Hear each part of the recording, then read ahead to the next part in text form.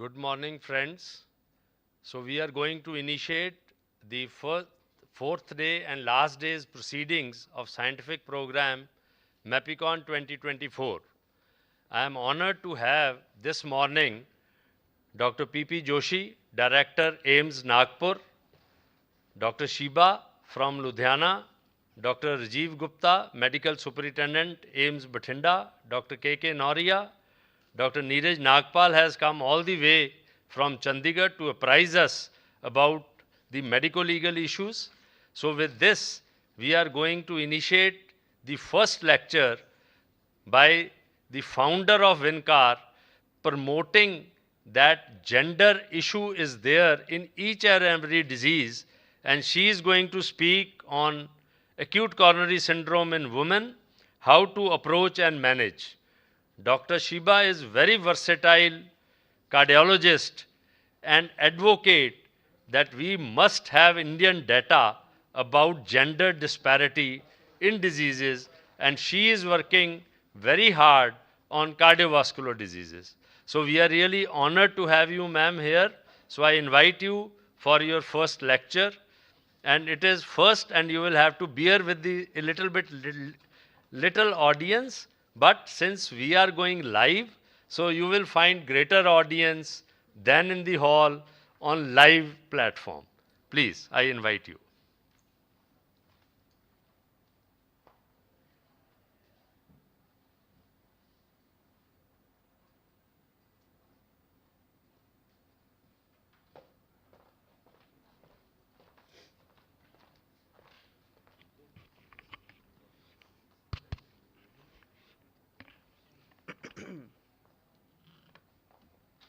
From where do I?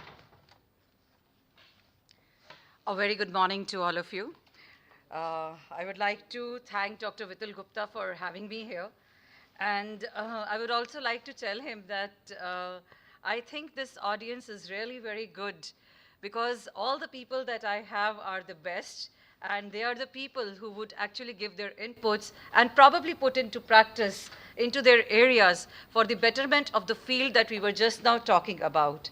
And that field is nothing less than what is very dear to my heart, and that is cardiovascular diseases in women. An acute coronary syndrome in women, how to approach and manage is the topic given to me for the day. So ladies and gentlemen, we all know that cardiovascular diseases are now the #1 cause of mortality in women. And the mortality is much more than all the cancers put together. We put so much of hue and cry to breast cancer, cervical cancer, endometrial cancer, but all the cancers put together versus cardiovascular disease at every age causes more deaths in women than all the cancers put together. Having said that, I would just take you across a few cases. So this was a 35 years old female, a diabetic, who presented with anterior wall MI and ejection fraction of 38 to 40%. She was thrombolized with tenecteplase. So this was her ECG showing anterior wall MI, was taken to the lab, and we saw this was the LAD, and in LAD there was a lot of thrombotic burden which was present. So I was just passing by in the cath lab. This was my colleague's patient, and he called me. She said, see, this is a 35 years old female patient who has come with MI, and you see what needs to be done. So anyways, she was kept on intensive antithrombotic pharmacological regimen, and a check angio was done after that, which revealed a recanalized left anterior descending artery, and this patient was left on medical therapy. So I went to the patient and I started talking to her. So for no risk factors, however, when the history was revealed, it revealed that this patient had history of gestational diabetes, multiple abortions, and intrauterine deaths, which was there around 15 years back when she was pregnant and she had gestational diabetes and then recurrent abortions. So ladies and gentlemen, it's important for us to understand and know that causes as gestational diabetes and pregnancy-induced features can be having a bearing for cardiovascular ailments in women.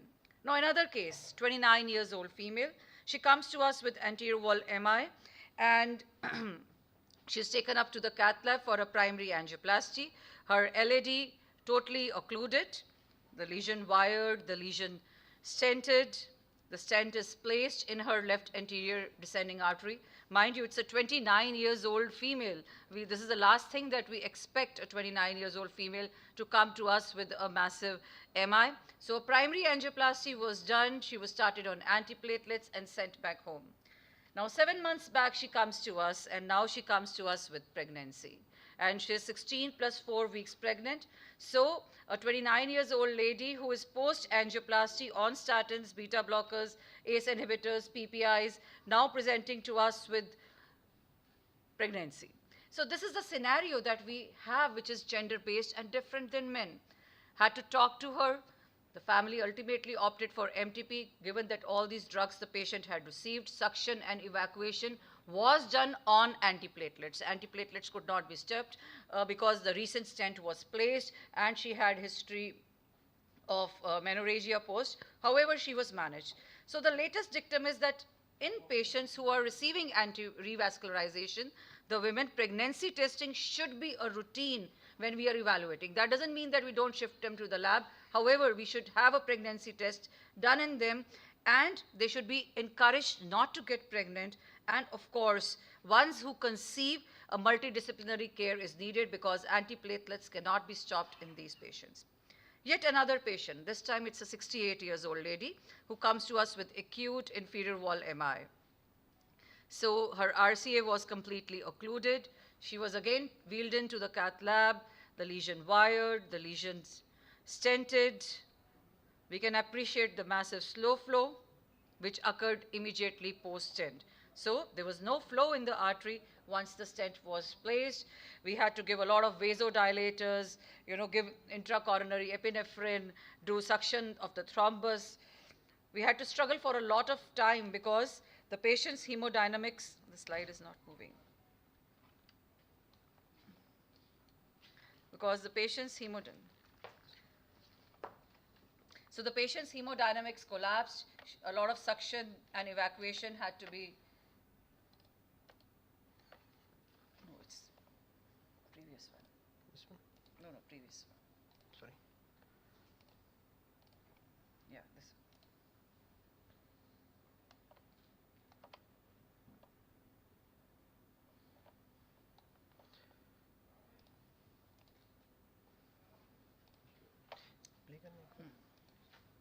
So sorry for the technical glitch.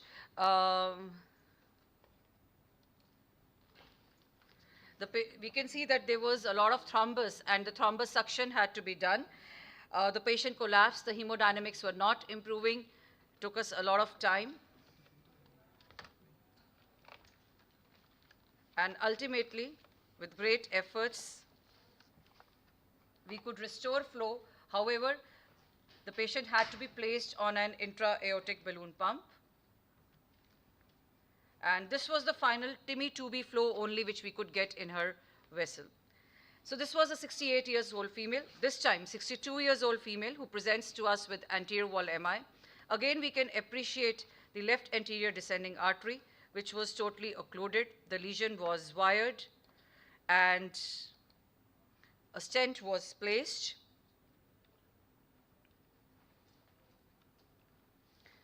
This patient also in the cath lab collapsed. There was slow flow. Intracoronary suction was done. Despite intracoronary thrombus aspiration and administration of all the possible vasodilators, you can see here the flow in the LAD was still not restored. The patient was put on an intra-aortic balloon pump. Ultimately, we were able to manage some TIMI 2B flow in the 62 years old female, and the patient had to be shifted back to the EMR on IABP with TIMI 2B flow. However, this patient succumbed the next day to her no flow and could not make it. She had persistent VT storm. So that was a 68 years old inferior wall MI with no flow. Last was 62 years old anterior wall MI with no flow on IABP. Now this is a 64 years old female who wheels into the emergency with this massive inferior wall MI. We can see the sinus bradyarrhythmia. The blood pressures are unrecordable. Fluid resuscitation is done. Loading dose is given. She's wheeled into the cath lab for a high-risk primary PCI. And as expected, we identify a right coronary artery which was 100% occluded. So the lesion was wired, the stent was placed. However, despite the placement of the stent, the flow in the arteries was very poor, and the patient succumbed. Another stent had to be placed. The slides are not moving. However, this patient, so this was the final flow that we could get in the coronary artery, and we can see the right coronary artery has only TIMI-2B flow, a very slow flow. The patient's ABG was done. She had persistent hypotension. She was started on very high dose of inotropes, persistent metabolic acidosis, high lactate levels. The patient was electively intubated and hereby taken up for a VA ECMO. The patient remained on ECMO. She faced a lot of issues like local site issues, oozing, anemia, sepsis. Ultimately, on day 3, we could wean off her ECMO. So ladies and gentlemen, we just now saw a series of female patients, a 29 years old lady who comes with primary angioplasty and becomes pregnant. A 35 years old lady who had previous history of gestational diabetes comes to us with MI. And now the 62, 64, and 68 years old lady, all of us who come to us in a serious hemodynamic catastrophe and present with myocardial infarctions. So women are different. Their presentations are different. Their risk factors are different.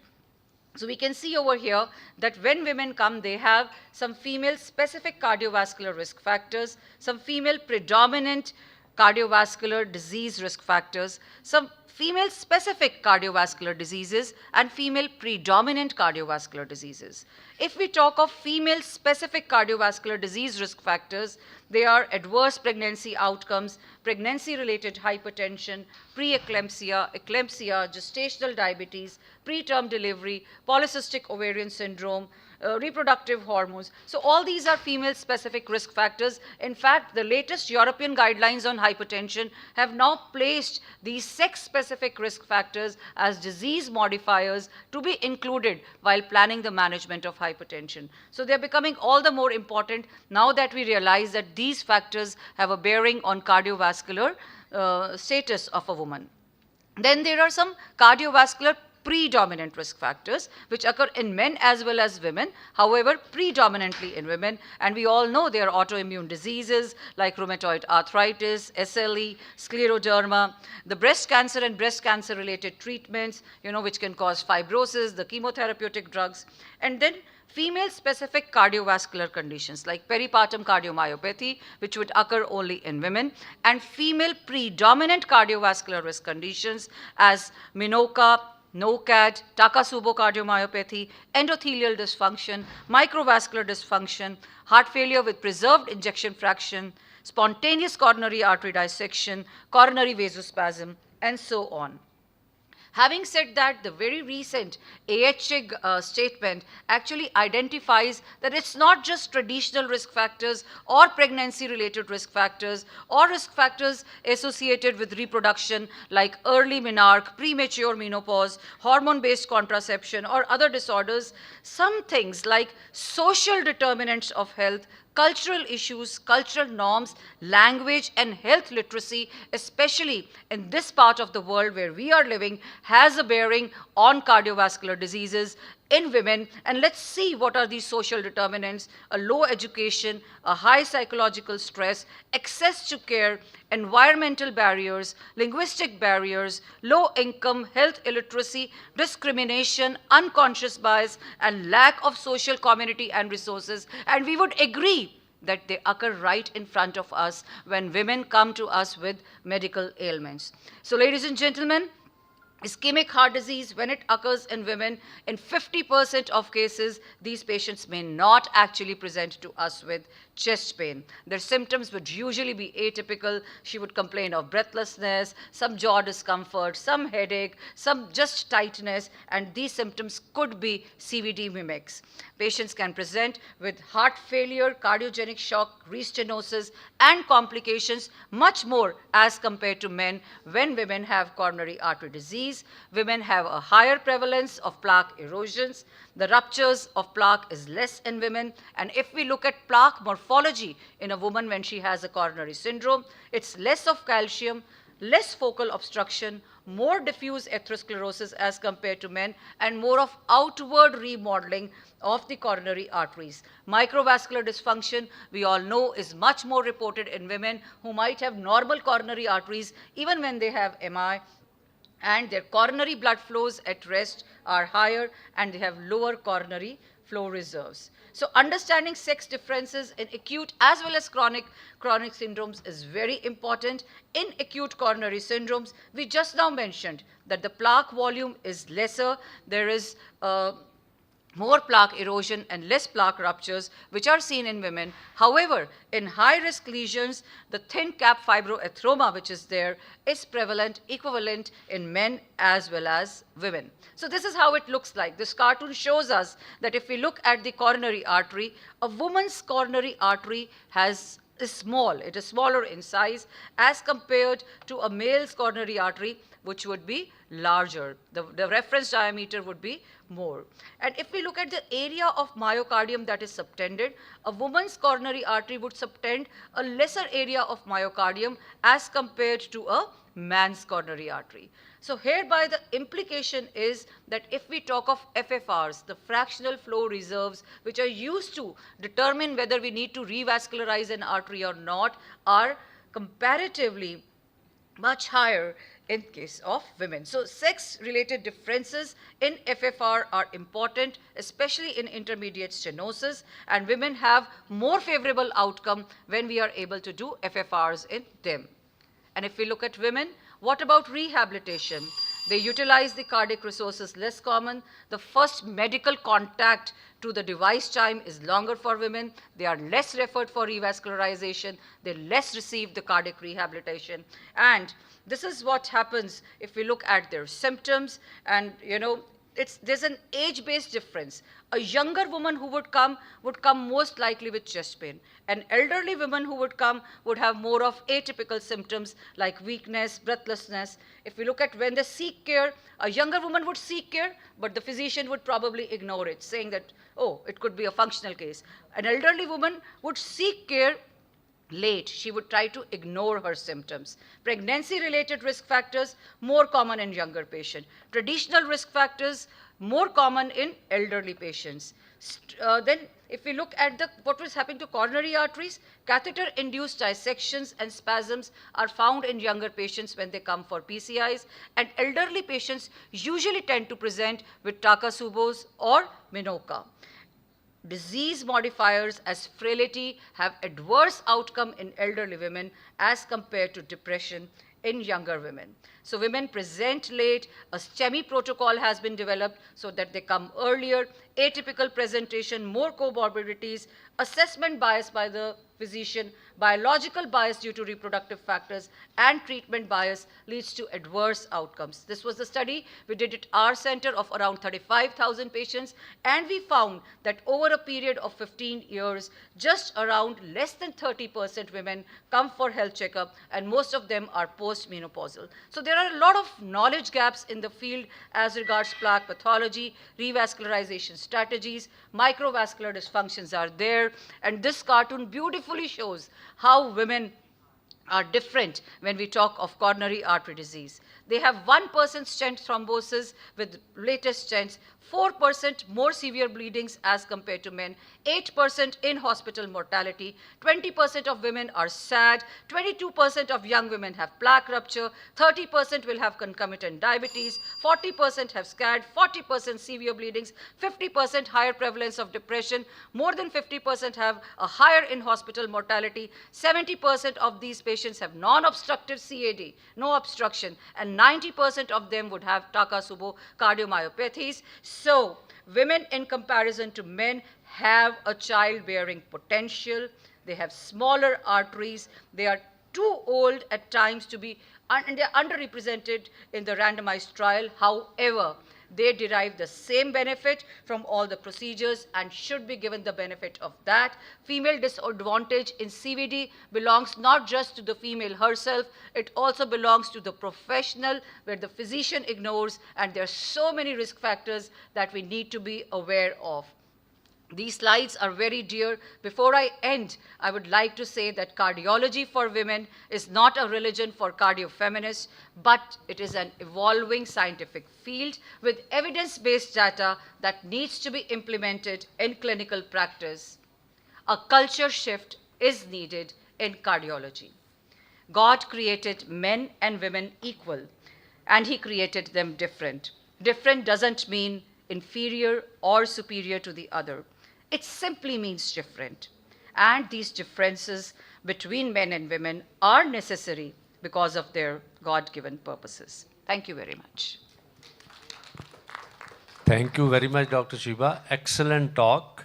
I think your talk is going to make people aware that we should have different opinion, clinical features, as well as treatment protocols for men and women. So now it is not the era for one fit all. So we have to look for gender bias or gender things in our clinical practice. Thank you very much. Now the session is open for discussion or any comments.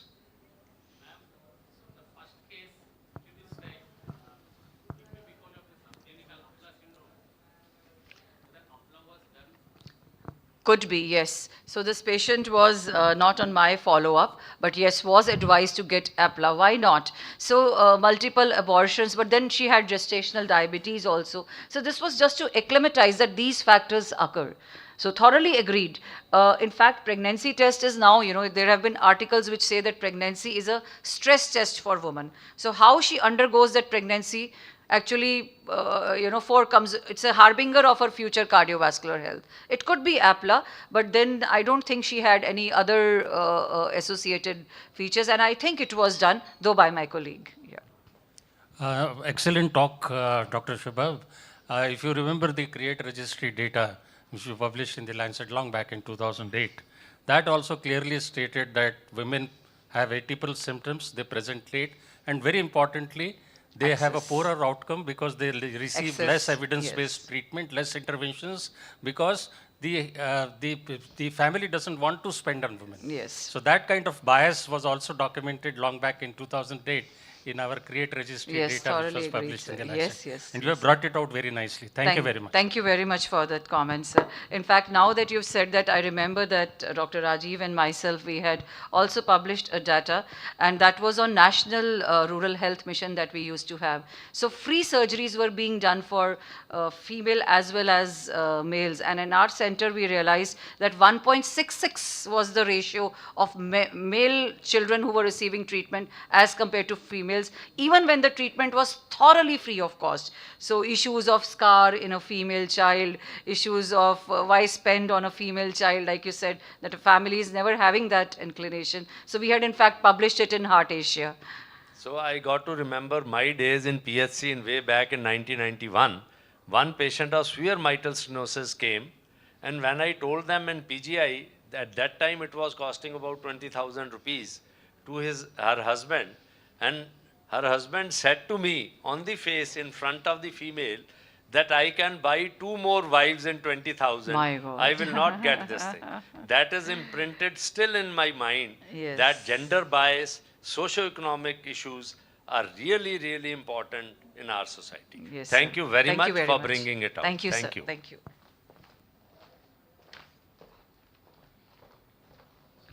Thank you, ma'am, for this insightful presentation. Now, I would like to call upon Dr. Rajiv Gupta, Professor and HOD of Cardiothoracic Surgery and Medical Superintendent at AIIMS Bathinda, to share his presentation on rationale of MICS CABG.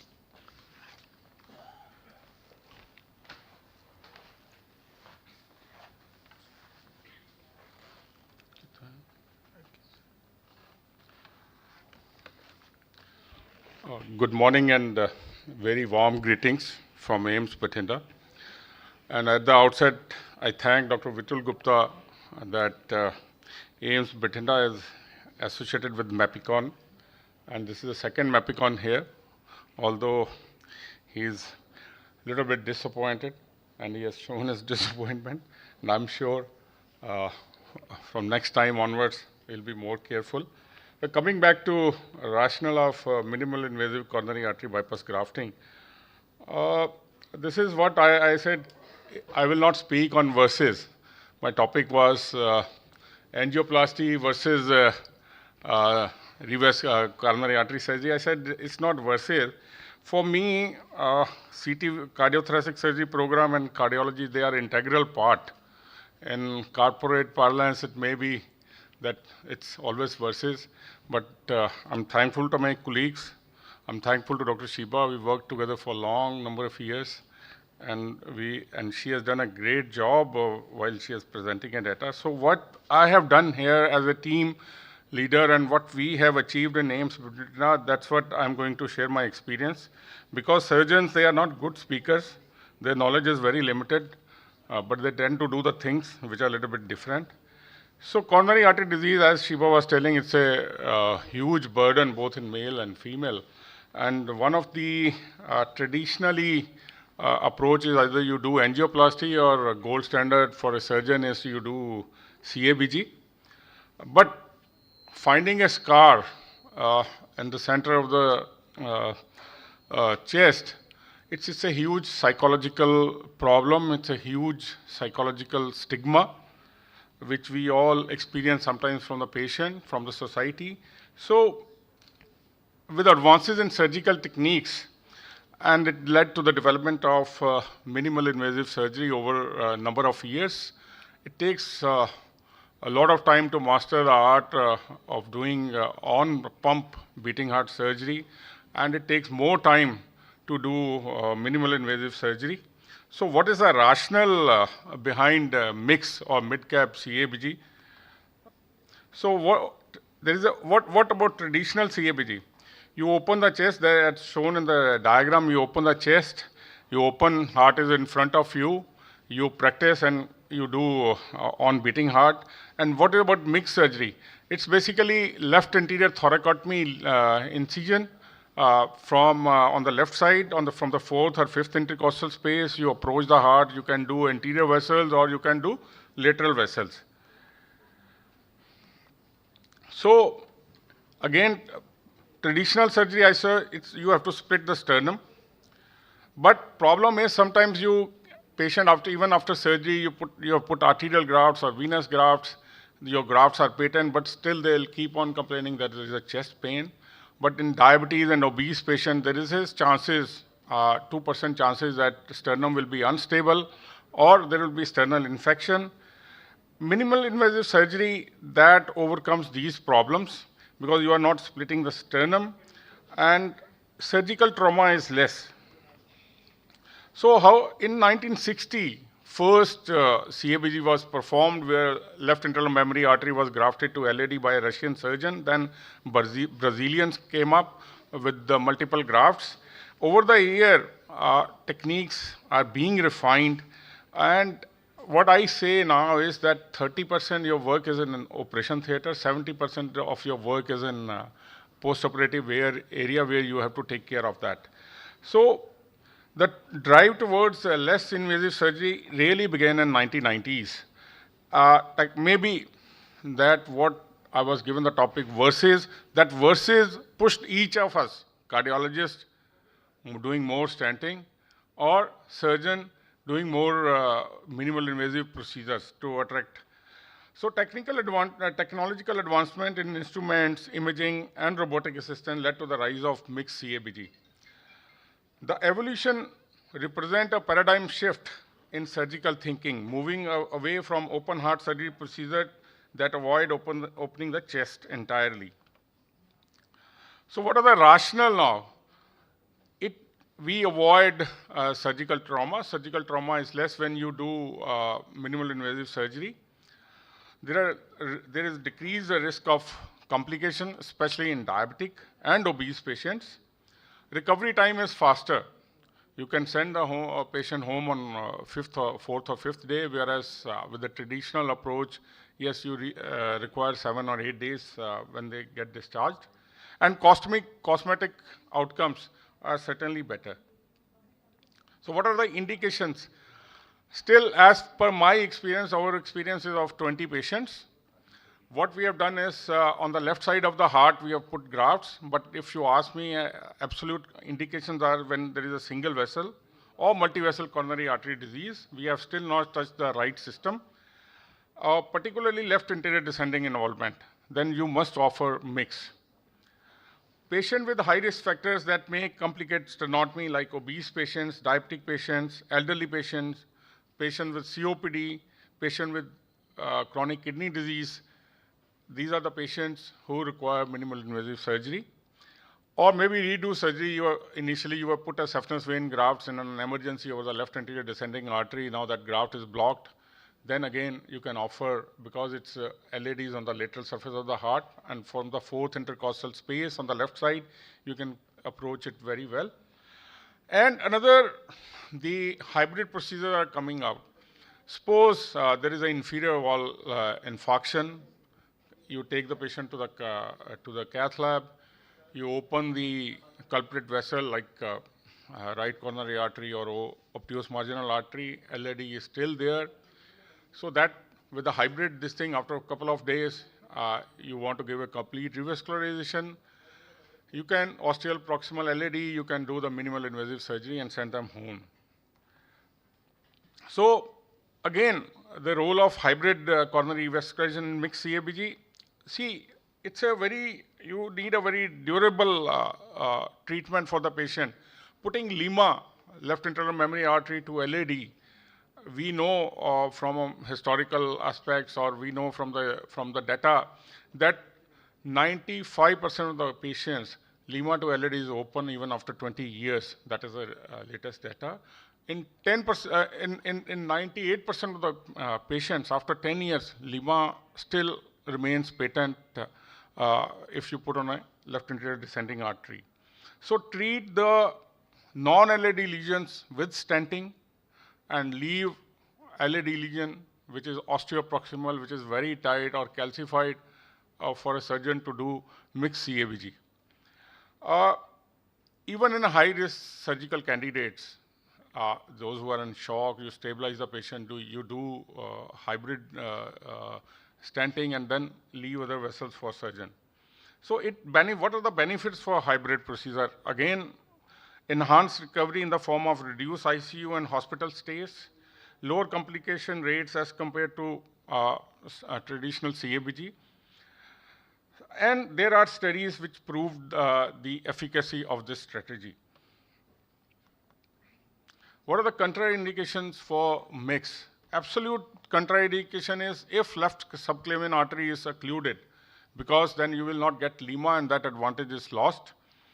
If patient is in cardiogenic shock with a LAD as a culprit vessel, then yes, it's contraindicated. What are the relative contraindications? So suppose the vessel is very deep in the muscle.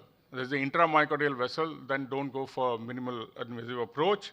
If it's a diffusely calcified vessel and the size of the vessel is less than 1.5 millimeter, then don't go for mixed CABG. Severe PAH, if it's a cardiogenic shock, even you have put a balloon pump and you have stabilized the patient, still pulmonary artery pressures are high, and there is a enlarged ventricle, don't go for this approach. If there is a previous thoracotomy and there are extensive chest regions, then don't ever attempt this mixed CABG. And morbid obesity is again a contraindication for this group of patients. Now, just elaborating what are the mixed surgical procedures being performed either from the right anterolateral thoracotomy, like you can approach mitral valve surgery, tricuspid valve repairs, ASD closures, atrial tumor resections, via upper partial mini sternotomy. It's a hemisternotomy. You are not opening full sternum. You can do aortic valve surgery, thymectomies. Via lower partial mini sternotomy, we can approach mitral valve, tricuspid valve, or ASD closures. From left anterior lateral mini thoracotomy, which is the incision which I am going to show the pictures, you can do CABG. Subxiphoid incisions, I think it's rarely being used for inferior wall vessels, and the results are not that good. So this is the, again, a diagram which will depict that on the left side. If you see, there is an incision which is 4 to 5 centimeter incision on the 4th or 5th intercostal space.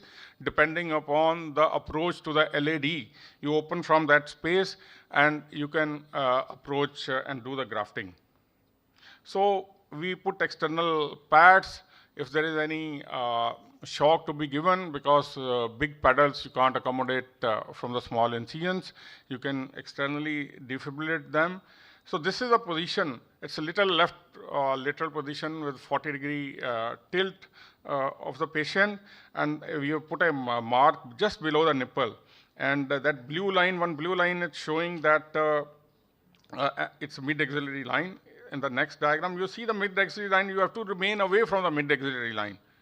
This is a position. So after opening the sternum, it's just a diagrammatic representation. You see the relationship of various structures at first intercostal space. So left internal mammary artery goes laterally away from the left phrenic nerve, and it's a branch of left subclavian artery. So these are the traditional instruments, scopes, which are being used. But I'll show you what jugaad, because we don't have scopes, what Punjabi jugaad we have done while doing these surgeries, because it costs around about 1 to 1.5 crores to buy these instruments. So these are the scopes from various spaces where we can do minimal invasive surgeries. And what we can do without scopes also, where directly we open the chest and we can do surgeries. So this is one of these we have opened from the 4th intercostal space. Lima is being harvested. Balloon again? Yes, sir. So in the next, again, it's showing that if you see that we are putting clips and taking down the lima, left internal mammary artery, because it is the graft which should be used for left anterior descending arteries. So now you see the epicardial fat. This is the fat which gets deposited over the pericardium. Sometimes it gives us more trouble. Pericardium is being opened with a cautery. I'll just show you.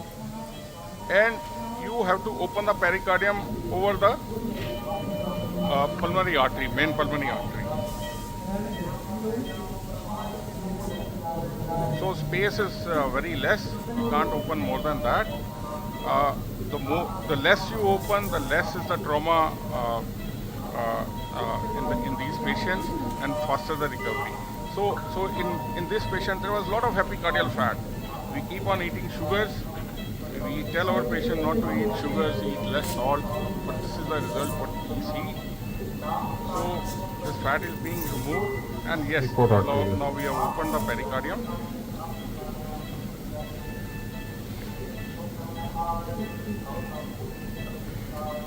So we don't have these traditional retractors. What I have done is there are Thompson retractor available in general surgery or other groups like gastrointestinal surgery. So I've used those smallest pads which, so we have opened the chest now. So you will see heart is beating, and we will approach the left anterior descending artery. So once you stabilize the heart, you see the vessel is being opened, you see the blood coming out of the head. We are opening the vessel further, and we will put a shunt in this open vessel, so to facilitate the grafting. So we are making a big incision and we are putting a shunt. So in the next picture, we are taking sutures. Sometimes flow is so much that that shunt comes out. So you are able to see that we are suturing the vessel over this. So anastomosis is being completed. So this is a complete anastomosis. We have put left internal memory artery over the left anterior descending artery. This is the final this thing. So this is again, once in one of the females, we were trying to take down the lemma, but lemma got injured. Then what to do? We took a vein. You see this, there is a, we have put a clamp over the aorta. We put the proximal vein over the aorta and did grafting with vein over the LAD. So this again graft showing anastomosis of the graft. So these are the, as I showed you in the picture, a small incision on the left side on the fourth or fifth intercostal space, you harvest intermemory artery, and you do surgery on off-pump surgery. You are not using any heart-lung machine, so you are reducing the risk of stroke because you are not touching the aorta. So there are scopes available which we don't have. In the coming time, we will go for the scopes where you can harvest the left internal memory artery with this scope, further reducing the trauma. So what are the benefits? There is a low risk of infection, reduced blood loss which we have calculated is close to 200 to 200 ml during surgery, whereas in the traditional surgery when we do after opening the chest, sternum, loss is close to 500 ml, that is the average loss. Faster postoperative recovery, we can extubate the patient within 4 hours, improved, and more than that is there is an improved patient satisfaction because scarring is less, complications are less. So this is if you match, on my left is traditional scar, which is central scar, and on the left there is a mixed scar, that's the difference. So outcomes are good, but you need a steep learning curve. It definitely improved quality of life. And there is a data, initial data up to 5 years is available. We have to still go what are our results because it's only 6 months when we have started. We have done around about 20 cases. And in female, we have done 3 cases. Why we don't go for more female is because one is obesity. Second is you have to respect the breast. Because breast, sometimes if breasts are heavy, then you can't cut the breast because you have to reflect the breasts up. So what are the technological advancements? You need specialized instrument, long instruments. Still we are doing with the traditional instruments. A robot will ease your life. Hybrid procedures, yes, definitely we should go for hybrid procedures. And future technologies like 3D imaging will help you, artificial intelligence will help you. So what are the challenges and limitations? Learning curve is a very steep learning curve. First you learn to do the bypass on pump, then off pump, then you go for mix. Right patient selection is very critical. Not all patients are suitable candidates, particularly with complex coronary artery disease and who require valve surgery or who require combinations of procedure, don't go for it. In mix, in the initial period, there is an increased operative time as compared to when you have to put 1 or 2 grafts after opening a chest from standard. So with the passage of time, the time decreases. And more than that, there is a very limited access while doing mix. So you need a steep learning curve. So I'm concluding that mixed CABG provides a compelling alternative to traditional CABG for appropriately selected patients, offering reduced trauma, faster recovery, and excellent long-term outcomes. So as the technology will advance, your results will improve, you can cover more patients. So mixed CABG is a breakthrough in cardiac surgery, promising a new era of minimal invasive solutions with optimal outcomes. So I thank you for your patience listening. And one of the message which I want to give is teamwork turns small steps into giant leaps. So it's my team. I thank Dr. Bathinda, Dr. Suraj, Dr. Malli for encouraging me to do mix. I thank Dr. Dilrag, who was the initiator who set up patients for me, then I go for, and more than that, my anesthetist, Dr. Gigal, Dr. Gopal, because without them, we cannot take these small steps. Thank you very much.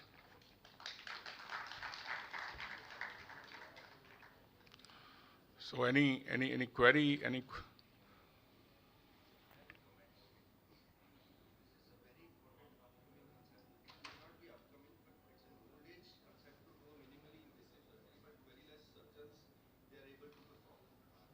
Because there is a steep learning curve for this particular technique. But if we look at the present scenario of coronary artery disease, there is more and more percutaneous intervention going on in left main also. But we know from previous studies and data, the left main intervention, if we are doing left main, ostial LAD, say even leave apart the left main, the ostial LAD, the results are not good, even with the stenting.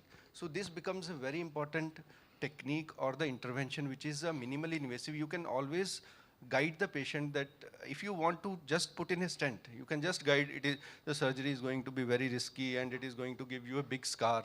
That's the usual way we as cardiologists, you can say I'm a cardiologist. So patients are more towards getting the PCI done. But if you offer them, this could be one of the options. So, and the results will be far better compared to the PCI. So patients might be, going towards the CABG option, which is like this particular option. And obviously, this is not a scenario when you have a triple vessel disease, like RCA is also involved. Minimally invasive, as sir has told, you can go for LAD graft and the circ graft as well. So if you have a distal left main, ostial LAD, rather than stenting, you can go for a minimally invasive surgery. That's a better alternative for the patient management for the long-term outcome. Thank you. Sir, there is my question, a small question. Sir, now we are promoting that we can do the this bypass surgery from the minimal invasive process. So what the common public, they think that now there is no need for the big incision and all surgeries can be done. So are you selecting some of the cases for this minimal invasive, or it can be done in all cases? I think, as I told you, Dr. Akhilesh, see, all cases are not fit for this minimal invasive approach, although there are groups who are doing minimal invasive surgery in all the vessels. But there again, mortality is more. You have to be very clear or very clear in your mind, and your conscious should be very clear what you can do and what you can offer best, where you decrease the mortality. You want to give relief to the patient. So in my extensive years of this thing, yes, I've started out very late this procedure. One should be cautious in offering what you want to do. Like Dr. Bhupinder said, proximal left main, ostial left main. Now, in a corporate setup, I am not pointing towards Dr. Shiba because we were part of the same group. In a truly corporate setup, वो क्या हो रहा है? Oh, नहीं, मैं stent डाल दूंगा. Already there is a heart attack. So family sari, they are stunned. You have to explain. And I'm very happy that Dr. Bhupinder, Dr. Suraj, a whole group, they explain these are the benefits. You have to be bold enough to say that these are the benefits. And I have not done few cases where I've told them to go for stenting, even osteoproximal LADs, or sometimes I tell them, okay, this patient is sick, this patient not fit for surgery, go for stenting. So you have to select. You have to be very selective. Thank you for your comments. So you would agree with me, Dr. Rajiv sir, that though the system is corporate, but we always deal our patients with a heart and zeal and ethics that is very much imperative to them at any point of time. And we did it together always. So another thing which came to my mind, especially when Dr. Bhupinder mentioned about the scar, I recently mentioned about the study which we had published in Heart Asia. And one of the important, in fact, I said it also the last when I was speaking, that the scar is very important, especially especially for female patients. One of the reasons for not getting the surgeries done, even free of cost, in the women was the scar. And this was not just reported in our study in Heart Asia, this was also reported by Dr. Ramakrishnan. They did a similar study at AIIMS, and they found that scar was one of the issues. And I know that you've always been very fond of it. You used to do ASGs and other. So I think minimal invasive is the requirement wherever feasible by the indications. So thank you. Thank you, Rajiv, for an excellent talk. And again, I think AIIMS is a premier institution where it is being done economically, and we need to generate awareness among people that more and more people can come here. And I can vouch for Dr. Shiba's corporate culture. I think DMC doesn't have corporate culture, because I know each and every cardiologist very closely. So maybe corporate culture may fit on another hospitals, but not on your group. Dr. Papinder is also there. For I think DMC products have different label, non-corporate, corporate label. So that's why, sir, I've excluded, I said Shiba should not take offense to that, because we were part of that group. And that group runs in our veins, arteries. Thank you very much. Thank you, sir. Thank you. Now I invite Dr. Neeraj Nagpal, excellent speaker, person, and managing trustee of Medical Legal Action Group. He is doing a great service to medical profession, pointing out the deficiencies, and he is going to talk about Clinical Establishment Act and unknown danger. So this has been hanging for last 20 years. Every government initiates, then put it into the cold storage. Now again, there was a report in newspaper a few days back that the present government is also thinking about, implementing Clinical Establishment Act, and he's going to talk about the unknown dangers. Thank you, Dr. Neeraj, for accepting our invitation and come here. And because it is an important subject, we have given you 10 minutes more, 30 minutes, to apprise us about the unknown dangers. Thank you. Well, thank you so much, Dr. Vitul. It's my pleasure to be here. And it is important that all of us understand the implications of what is going on. Clinical Establishment Act is not something new. Recently, I was asked to give a talk, and the topic given to me was new kid on the block. It is something like saying, this is the new kid on the block who has been here for the past so many decades. So if he is new kid on the block, definitely a Clinical Establishment Act is also new kid on the block. Why do I consider this important? This is a very, very carefully thought out fraud which has been committed on the medical profession, taking them to be fools, which they are. I agree. As medical professionals, we are fools, and we have been taken to be fools when this bill became an act in 2010, the Central Act.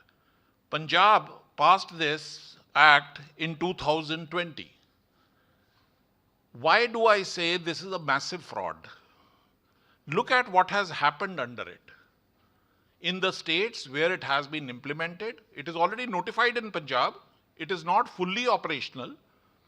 But the problem is the government here does not spend a penny on private clinical establishments. It does not pay the private doctors an iota, but they are treated as if they are on the payroll of the government, and they have to do everything which the DC and the civil surgeon and the politician of the day or the ML of the day commands. So effectively, you have given away your independence the day this act was implemented. And how was this implemented? It was first introduced in the parliament by Shri Ambumani Ramdas in 2007. And it was referred to parliamentary committee headed by Shri Amar Singh. This parliamentary committee had totally rejected this bill, that this is not practical. Objections given were that health is a state subject, so a central law cannot come. Requirement about health services differ from state to state, so you cannot have a common establishment act. Bill will push the present healthcare structures, including government hospitals, towards collapse. And the bill will directly increase the establishment costs, so directly escalating the treatment costs. These were the reasons given by the Parliamentary Standing Committee. Now, despite this, with a gap of 3 years, this rejected bill was again introduced in the Parliament by the new Health Minister, Shri Ghulam Nabi Azad, in 2010. And it was passed without a single word of discussion on it.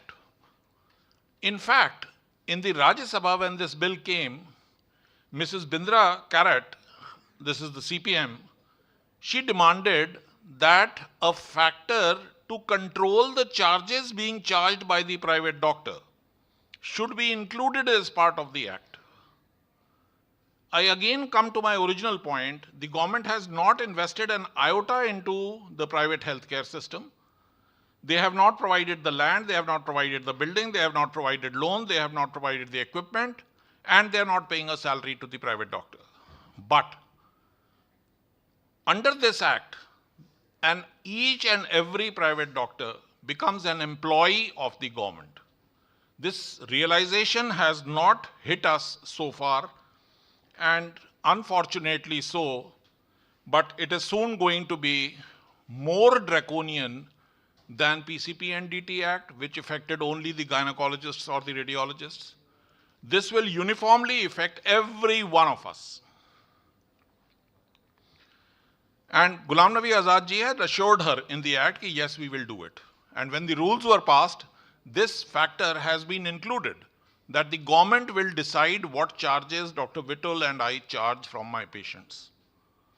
It is not being implemented, but the law exists.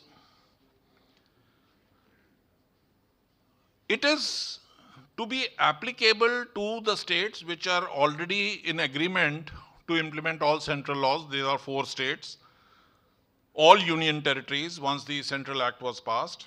And many states after that have implemented their own versions of the act. When this act came, I was in discussion with Punjab IMA on how we should, because Chandigarh, the act became implemented immediately the day it was notified. And 2012, when the rules were passed, it became operational.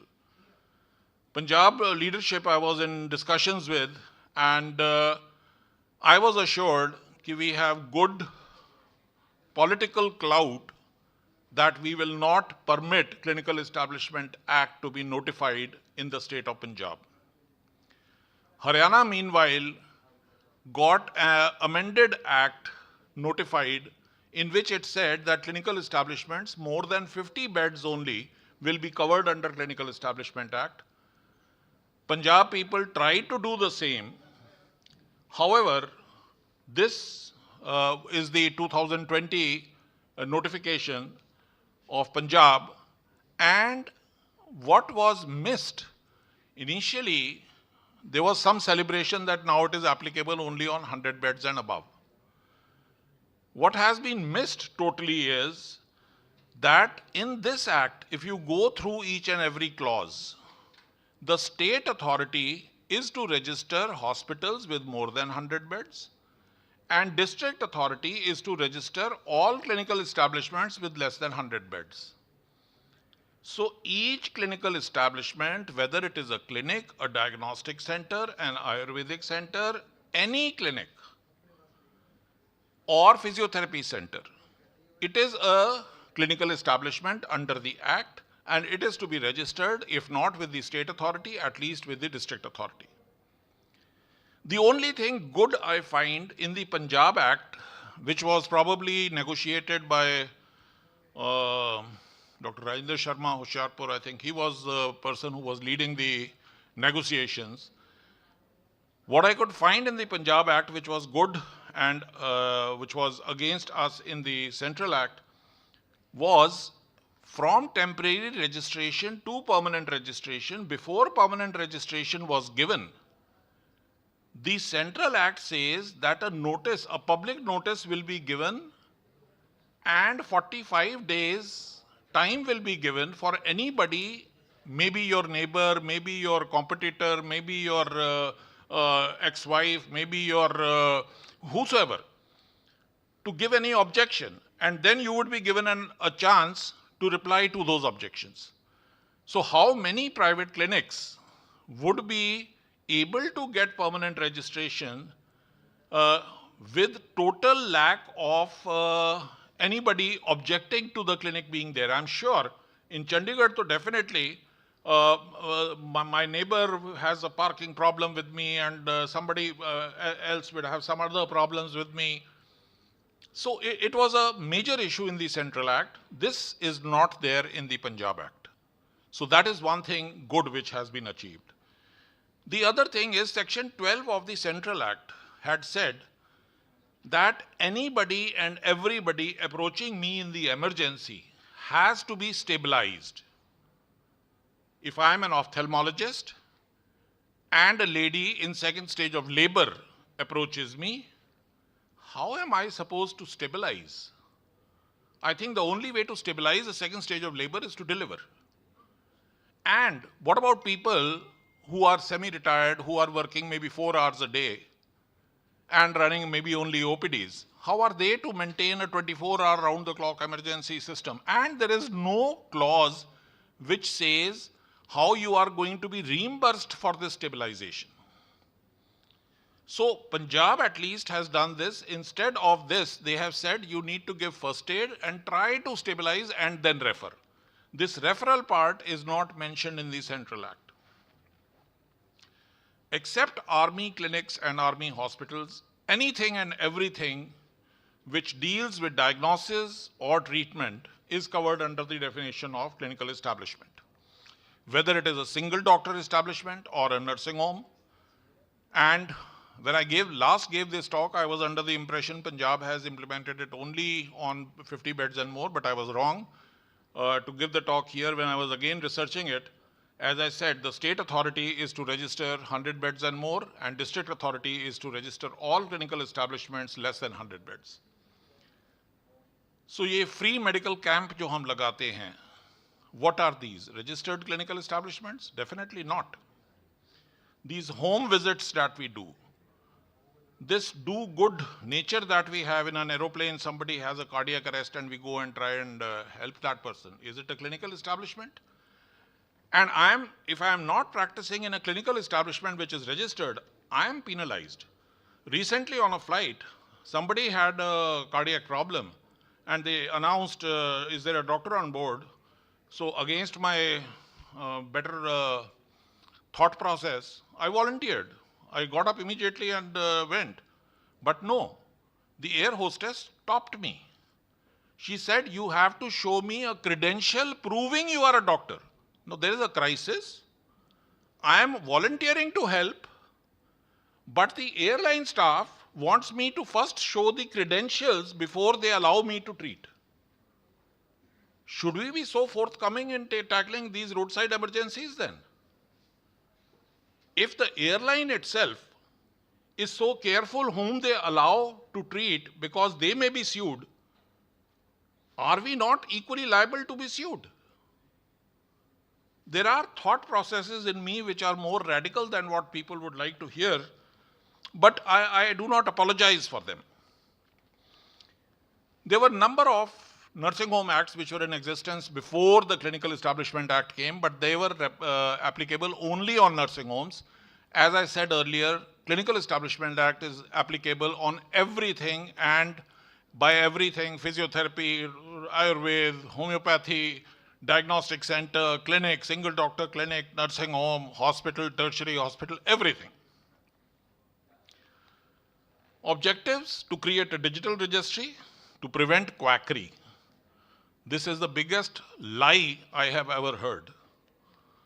And to prescribe minimum standards of facilities and services. This is the biggest problem I have with Clinical Establishment Act. When you prescribe certain standards, These standards, which are not possible to follow by any small and medium healthcare establishment in the country, you leave us open to blackmail and exploitation by various inspectors under various laws. The Central Act requires me to take licenses in 27 different acts. And obviously, every year I have to take a fire safety license. And every time I had a building in Mohali, every time a fire safety license I used to take from them, it used to cost me 10 or 15,000 was the official fee and 30,000 was the under the table fee every year. I'm being blunt. So this is the kind of compliances we are forced to undertake when we are registered as a clinical establishment. And as I said earlier, the government investment is nil. The government gets total control over all private small and medium healthcare establishments and abdicates its responsibility to provide healthcare to its citizens by forcing private establishments to do it free of cost. How many clinical establishments have been registered across the country till March 2024? This is the number. Do you know there is another recognized system of medicine in India called Soarikpa? Had anybody heard of this earlier? Please raise your hands if you had heard of this. This is the Tibetan system of medicine, and as of today, there are 63 registered clinics across the country. And this is a recognized system of medicine in India, equally recognized as the modern scientific medicine you are following. I have a lot of problems with the constitution of the National Council of Clinical Establishment. I can go on and on to speak about this, but Dr. Vittul has warned me that though he generously offered me 30 minutes, he has put a time bar that he will try and push me off despite my bulk off the stage at 11:30 sharp. So, no, sir. The point is, you look at the composition. Clinical establishments. Who are running the clinical establishments? It is the doctors of modern scientific medicine who are providing 70%, 80% of healthcare services in the country in small and medium healthcare establishments. You take out the statistics, the WHO statistics, the National Health Survey statistics. What is the number of patients who are treated in private sector, small, unorganized sector, and what is the number treated in, let us say, government hospitals or even corporate hospitals? The proportion today is still 70% is being, 65 to 70% is still being treated in these mom and pop clinics, where husband and wife stay on the top and there is a nursing home down on the ground floor. These are the kind of establishments which are providing bulk of the services, whether as inpatient or outpatient across the country. Look at the composition of these councils. How many members are there from the modern scientific medicine? Hardly any.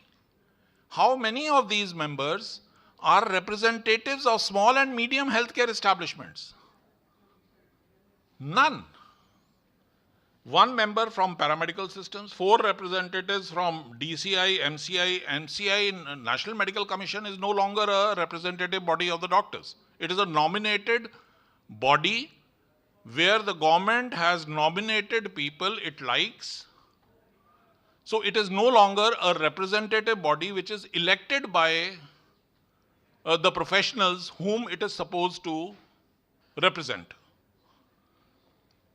And when you just go on, look at representative each from Central Council of Indian Medicine, one from Ayurveda, Unani, Siddhi, Central Council of Homeopathy, one elected representative from CCIM Association, no elected representative from IMA.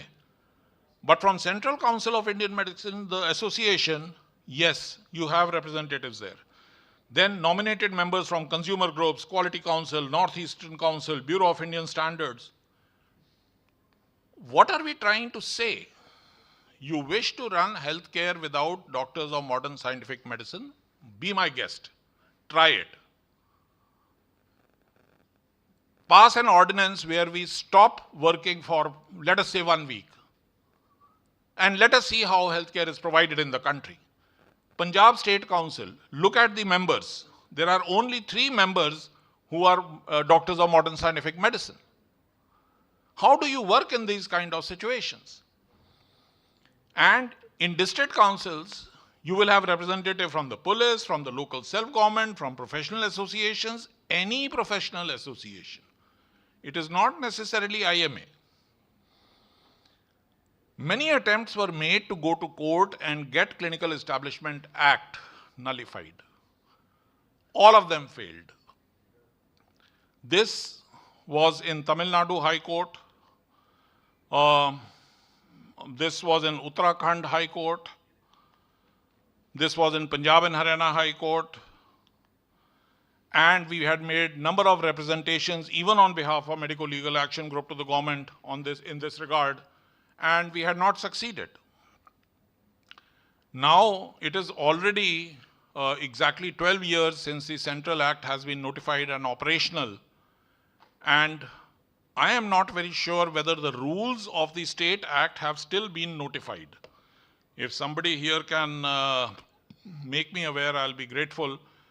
But the Act has been notified, but the rules have probably, and the standards have still not been notified, which is the reason why you are not having to register your clinical establishments as yet.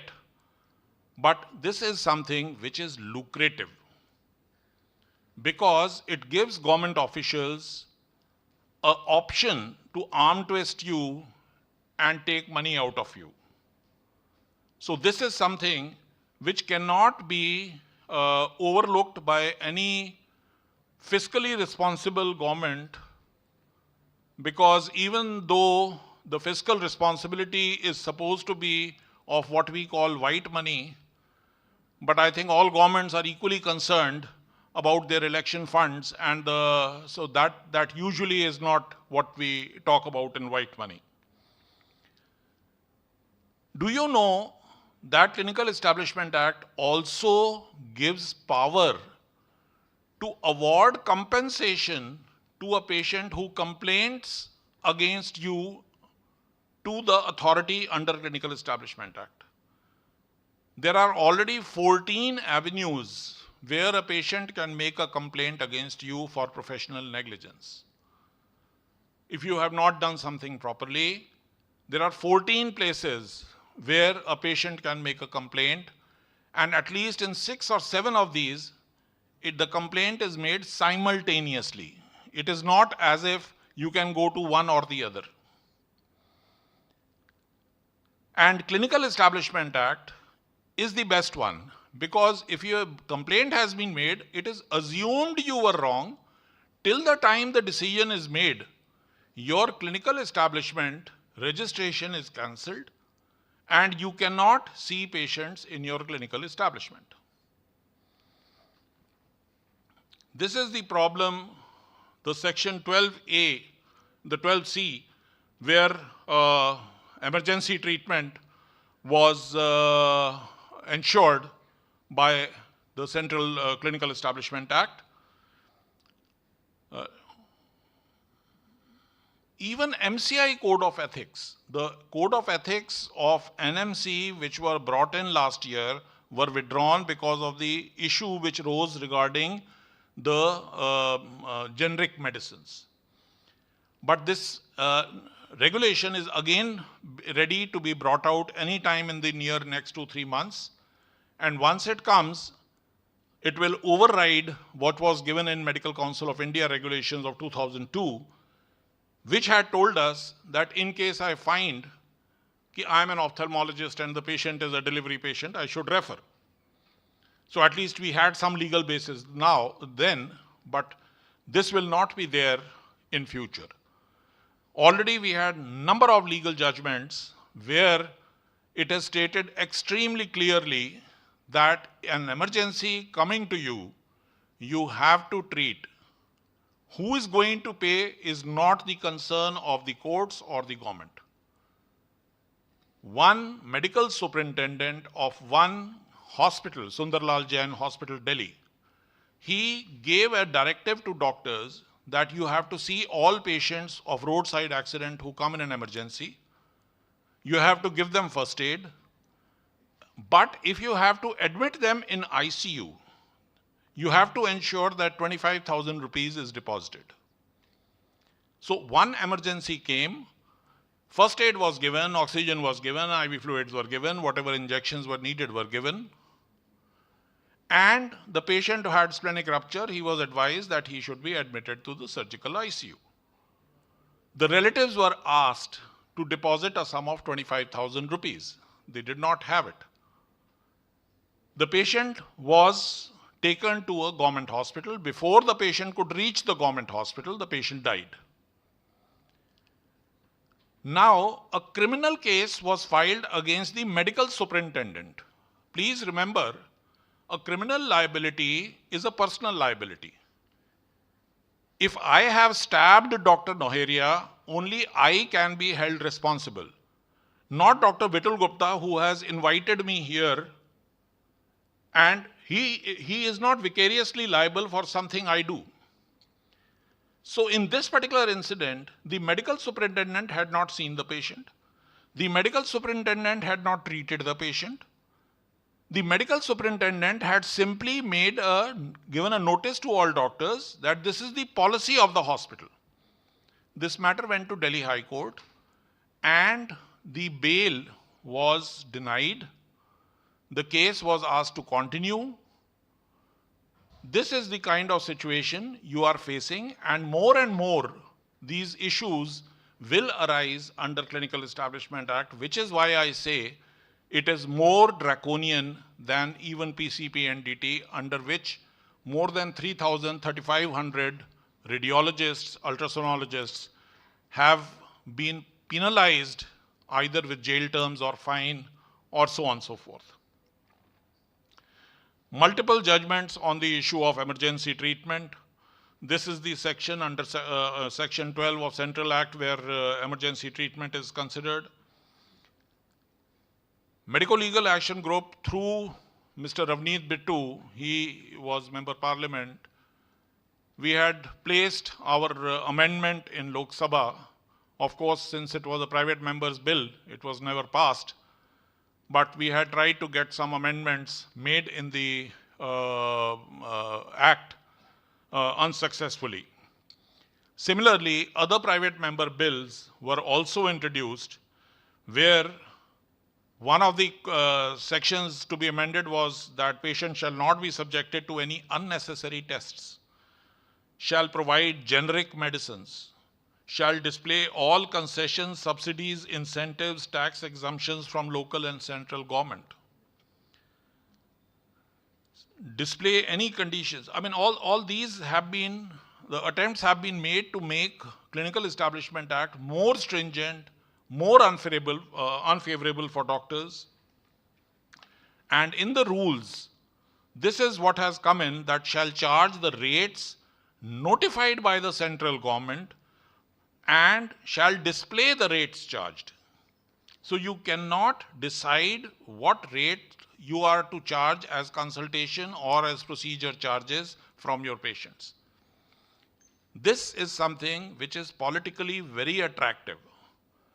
And all state governments today or tomorrow are going to adopt this in one way or the other. Without having to spend a penny, they decide you have to treat, you have to see your patients for 20 rupees consultation, you have to, it will be legal. This is where I say we should have objected, because this is draconian. How can you decide something on my behalf? Either you pay me salary and then you say, whatever you wish, I will do. The power to make rules also lie with the central government and correspondingly with the state government for state acts. This fixing of rates, I will try to show you an example of how government decides to fix rates. You look at the CGHS rates, NABHI compendium, most of you will be aware of this booklet. It gives CGHS rates for that particular year. 2010, for pterygium surgery, 75 rupees was being given. 2014, it was increased to 86 rupees. and 2024 to 5,500. At one time, I was being paid 330 rupees for colonoscopy, 550 rupees for sigmoidoscopy. Sigmoidoscopy is much lesser a work for me than colonoscopy. But I was getting 330 for colonoscopy and 550 for sigmoidoscopy. This is how government decides rates, and this is how the rates are going to be decided for you. Whether the patient is cash paying or insurance, it doesn't matter. Look at the rates from 2014 to 2024. 18,950, 18,950. No rate has been increased in the last 10 years. So I can go on these issues. The point remains, the control of my professional functioning has been taken away from myself, and it is taken away by the government, by the executive. I mean, I'm all willing, do it, but then employ me. Pay me salary. Why do you want me to invest? Why do you want me to take a loan? Why do you want me to create the infrastructure? And then tell me that this is how I have to work. This is what I should charge. These are the number of patients of dengue I have seen. These are the patients of acute diarrheal disease I have seen. I have to give all these statistics. My point is very, very simple. I am a private clinical establishment, which means I am an independent professional working independently without any government subsidy or support. But under Clinical Establishment Act, I become its employee. That is my biggest worry. Also, you will be given standard treatment guidelines. This is how you are supposed to treat. And if you actually go through the guidelines for your own specialty, you will be shocked at some of the things which are mentioned in those guidelines, which may be against what your contemporaries are advising. There are many impossible conditions. You have to have a prescription audit. Somebody will come and check Dr. Vittal's prescriptions given over the last 3 months, whether what he has given in his prescriptions is correct or not. Maintain information and statistics. I mean, these issues are unending. So I think basically I'll just end this. Look at the type of compliances for a government hospital versus a private hospital. A 10-bedded private hospital has more compliances to follow than a 100-bedded government hospital. Then a 10-bedded private hospital of modern scientific medicine has many more compliances to follow than a 100-bedded Ayush hospital. This kind of discrimination is also something which I fail to understand. Whether this is deliberate or not. Do you know, for a nursing home, it is necessary to have space for a fire engine to go all across the nursing home, around the nursing home? You have to have, if you have a basement, ground, first and second floor in your nursing home, you have to have a water tank of 75,000 liters. After semi-retirement from my nursing home, which I sold, I purchased a house and I built a swimming pool in my basement, and the swimming pool capacity is 65,000 liters. It is less than what I had to create to comply with the fire norms in Chandigarh. Ridiculous. So just carry on and on. Look at this underground water storage tanks. I mean, exit facilities. You have to have ramps. You are allowing nursing homes to function in a 1-canal plot. In Chandigarh, in a 1-canal plot, you have to leave 45% of the area, partly in front, partly behind. So the FAR, the covered area, is already very restricted. How can you create ramps in this? Gensets, I mean, and this was 60% of the city. This was a report of 2015. You can't run a nursing home or a hospital if you do not have completion certificate of the building. PGI buildings do not have completion certificates. I have under RTI asked Government Hospital Sector 16, as a government hospital sector 22, whether they comply with the clinical establishments, and the replies which have been given, look at this. Does the health center have authorization under biomedical waste management and handling rules? Answer is no. But a 10-bedded nursing home has to have that. And this is a 100-bedded hospital in Sector 22, a government hospital. Similarly, Sector 16, which is, I think, 800 or 900 bedded.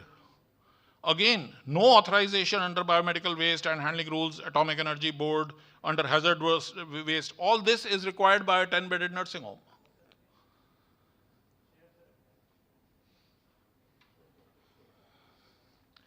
This part has been deleted by the Punjab state, and I'm happy that IMA Punjab was able to get this removed, that before permanent registration, a public notice will be given and public objections will be invited.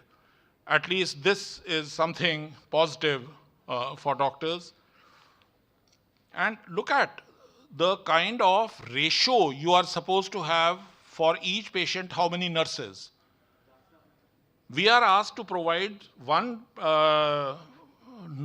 nurse for every 6 patients in general ward. And in 2010, DNA was reported, this is a newspaper, that public hospitals in Mumbai have 1 nurse for 60 patients. You are giving compliances which are impossible to comply with.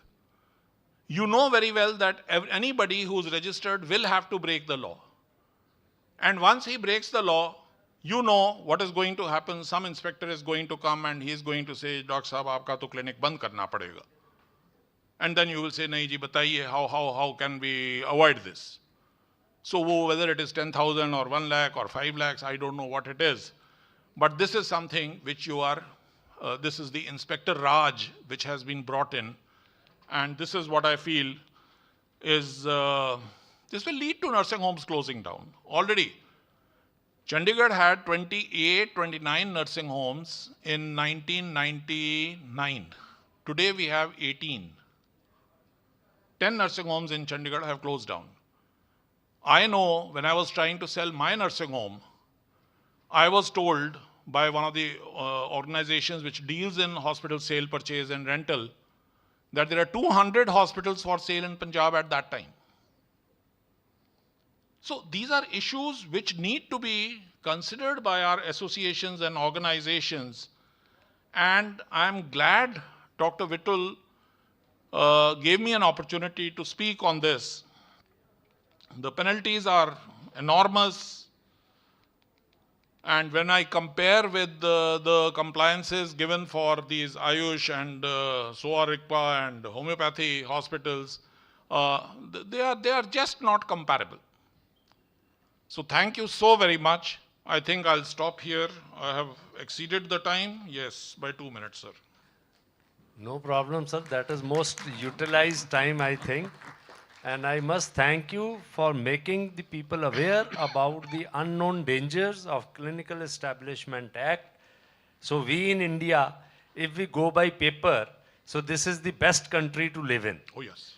But if we go by the ground realities, everybody knows that red light, yellow light and green lights are the cosmetic lights and nobody follows. And what you have told, that if somebody is caught, it is just 50 rupees or 100 rupees to get yourself free. So thank you very much. Now we can have 1 or 2 questions if there are.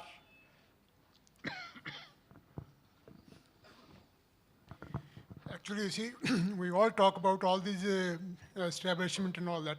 I personally feel, I'm sorry to say, that we are all responsible for all the mess, you see. I think it's the professional people who are responsible. Why don't we unite together and get it all did it out of it, you see? Because we don't unite at all. That's the problem of the profession. That's my feeling.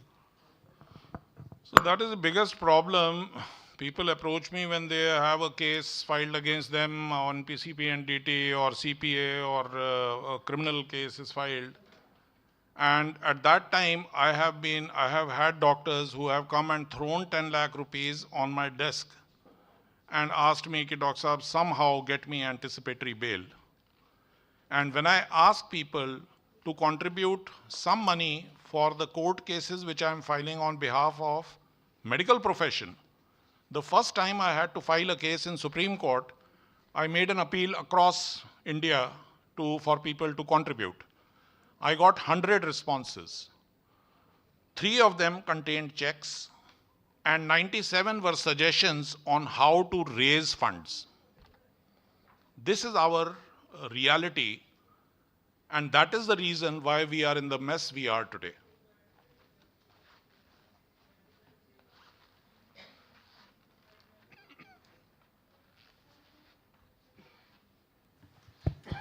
Thank you, sir. Now we'll take a few moments for our felicitation and awards distribution ceremony. I invite on stage Dr. Vitul Gupta to say a few words and initiate our event.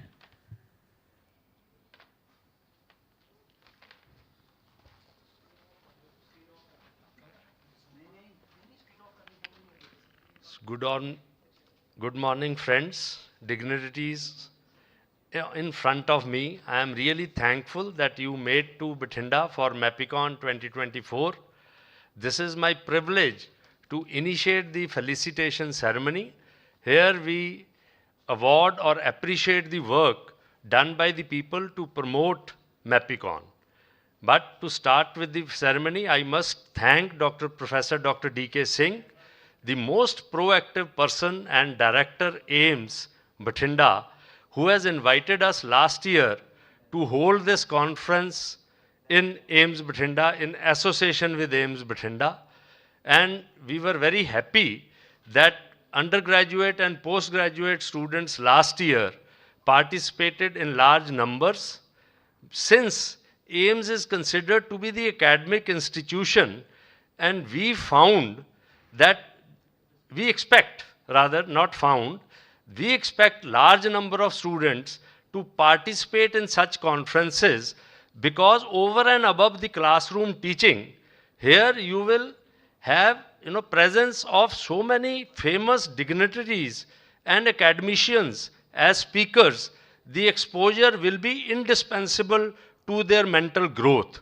But somehow this year I am greatly disappointed by the reduced presence of students.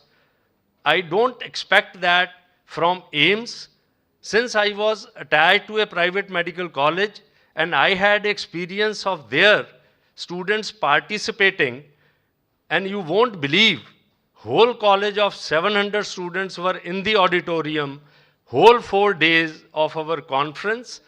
So, but since Dr. D.K. Singh has got some health issues, I pray for his good health, and I request you also to pray for good health of that great person.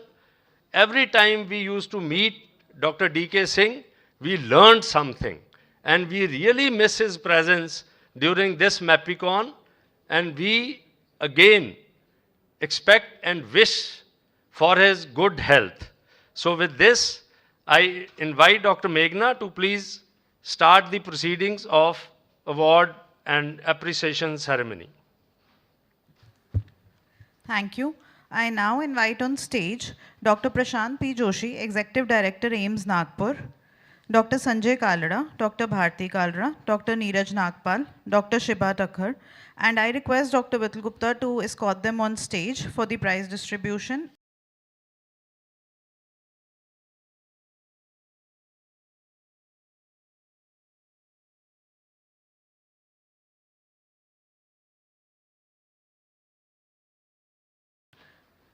And Dean Academics, AIIMS Bathinda, to kindly come on stage. I request the dignitaries to kindly present him with a token of appreciation. Next, I invite on stage Dr. Rajiv Gupta, Chairman Organizing Committee and Medical Superintendent, AIIMS Bathinda, to kindly collect a token of appreciation.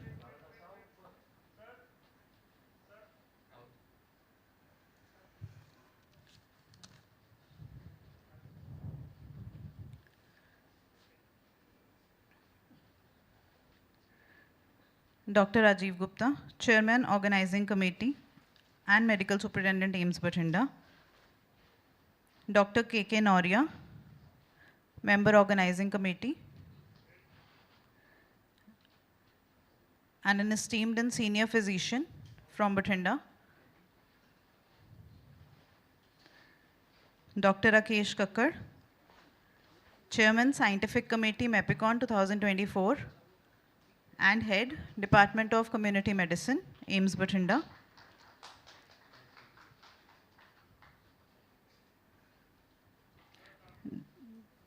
Dr. Ashok Goyal, Co-Chairman Scientific Committee.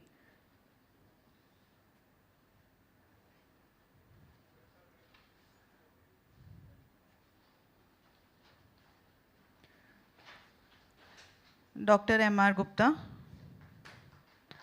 Member Organizing Committee.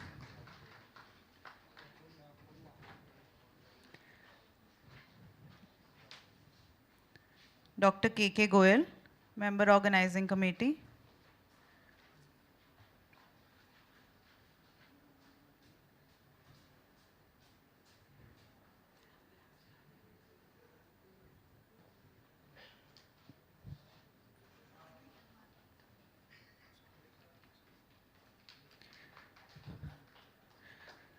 Dr. K.K. Goyal, Member Organizing Committee.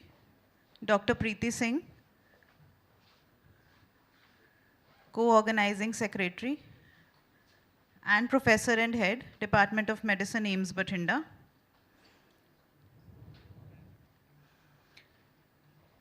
Dr. Monica, Associate Dean and Member Organizing Committee.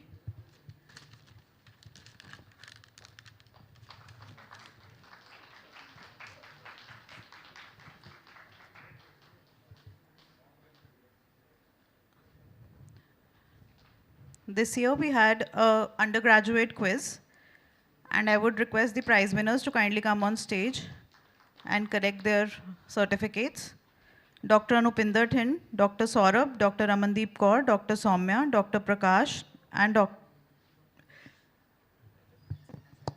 I request the quiz faculty to kindly come on stage and collect a token of appreciation for having organized this MAPICON undergraduate quiz.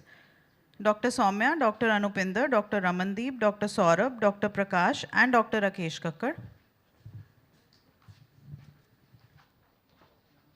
This was the best quiz. Everybody participated.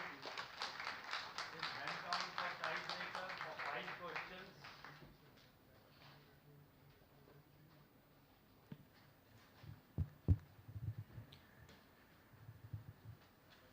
Next, we'll honor the non-medical members of MAPICON, Mr. Ashwani Malhotra and Mrs. Vanita Malhotra, for being with us and helping us organize the conference since the last 11 years.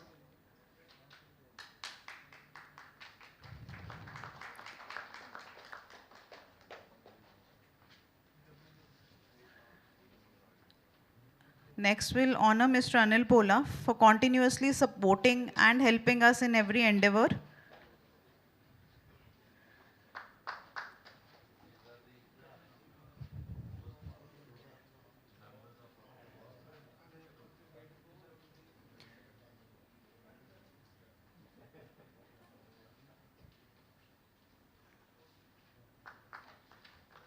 Mr. Anil Pola, we thank him for all his support. Mr. Kunal Sharma and Gary for providing us with all the technical support.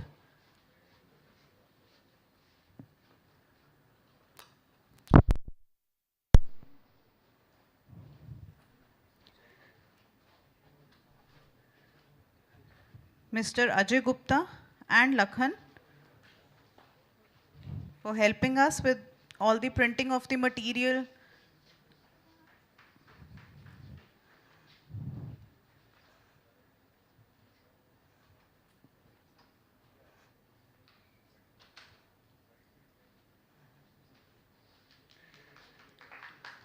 Dr. Manjeet Kaur from the Department of Pathology, AIIMS Bathinda.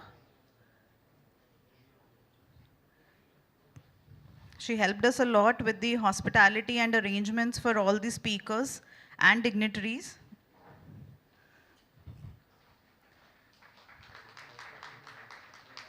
We thank you, ma'am, for helping us. Mr. Rishu, Mr. Jaswant Singh,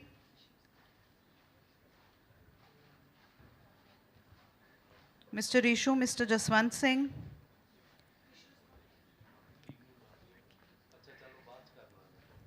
We also invite our supporters from Pharma, representatives from Torrent, INTAS, USV, FRMAIM for all their support.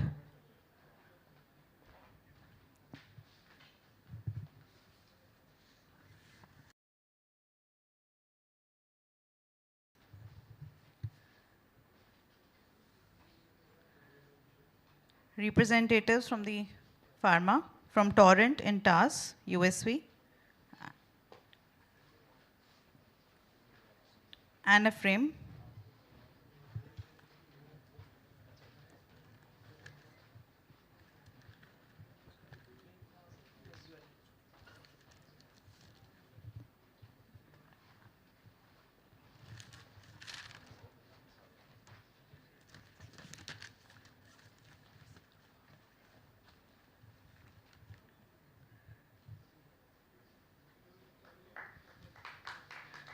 I request Dr. Prashant P. Joshi, Executive Director, AIIMS, Nagpur, to kindly say a few words and address the audience. I request the rest of the dignitaries to kindly join us off stage.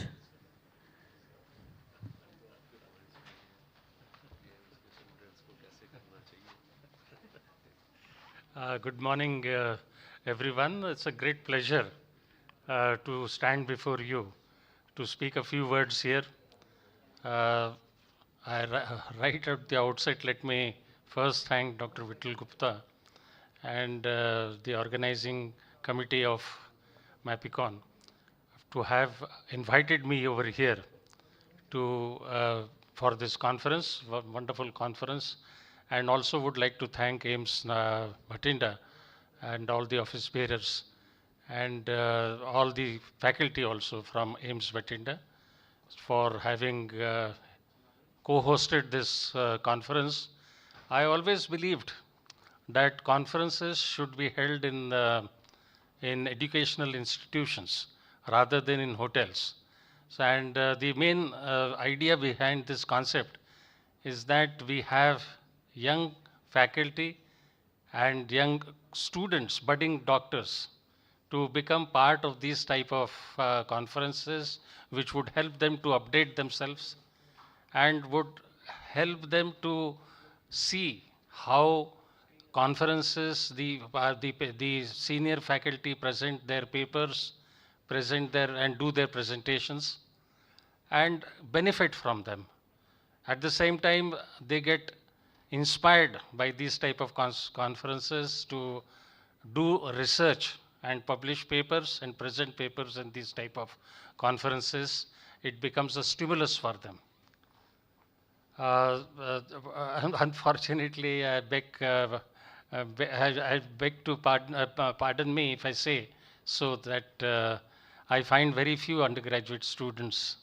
There is faculty from AIIMS Bathinda, but it would have been nice if all the undergraduate students also were, in fact, made it compulsory for them to attend at least when their sessions are not, or when their classes are not on, especially after Saturday afternoon from 1 p.m.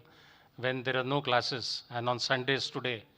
If it would have made them, this is something only a suggestion to the organizers from the co-hosts, AIIMS Bathinda, it would have made a big difference and it would help both of them. It would help the undergraduates to gain knowledge and also help gain some inspiration to speak and to learn and to stimulate them to do research and present papers. That would have definitely helped them. Also, it would have helped and give and encourage the organizers. When the audience is full and the hall is full, the organizers feel very happy, and it would have been great if that would have happened. And anyway, I'm also I would like to thank AIIMS Bathinda, Dr. Akhilesh, and Dr. Others, Dr. Rajiv Gupta, Dr. Kakkad here, who have also co-hosted this conference, and happy to stand before you and speak a few words about this conference. And what impressed me about this conference is the galaxy of speakers which Dr. Vitul Gupta and the organizers have managed to call. I mean, calling Dr. Gangadharan, who was the director of NIMANS previously, and then now at present the in charge of NMC, and a whole galaxy of speakers. We have Dr. Gangavar and other people also coming here and speaking in this conference, and a great opportunity that in-house faculty and students of AIIMS could have benefited immensely from their wisdom and their speeches. Thank you very much for calling me, and with this few words, what I'm talking is totally extempore. I was not knowing that I have to speak, but I'm just expressing few thoughts which came to my mind on the insistence of Dr. Vitul Gupta that I'm standing before you and speaking a few words. Thank you very much for calling me, and thank you very much. Thank you, sir. I now request Dr. Sonia Arora and Dr. Vitul Gupta to kindly honor Dr. Prashant Joshi with a token of respect in the form of a Punjabi fulkari, which is the tradition. It was a proud privilege to have sir here.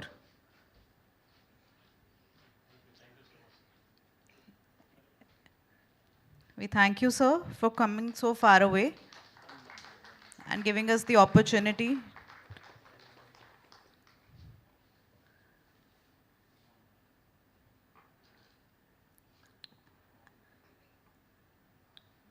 I'll take a moment to thank everybody, all the delegates, all the volunteers, everybody who's helped and supported us in organizing MAPICON, and I invite you to MAPICON 2025.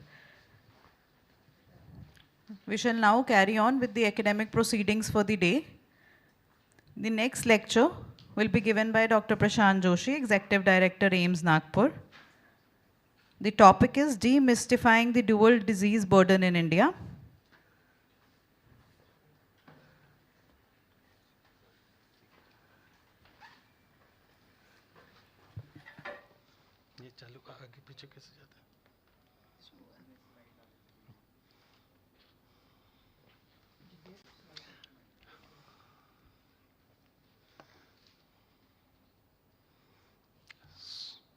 The slides showing? No.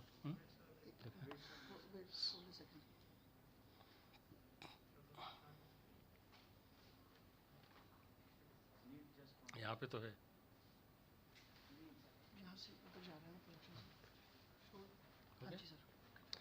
Okay, good morning again, and again,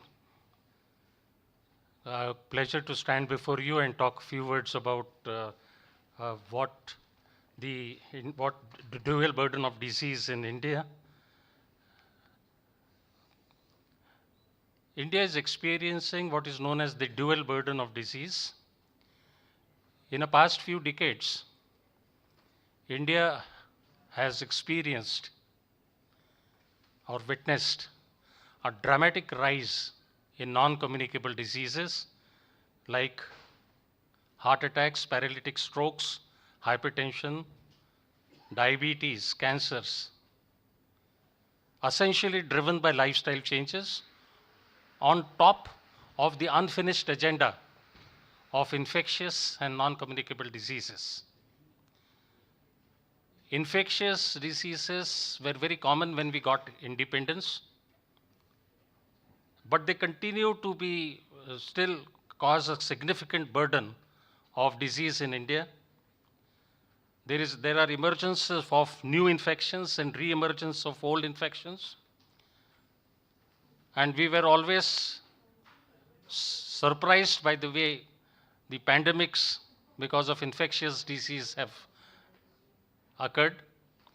This century itself, we have witnessed 2 pandemics. The first was of the swine flu, better known as H1N1 influenza.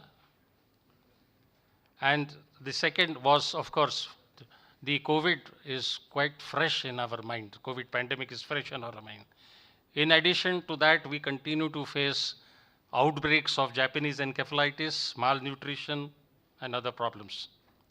So this depicts that the non-communicable diseases have doubled from 29% to 58%, whereas the infectious diseases have halved in the last 3 decades. So India is experiencing what is known as the epidemiological health transition. In fact, there are a number of transitions which I'm going to elaborate them. And we face a double burden of disease of both underweight as well as overweight children. This is our Indian industrial study and funded by the ICMR and WHO, where of course we found that both underweight and overweight children burden is quite high. And this twin epidemics of diabetes, heart disease continues to advance and accelerate dramatically in India. And it is said that 20% of diabetes is preventable because it's all lifestyle driven. Our lives have changed. If you see the incidence of diabetes in 1970s, it was 1%. In the nationwide survey conducted by ICMR, now it is nearly 11 to 12%, as per the latest survey done by the INDIAP study, where V. Mohan was the principal investigator, and we had all participated in it, published recently in the Lancet. So why this burden has increased? For any disease to be clinically manifest, there is always a confluence of genetic susceptibility and adverse environmental influences. There is no evidence to believe that our genes have changed, but there is definite certain non-controversial evidence that our lifestyle has changed. By adopting this unhealthy lifestyle, characterized by sedentary behavior, a nutrition transition from a diet to a diet which is calorie dense, high fat, and low in fiber and low in fresh vegetables, which actually leads to obesity, high blood pressure, diabetes, dyslipidemia, which are silent killers, and which ultimately clinically manifest as heart attacks. And also because of urban to rural to urban migration and urbanization and overpowering globalization, consumption of a diet which is atherogenic and thrombogenic, excessive use of inexpensive tobacco, lack of exercise, obesity, and all these factors actually are lifestyle driven, which are easily preventable. Unhealthy teens long back, a culture of coco-colonization and what is known as McDonaldization, which has crept into our children. And this indulgent lifestyles leads to these kind of adolescent obesities in the urban metropolitan cities. And we know that adolescent obesity is a forerunner of adult obesity. The cardiovascular disease epidemic in India is characterized by certain things, very important characteristic features. These include the early age of onset of heart attacks and paralytic strokes, and around data I will show, these occur a decade earlier in Indians as compared to Western population. Not only heart attacks occur a decade earlier, but the deaths due to heart attacks also occur a decade earlier. Not only cardiovascular disease, but the risk factor, the traditional risk factors which are there, also their onset occurs a decade earlier in Indians. We know diabetes occurs a decade earlier in Indians. In type 2, I'm talking of type 2 diabetes. The mean age of onset of type 2 diabetes is 35 years in Indians as compared to 45 years in Western population. Majority of these risk factors like heart attack, like hypertension, diabetes, and dyslipidemia remains undetected, untreated, and uncontrolled, especially in the rural population, who have no time to get them tested. Not only that, the risk factors operate at a much lower threshold levels, And therefore, we have different cutoff levels for defining obesity in Indians as compared to the Western population. We know the waist by hip ratio, which is for defining obesity, the waist circumference, which is used in metabolic syndrome. The cutoff level in Western population is 104 centimeters. Here it is 88. So the waist circumference also, the obesity BMI definition also is different. BMI for defining obesity is Western countries is 30. Here it is, in Indians it is 25. 23 to 25 is overweight. In Western it is 25 to 30. So what I'm trying to divide is that why this cutoff level South Asia specific guidelines have come where the cutoff levels have been lowered down threshold is because these risk factors operate at a lower threshold levels, at lower thresholds. There is higher case fatality rate. Once a heart attack occurs, the case fatality rate, especially in the rural population, is higher, and I've got evidence to say that. And I'll come to low birth weight later on. The risk factors occur at a younger age group in Indians. But why they occur at a younger age in the groups is again a question which has not been dealt very or researched well. One of the main reasons is air pollution is very common in India. Chronic diseases have been linked to air pollution. We know Delhi is the most populated capital in the world, and there is a high indoor pollution in the rural areas where biomass fuel is used instead of gas. And we have 1/3 deaths due to strokes, heart attacks, lung cancers are due to air pollution. And 50% deaths due to air pollution are due to heart attacks. It's not due to lung cancer, which is the usual thing. And Indians have one of the highest risk of developing heart attacks and diabetes in the world. Now this is again a study which is an INDIAP study which actually showed a very large nationally representative proportionally to population sampling, a government study funded by the ICMR, which actually showed that Indians had very high rates of diabetes and 11.2% of percentage, which is age adjusted and socioeconomic status adjusted, is the prevalence of diabetes. But what is more important to understand that there are a number of pre-diabetics is higher than diabetics. And the prevalence of pre-diabetics was 15%. The implications are very clear.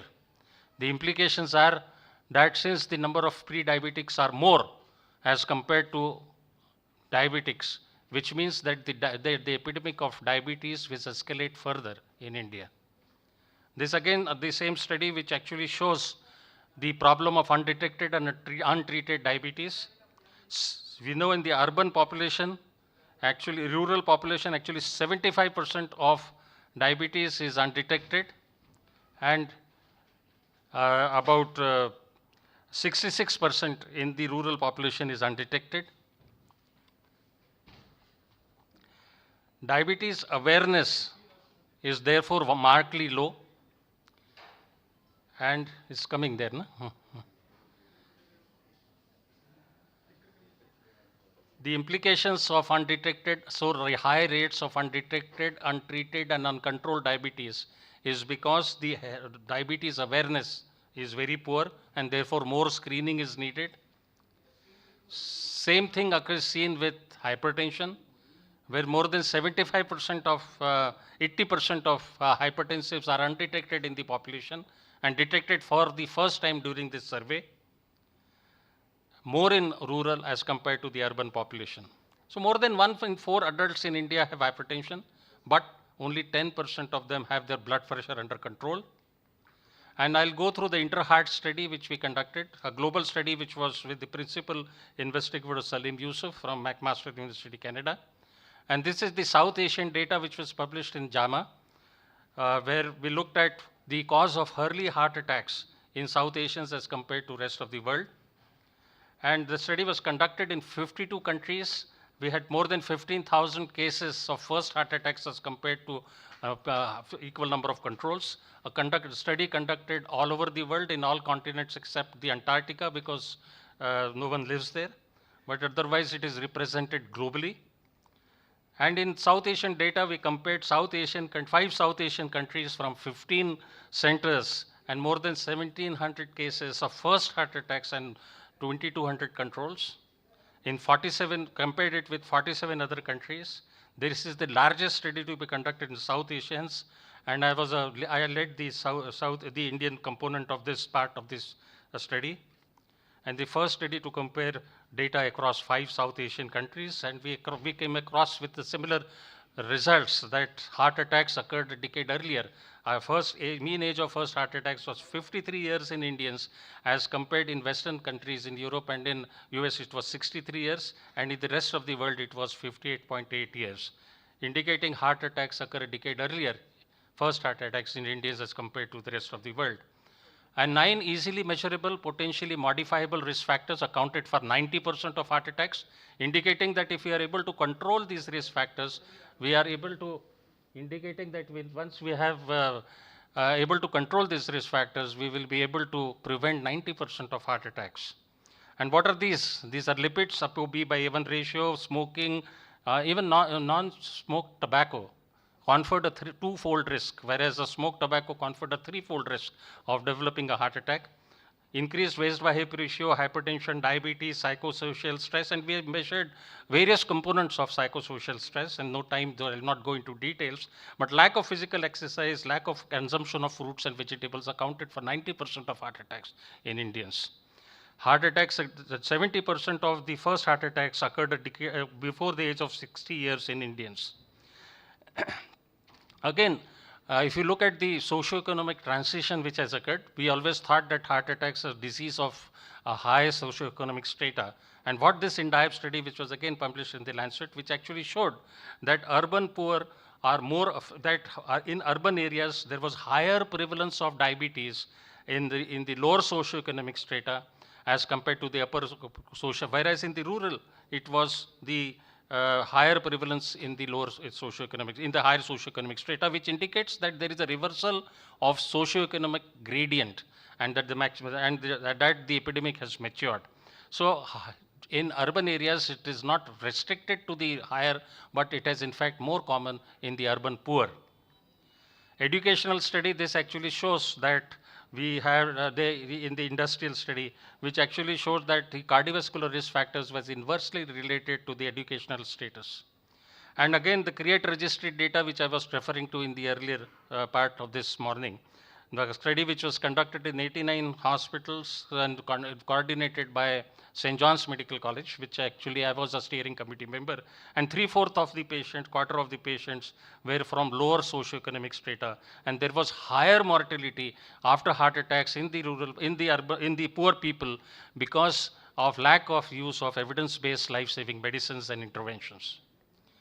Indians are more prone to develop heart attacks and diabetes because of a particular phenotype. For a given BMI, we have higher percentage of body fat, higher central obesity, and greater insulin resistance, which is known as sarcopenic obesity. Prevalence of dyslipidemia, very high. It is nearly 80% of patients had some element of dyslipidemia. Again, more than 1/3 were obese. Physical activity, more than 90% of the population had no recreational physical activity. Glycemic control was very poor, and very low knowledge about diabetes awareness in the community. The Indian paradox is that when compared to high income countries, Indians probably have a lower risk factor burden, despite which their rates of heart attacks are higher. There are higher deaths due to heart attacks, a higher case fatality rates, essentially because the risk factors remain undetected, untreated, and uncontrolled. There are problems of availability, affordability, and accessibility of healthcare, and poor risk factor disease management contributes to it. And there are gaps are, in fact, much more pronounced in rural population than the urban populations. Now, having dealt with this emerging epidemic of heart attacks and paralytic strokes, we still have an agenda of infectious disease, which is still active, alive, and kicking. We know that the COVID-19 and the swine flu pandemic, and we still experience outbreaks of tropical fevers like dengue, malaria, leptospirosis, chikungunya, very common during the monsoon season. There have been global health emergencies. We continue to be threatened by new emerging infectious diseases, and the there is WHO always declares public health emergency of global concern in number of diseases. You can see the number of diseases which have been declared as emergency by the WHO. And these are basically driven by zoonotic infections, and 80%, 75% of new emerging diseases and pandemics are basically zoonotic diseases. We are all aware, and let me remind you of the COVID-19 second wave, which was very brutal and devastating, and which was driven by the Delta mutant of the virus, which was 4 to 5 times more severe than the first wave, and the daily cases were more than 4 lakh in India, with more than 4,000 deaths per day. We were totally unprepared and unexpected, and we still have memories of people trying to find an oxygen bed during the COVID second wave. The challenge faced with this was pressed an unprecedented strain on healthcare, and COVID-19, in fact, was a very devastating, favipiravir, which was practically useless drug, actually became the most selling drug in India in April 2021 during the second wave. There was black marketing of remdesivir. So these are memories which we would like to forget, but we should remember, because it will teach us how to deal with the future pandemic if it occurs. We had seen the lockdown for the first time, which has again a very dramatic effect on the economy and also on chronic diseases remain unmanaged. You know that during the lockdown, patients' blood pressure, blood sugar, and heart attack, they remained undetected because everything was closed. And on the economy, it had a big toll. Schools were closed, so that was education was affected. Again, our own study which showed that lockdown had a tremendous impact on economy, education, and chronic diseases. A lot of services got affected during the second wave. After the COVID pandemic second wave, we had an unprecedented outbreak of mucormycosis. Again, there was a panic about shortage of amphotericin B, which was to be used for mucormycosis. It's very expensive, has to be used for a longer period of time. Then COVID was followed by a lot of symptoms of long COVID, where patients had loss of hair, chronic cough, weakness, brain fog, that means confusion, depression, and a lot of other things which were reported as a long-term complications of COVID. But one thing which India did extremely well was the record time in which we manufactured the vaccine, and the record time in which we, in fact, gave indigenous vaccines. Tropical fevers, we know that during this period in the monsoon, there are a lot of tropical fevers, malaria. In fact, now there is a changing epidemiology. When I was a student, everything was malaria. Any person who had fever was treated empirically for malaria. Now malaria is on the decline, but then again there is an emergence in some tribal areas. Malaria is re-emerging. But now dengue has come up. When I was a resident, there was no dengue. Dengue came somewhere in the late 90s and early 200, early this century. And it is now, dengue is increasing dramatically. This monsoon, we had a very dramatic increase in chikungunya. Chikungunya was considered a benign disease, except that it caused a lot of morbidity in the form of joint pain and other things. But now, probably the virus has mutated. The type of cases which we are finding now, patients are now developing encephalitis, and some of them are dying also, which was very rare in chikungunya epidemic, which occurred in 2006. Leptospirosis is also increasing. Now this is our own picture, where we have this is a typical rash of dengue, where there are isles of white in the sea of red. Typical features of retroorbital pain, backbone fever, muscle, and fever with thrombocytopenia.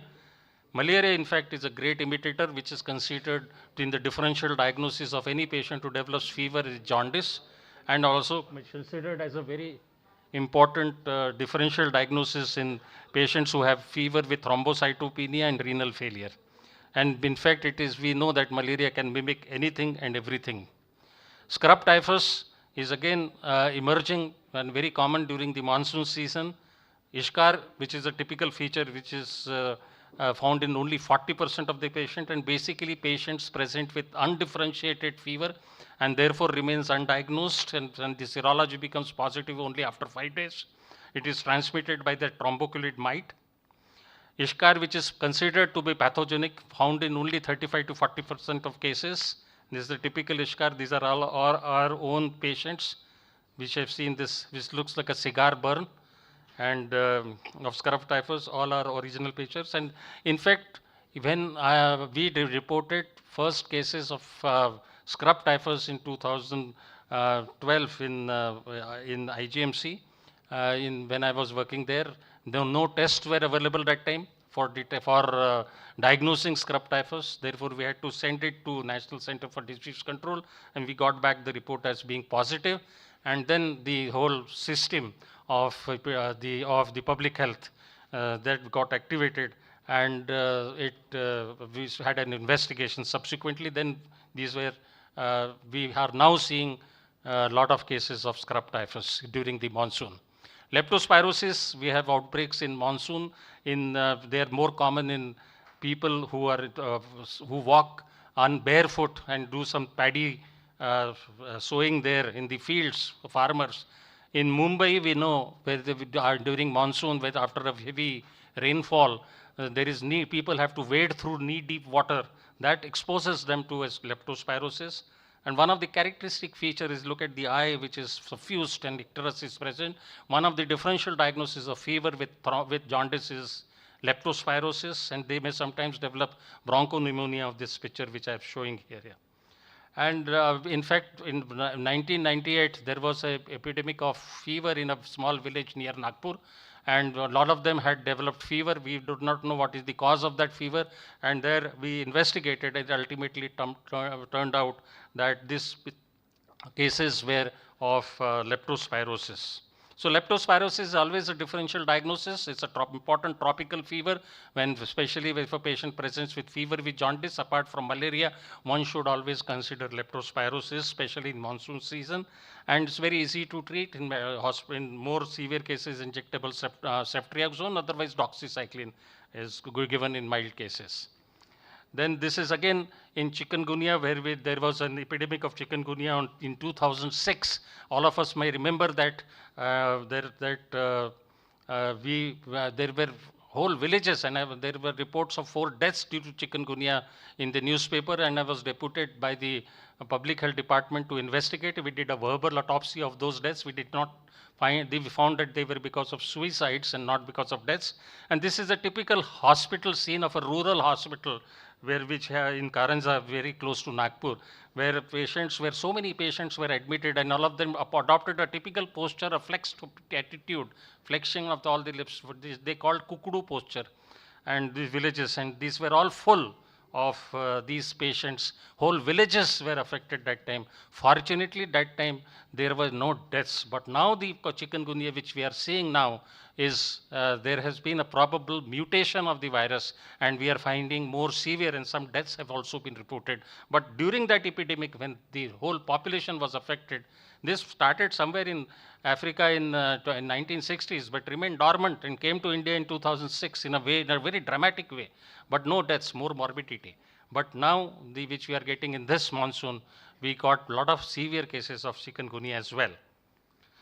This is because it is transmitted by mosquitoes, Aedes aegypti, and because there is storing of water for more than 7 days because of water shortage in the villages, the mosquitoes breed, and that is the responsible for that.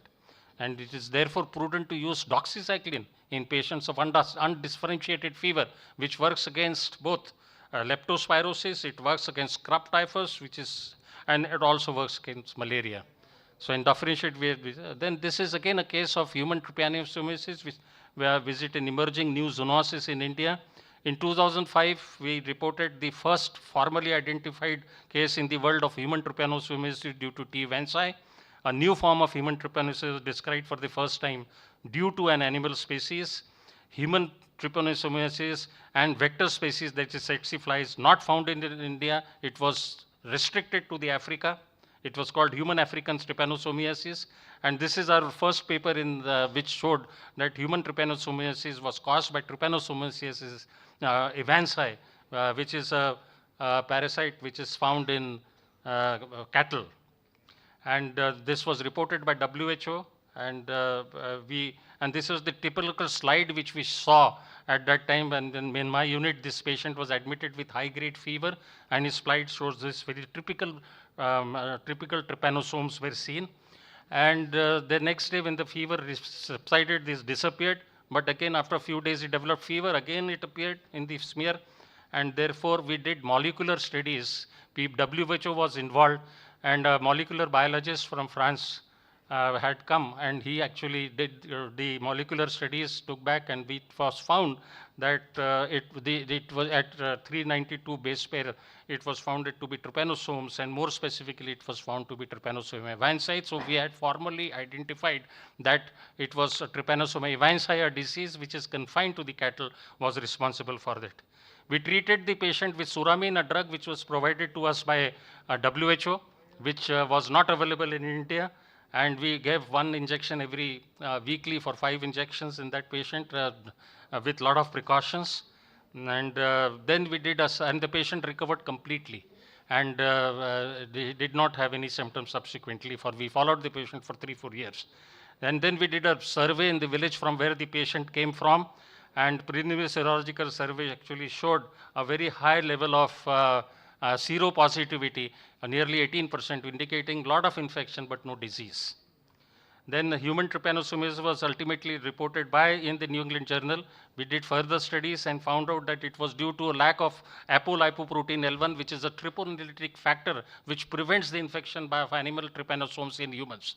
And this patient who suffered from the infection actually lacked apolipoprotein L1. And this is the serosurveillance which was conducted by us in the May 2005 in the village Shevni, from where the patient had actually come, along with WHO officials. Subsequently, number of cases have come up of atypical human infections caused by animal trypanosomiasis. And Philip Trook was a molecular biologist who actually then reported from rest of the world as well. And now we are again going ahead with further investigations, and along with WHO and from French government. And we are now coming with, the study is still ongoing. And we are still getting many cases of trypanosomiasis as well. Another very important is brucellosis. A patient presented with fever, and for 2 months duration and back pain. We did not know the cause. MRI showed this kind of a picture which typically said that it was tuberculosis. There was an abscess-like picture which aspirated it. It was negative for acid-based bacilli. Now for tuberculosis was not confirmed by any way. In this patient, we took the history properly. In both the patients, we've got the history that the patients were living in a village and they were milking the cow and drinking raw milk. And that is the typical way in which brucellosis occurs. It was then confirmed by sending the serology for brucellosis, and it was found to be positive, and the patient recovered with treatment with rifampicin and streptomycin. So this is my last slide. So we are facing a double burden of disease. We are getting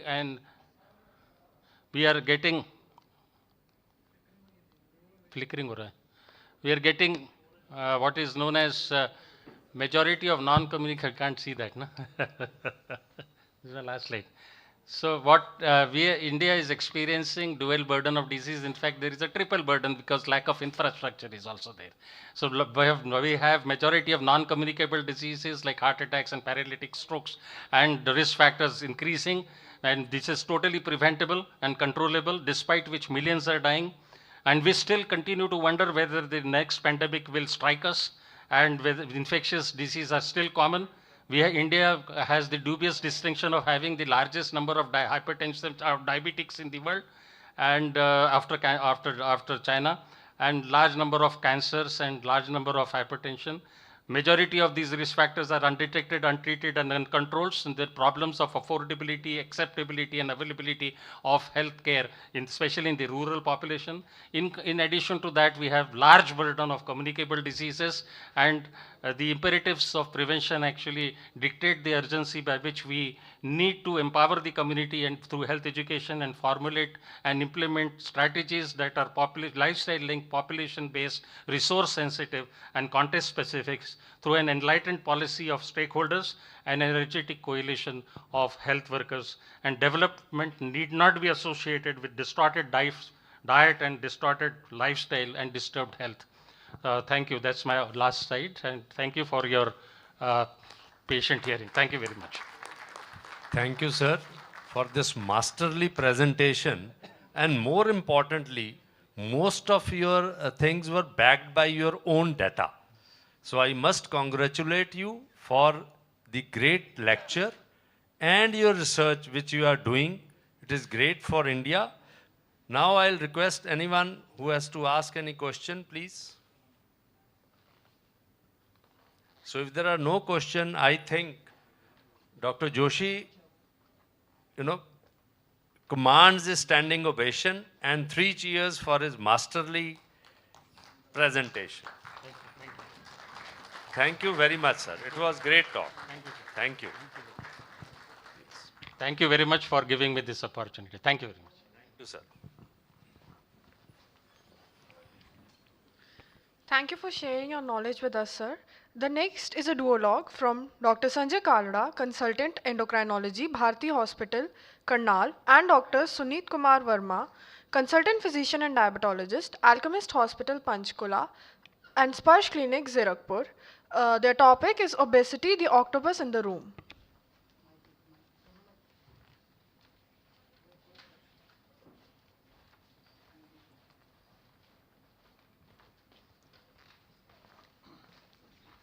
Good afternoon, everyone, and thank you, Professor Prashant, for that wonderful talk.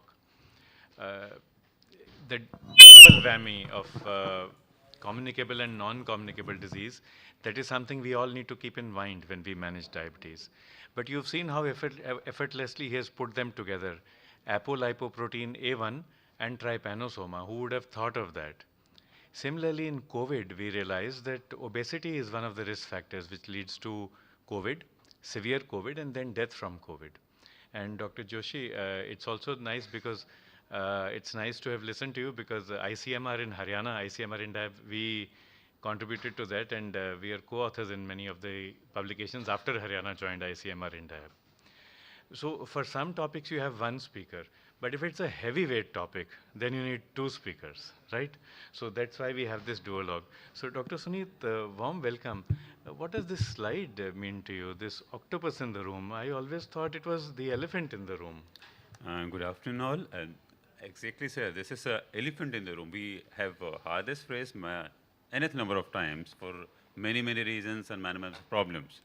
When we say elephant in the room, we know the problem is obvious, but nobody wants to talk about it.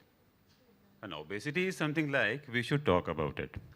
Obesity is something which is actually the basic problem leading to the emergence of or perpetuations of many non-communicable diseases.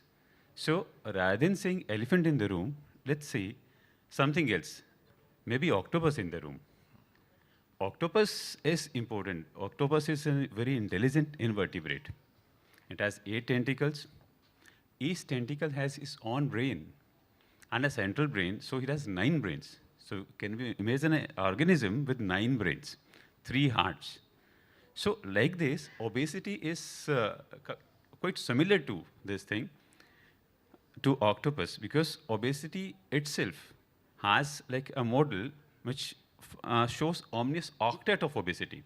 Like there are many, many parts of obesity, many domains of obesity. Rather, we can frame them in 8 domains of obesity, and each domain itself is a chapter. So, sir, Dr. Kala, would you please tell that we have heard about omnious octet of diabetes? Do you have something like omnious octet in obesity? Yes, there is. So omnious octet of diabetes was popularized by DeFronzo many years ago, and he talked about the 8 pathophysiological mechanisms which lead to type 2 diabetes. Similarly, we have the omnious octet of obesity. So 8 things, again, the octopus, and by the way, her name is Omni the octopus. She has been christened also. She is the mascot of the Asian Journal of Obesity, that beautiful octopus whom you just saw. So the omnious octet of obesity is easy to remember. The brain and the bowel. So first of all, the hypothalamus. where there is always a fight going on between the houseful hormones and the hungry hormones. They're always fighting each other. So depending upon who is winning, Kaurav jeet rahe hain, Pandav jeet rahe hain, that way you decide who's going to be obese and who's going to be lean. This houseful and hungry hormones also fight at the level of the bowel. So the second aspect in the ominous octet of obesity is the gastrointestinal tract. Again, houseful versus hungry hormones, and also swift versus slow hormones. So swift gastric emptying versus slow gastric emptying. They're also fighting there. We need to complete 8. So apart from the bowel and the brain, you have the brawn, B-R-A-W-N. In the brawn, you have the muscle, the adipose tissue, and also the liver. The muscle and the adipose tissue are listed here because they are places where insulin fights for sensitivity. So if insulin sensitivity is there, then you have a different metabolic milieu. If there's insulin resistance, then you have a different metabolic milieu. Some of you will say then, but then there is a difference between diabetes and obesity. They are not the same. That is true. Why do you speak of insulin for both diseases? The answer is that insulin has got mitogenic as well as metabolic effects. They are mediated through different pathways.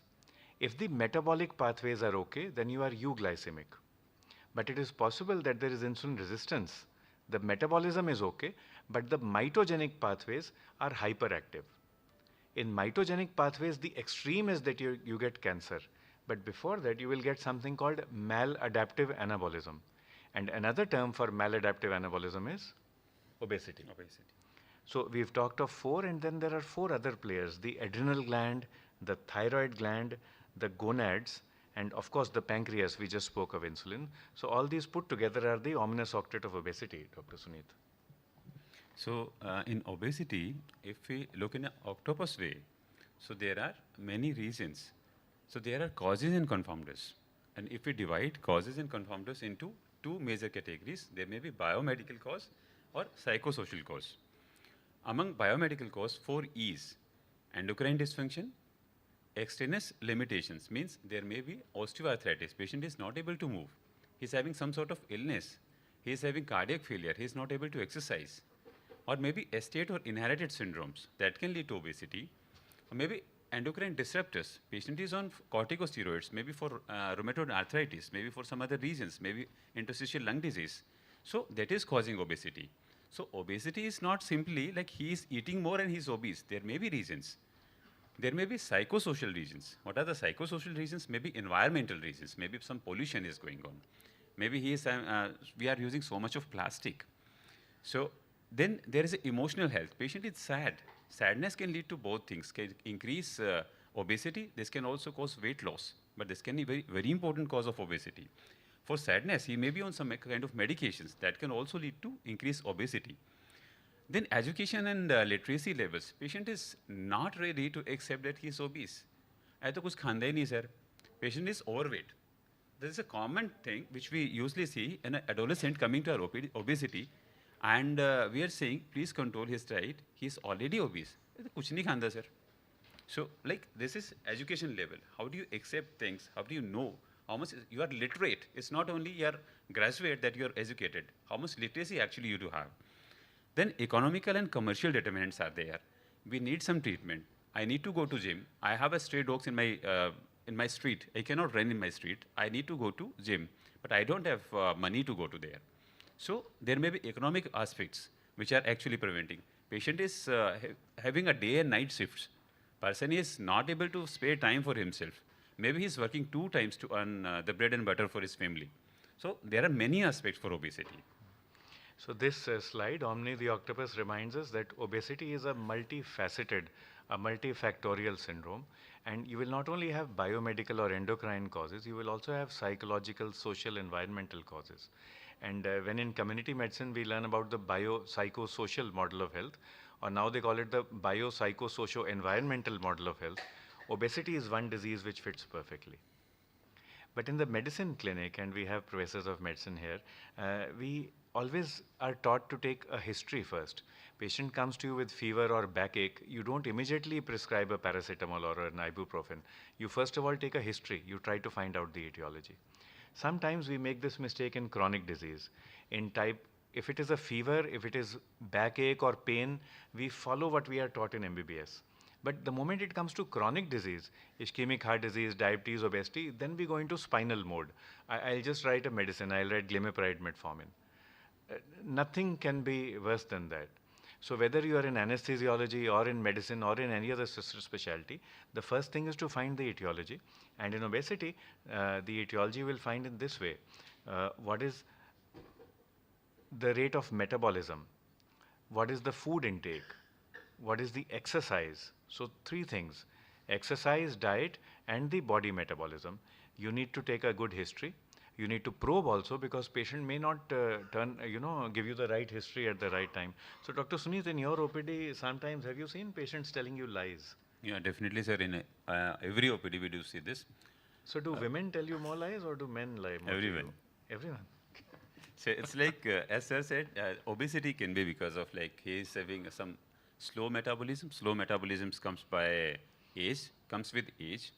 Maybe it's maybe hormonal, maybe a difference in the male and females, can be genetic, can be because of some sort of medications. Patient is eating more. There may be like they are actually eating more. There may be some reasons. They are having some canteen in office and they don't have a time to prepare for lunch. And they're eating a lot. They may be eating fast food. So this may be a social reason, maybe some official reason for them to have. They're having daily parties, official parties, and they're having daily their dinner outside. Drinking is associated with overeating also. Again, the reason can be reduced physical activity. They're eating less, but they're not doing enough physical activity. Their work is, they are clerk in maybe in a bank, they're sitting round the clock. They cannot get up from the seat. The moment they get up from the seat, the people, the crowd sitting over there or standing over there, waiting over there, immediately shout, where are you going? So that may be reason. So it's not simply that we say that patient is eating more, you're not doing anything. We really need to look into the cause. That was the major concern. And the causes, endocrine causes may be. Sir, what are the main endocrine causes for increased obesity? So like we said, it's basically, if you want to understand in very simple words, you just look at the Mahabharata. कौरवों और पांडवों की लड़ाई थी. Similarly, you look at insulin. Insulin इकलौता अर्जुन है with nobody on its side. If you look at all the hormones of the body, insulin is the only one which causes low glucose. What are the similar hormones? IGF-1. But IGF-1 does not have any metabolic role to play. It is just a paracrine role. There is an IGF-1 insulin-like growth factor in the Sertoli cell. That also doesn't play any role in glucose metabolism. Now look at the other list of the Kauravas, the hormones which increase glucose. So see the long list: growth hormone, cortisol, adrenaline, noradrenaline, thyroxine, all of them increase glucose. Up till a particular time, that is up till 30 or 40 years ago, maybe until World War II, this was considered adaptive. You imagine a situation, आप जंगल में रह रहे हैं, शाम को रात को अकेले हैं, आपके पीछे शेर पड़ गया या कोई जानवर आ गया, you have to run, otherwise you will not survive. So as the human race, you need to run, you need muscle energy. That muscle energy will come from glucose. That glucose will be provided by insulin. Glycogen जो टूटेगा, glucose बनेगा, insulin will help. Insulin will prevent. The hyperglycemia will help you survive. So insulin अगर बहुत ज़्यादा होता, तो hypoglycemia होता, how would we be able to run? So इसलिए there was no backup for insulin in the human body. Now suddenly things changed, and now we have come into a phase of plenty. खाना खूब सारा है. But our hormones have not changed, and because the hormones have not changed, now those adaptive hormones have become maladaptive. And if you look at it from a simple point of view, पहले हमने बात की houseful and hungry hormones की, swift and slow digestion की, and also storing like a squirrel versus stealing. जो हम food create करते हैं, where does it go? Is it stolen from the body, or is it squirreled away or stored in the body? If you look at it this way, now we have the 4 players: the hypothalamus and the gut, again the brain and the bowel, the adipose tissue which is the brawn, and also the pancreas, insulin. यहाँ पे कोई भी गड़बड़ होगी तो diabetes हो सकती है. The minor players are there. If you are hypothyroid, if you are hyper adrenal, that is Cushing's, or if the skeletal muscle is resistant to insulin, Or if the liver is resistant to insulin, then again you can have obesity. So these are some of the common causes. But the point is then there is a term called Barrow phenotype. All obese people are not the same. Metabolic syndrome अलग दिखाई देता है, hypogonadism की obesity बिल्कुल अलग दिखाई देती है, hypothyroid वाली obesity बिल्कुल अलग दिखती है. This is called the Barrow phenotype. But how do we calculate, Dr. Suneet, how do we measure in the OPD who is obese, who is not obese? The most basic thing is weight. We can weight, and patient having a weight of like 120 kg is definitely we can call him obese. 100 kg we can call him obese. The better way is body mass index. Now, body mass index has its own limitation. If a patient is a bodybuilder, he has a very good muscle mass, and even he is not having any fat, even then his BMI is going to be very high. So, BMI is not a very good marker of obesity in general. What else can be done? We can use a waist circumference, waist hip ratio. Waist hip ratio is an excellent marker. Newer things are, we have neck circumference. जितनी मोटी गर्दन होगी उतना ज़्यादा obesity का chances हैं. Any neck circumference more than 35 in males and more than 33 in females is showing obesity. Mid calf circumference, that is also important marker. So waist height ratios and body fat percentage. Now we have many automated machine which actually controls, calculates body fat percentage, and it's easy and doable kind of things. So they are the ways how we can really find out, quantify obesity. It's not we can say he is obese or he is not. He may be obese or he may not be obese. We have something like known as quantification for obesity. And body fat percentage you can measure with bioimpedance or with a DEXA. And we are very proud and happy that AIIMS Bathinda has got a DEXA machine now. You can use that to diagnose and screen for osteoporosis, but you can also do a body composition through that and you can get the exact value, what our body fat percentage is. What are the normal values, Dr. Suneet, for waist hip ratio, for waist to height ratio and waist circumference? So waist hip ratio for males and females is different. So for males, waist hip ratio should be less than 0.96. Waist height ratio should be less than 0.56, and waist circumference should be less than 86 centimeter. And for females, a waist hip ratio should be less than 0.88, and waist to height ratio should be less than 0.54, and waist circumference should be less than 83.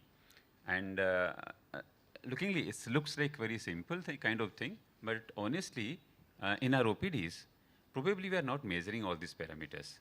It's easy practice, easy doable kind of thing, but we are not doing it. What we do is only weight. And sometimes we ask for height and automatically we have a BMI with us.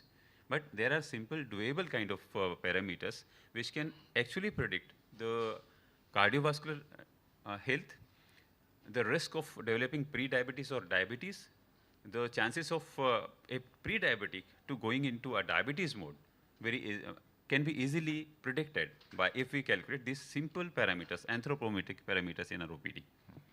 So, Dr. Karl, why should we actually bother by obesity? Do we have something like there are consequences of obesity? In the Indian context, usually obesity is asymptomatic because patients feel happy. They don't feel they have a disease. They feel that they have a disease when it becomes too late. And these AIIMS, again, Omni the octopus reminds us that obesity is associated with and can lead to metabolic dysfunction, diabetes, dyslipidemia, musculoskeletal issues, sarcopenia, osteopenia, osteoporosis, arthritis as well. Medical and miasmic. So Dr. Joshi, for example, spoke about trypanosoma and apolipoprotein deficiency. But in COVID, we realized that obese people have lower immunity. So obese people are more prone to infections, severe infections, and poor outcomes of infections. Obese people also struggle with mood disorders. Mood can go up and down. There are different types of obesity. Ego syntonic obesity means I am happy with my weight. Ego dystonic, I am unhappy with my weight.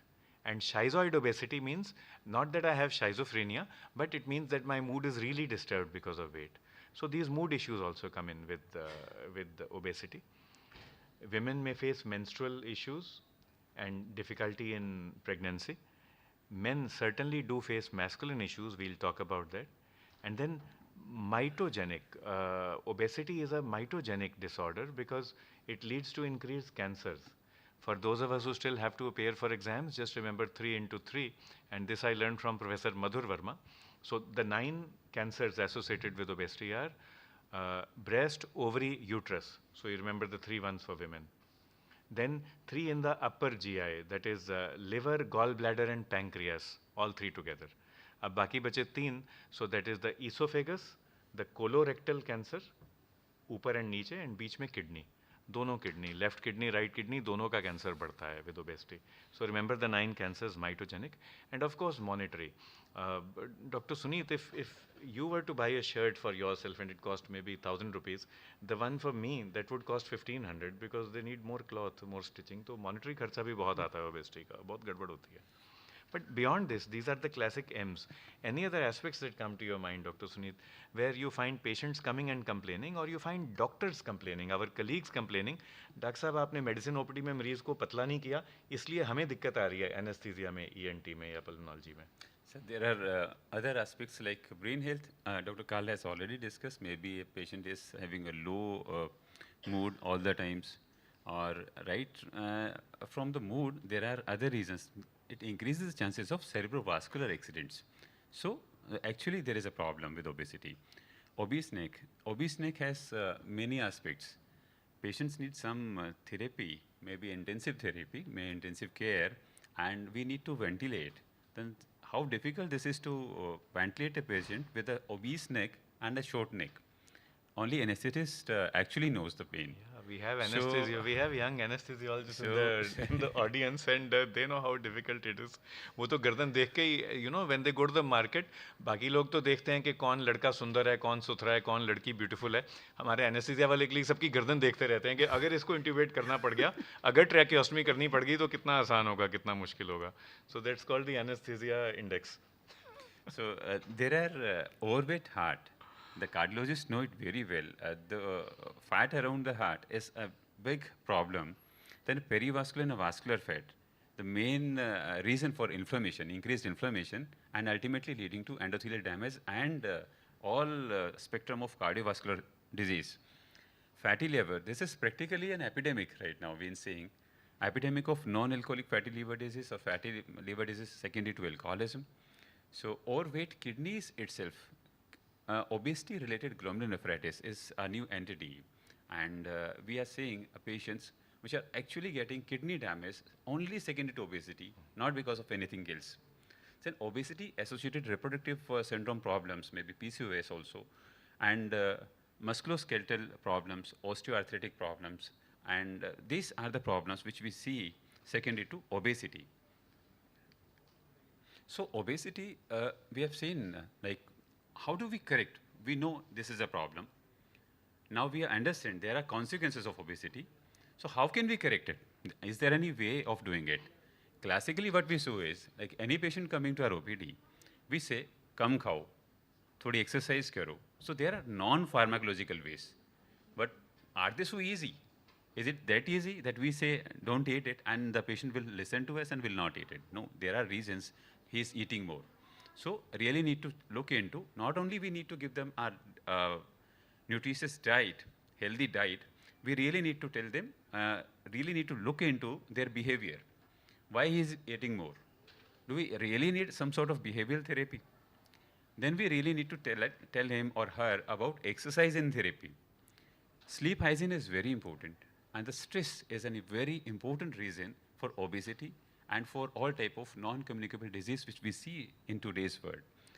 Then there are pharmacological ways. We can have medication, we can have surgeries, we can have endoscopic procedures, bariatric surgeries, who are coming known as metabolic surgeries. So there are the ways there, how do we actually deal with obesity now? It's not only theoretical, we just say, come khao, theek ho jaoge.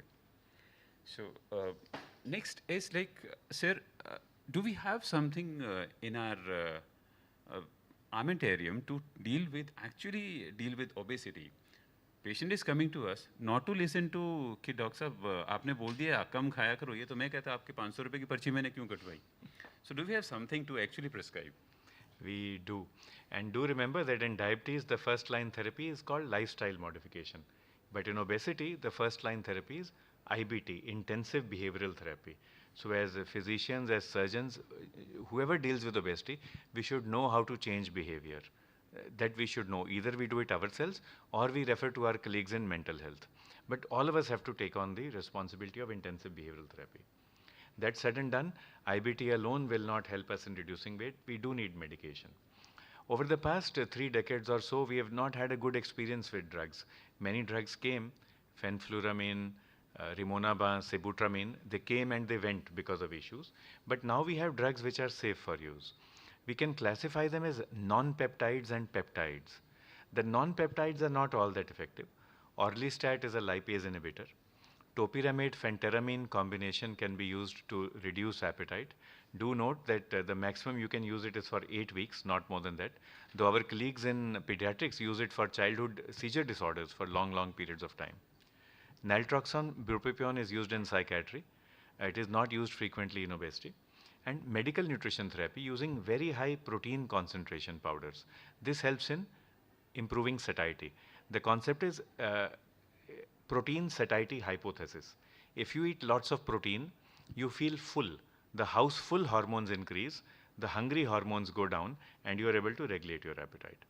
But the drugs of choice are actually the peptides. So you can have single peptide agonist. The example is semaglutide, which is available in oral formulation in India, and hopefully next year we'll have the injectable formulation once a week.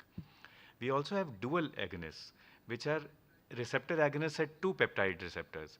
In this case, tirzepatide, GLP-1 and GIP receptor agonist. This will be available. It's a once weekly injection. It will be available maybe from early next year in India. Triple agonists, where glucagon agonists are added, these are under development. And then we also have oxyntomodulin agonists, which are under development. These are not available commercially anywhere in the world as of now.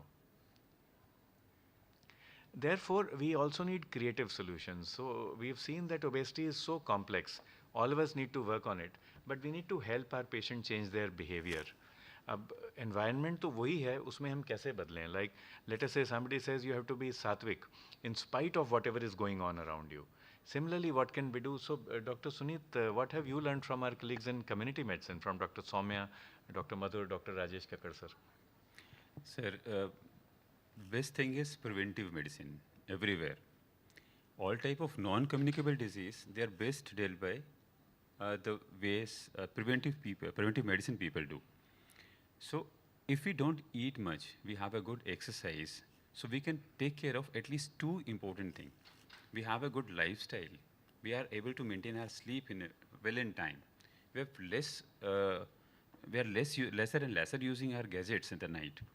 So less screen time. So there are main factors for having a sudden increase in the prevalence of obesity in the recent past. So if we can do something with the fast food is like fashion now. If a person in a party or a child or adolescent in a school is going for out with some friends and having Coca-Cola or maybe some sort of soft drink and some pizzas and some burgers, so if somebody is not taking or taking a home cooked meal, he is looked upon down. So this kind of behavior have to be changed. What else can be done?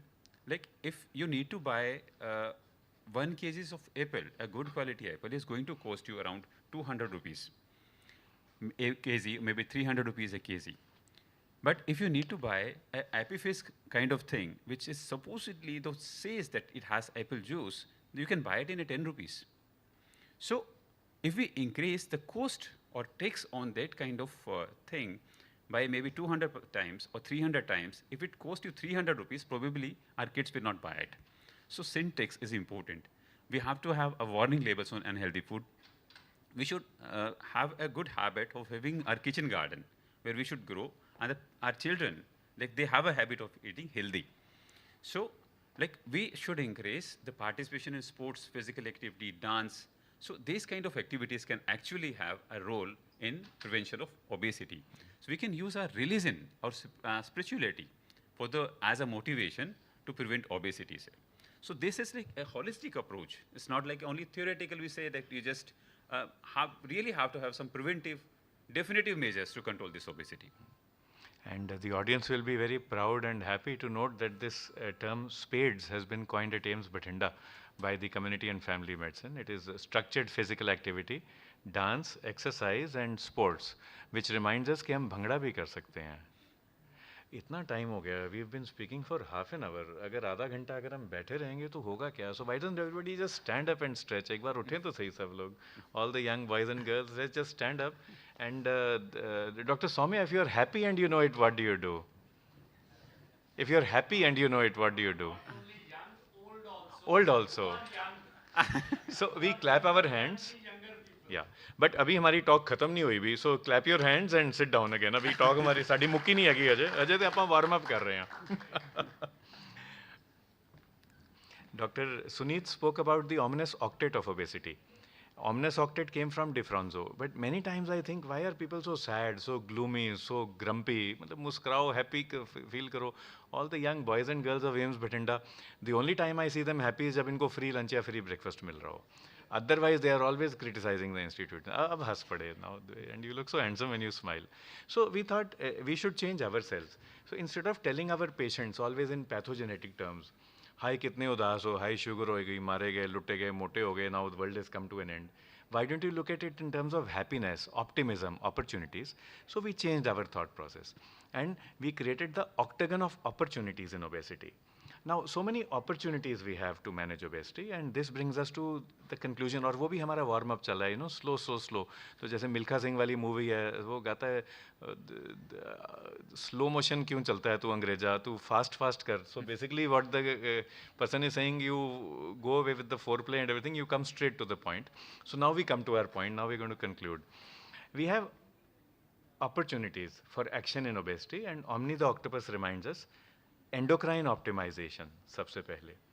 दूसरा, the insulin sensitivity, that has to be taken care of. तीसरा, eliminate the extraneous limitations. What does this mean, Dr. Suneet? So we have done endocrine optimization, we have done metabolic optimization, insulin sensitivity, but what does extraneous limitations mean? So patient is coming to us, we say you need to walk. Please do some sort of exercise without looking at his pallor.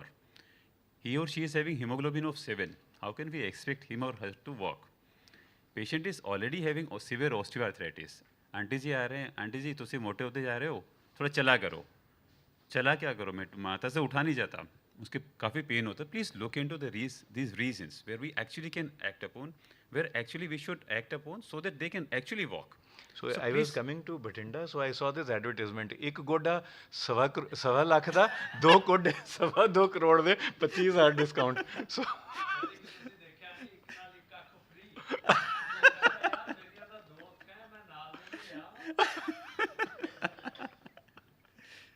So there are the reasons. Actually, we should really eliminate these kind of extraneous limitations before we actually give some lecture to our patients. This will look as a lecture actually if we do not take care of these kind of limitations. So one is endocrine and metabolic optimization. The second is eliminate extraneous limitations. And if you cannot, like osteoarthritis, you can't fix it, you teach other exercises, maybe stationary cycling, maybe swimming, underwater exercises. So you do what is right for the patient. The third E would be early identification of syndromic obesity. Syndromic obesity we will classify as with developmental delay, without developmental delay. So our colleagues in pediatrics and community medicine again have a very important role to play. And the fourth would be to avoid endocrine disruptor drugs or endocrine disruptor chemicals. The plastics, the pesticides, the paints, even the telephone, that is also an endocrine disruptor and it increases obesity. These are biomedical issues. The psychosocial environment also offers opportunity to fight obesity. So you need to optimize the environment. We'll request our colleagues from community medicine to speak about that later. You also need to ensure good emotional health, help in economic intervention or economic optimization, and then educate the public at large. So these 4 E's are there. But carry on with communication. If you were to list 8 specific messages that we should give to the community, what should they be, Dr. Suneet? The most important thing is like even the WHO now recognize obesity is a disease. It's not like ऐतो मोटा कोई नहीं है तो ठीक है, अपने तो घर में सारी मोटे. Obesity is a disease. There is nothing like healthy obese. Every person who is even a metabolically healthy right now is more prone to have some sort of NCDs in the future. So obesity is disease. We really need to convince ourselves, then we would be able to convince our patients. Then obesity is not a choice. चल कोई नहीं होने दे की फ़र्क पैंदा है नहीं फ़र्क पड़ता है. We must understand, we must tell our patient फ़र्क पड़ता है. Obesity is much more than overeating or under exercising. We have seen it in the last couple of minutes. It's not only कुछ खाता नहीं है या कुछ ज़्यादा खाता है या exercise नहीं करता. There are reasons. Obesity must be managed. There is nothing like छोड़ो obesity को इस वक्त तो शुगर की दवाई लिख के भेजता हूँ. Nothing like that. Obesity really may need or usually need medication. What if a person of diabetes is coming to us and we are saying यार तो मीठा बंद कर दे तेरी शुगर ठीक हो जानी. उससे तो शुगर ठीक नहीं होने वाली है उसकी. In majority of patients, they need some sort of medication, they need some sort of help. So similar is obesity. Obesity is a chronic illness, it's a chronic disease which needs a long term, a definite solution. So this definitely needs some medications, some safer medications. So till the time we were not having actually some sort of medications. Now with the advent of this GLP-1 receptor analogs and the era is opening up, on now the limitation is cost. Probably in the couple of months or maybe years, the patents is off of the most of the medications. We'll have some affordable drugs with us. Obesity definitely needs long-term treatment. This needs a combined and concerned effort. I just keep on writing, do some physical activity is not going to work. Patient really need to work. Not only patient, his supporters, his family, his pocket, his employer or her employer actually have to work, and then only we can tackle this omnis octet of obesity in a supportive and in a positive manner. So, yeah. Do we have something like WHO says? WHO says, sir, there is a 4x4 NCD framework. So what is this 4x4 NCD framework? Thanks, Dr. Sunit, for raising this point. Many times you will find the public coming and fighting us and saying you are trying to medicalize issues like obesity, like menopause. You just want to create a patient pool for yourself. What we have to explain to them is that all these are recent developments because the human race is changing. The word non-communicable was used for the first time in 1954, just 70 years ago. And it came into routine practice just around 40 years ago. The phrase risk factor, cardiovascular risk factor, was coined in 1961 because before that these issues were not there. Framingham Heart Study came not because community health was very proactive or because medicine was proactive. What happened that the president of USA died of a stroke. President Roosevelt died. So the entire country got worried, what is stroke? Why has our president died of stroke? And then they wanted to find the risk factors. They had not even coined the English word risk factor at that time. But they started the Framingham study. So it's all very recent. In response to this, the WHO created a 4x4 framework. They have listed 4 chronic non-communicable diseases: diabetes, cardiovascular disease, cancer, and chronic respiratory disease. So they say that we should focus on these 4. 4x4, the second 4 is a set of risk factors: alcohol, tobacco, physical inactivity, and diet. These 4 factors lead to the 4 NCDs. Now, where does obesity fit? If Dr. Sunit, we were to change the entire thing, then WHO would have to work all over again. And there have been calls for 5x5 framework, 6x6 framework, but they haven't worked. So how can, within this framework, how can we request AIIMS Bathinda to take the lead in advocacy without arguing with or without fighting with what WHO is saying? We just need to place obesity in the center, sir. Because obesity is one thing which actually leads to diabetes. It is mitogenic, increase the risk of chronic respiratory disease, and definitely increase the risk of cardiovascular disease. So rather than saying 4x4, we can have 4-1-4 framework, and the risk factor and the consequences ultimately remains the same. Without changing much of the work done by WHO, we can actually put obesity in the center, which actually solves the problem. And this too emphasizes the importance of management of obesity, not only for patients, but also for doctors. तो doctor Sunit, अगर आप ये पहले बता देते तो हमें आधा घंटा टॉक ना करनी पड़ती, और यही तो ऑक्टोपस इन द रूम है, ओबेसिटी इन द सेंटर है. Let's ask the audience their opinion. हमें टॉक देने की ज़रूरत थी क्या? एक ही स्लाइड से काम ना चल जाता. With that, thank you everyone. Thank you so much. Thanks.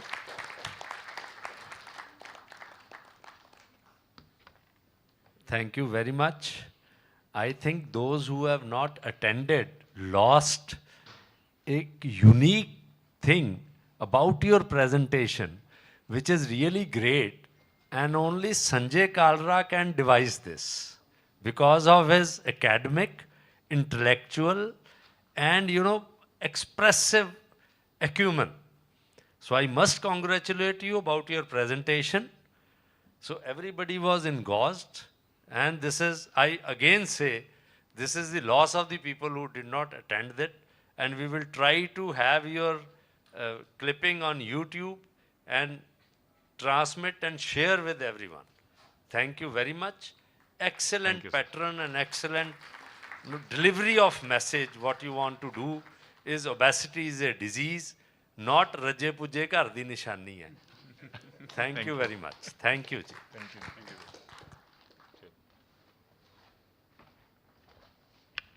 Thank you, sir. That was really incredible. Now it's time to invite Dr. Bharti Kalra, consultant gynecology in Bharti Hospital at Karnal, to share her thoughts on menopause, what physicians can do.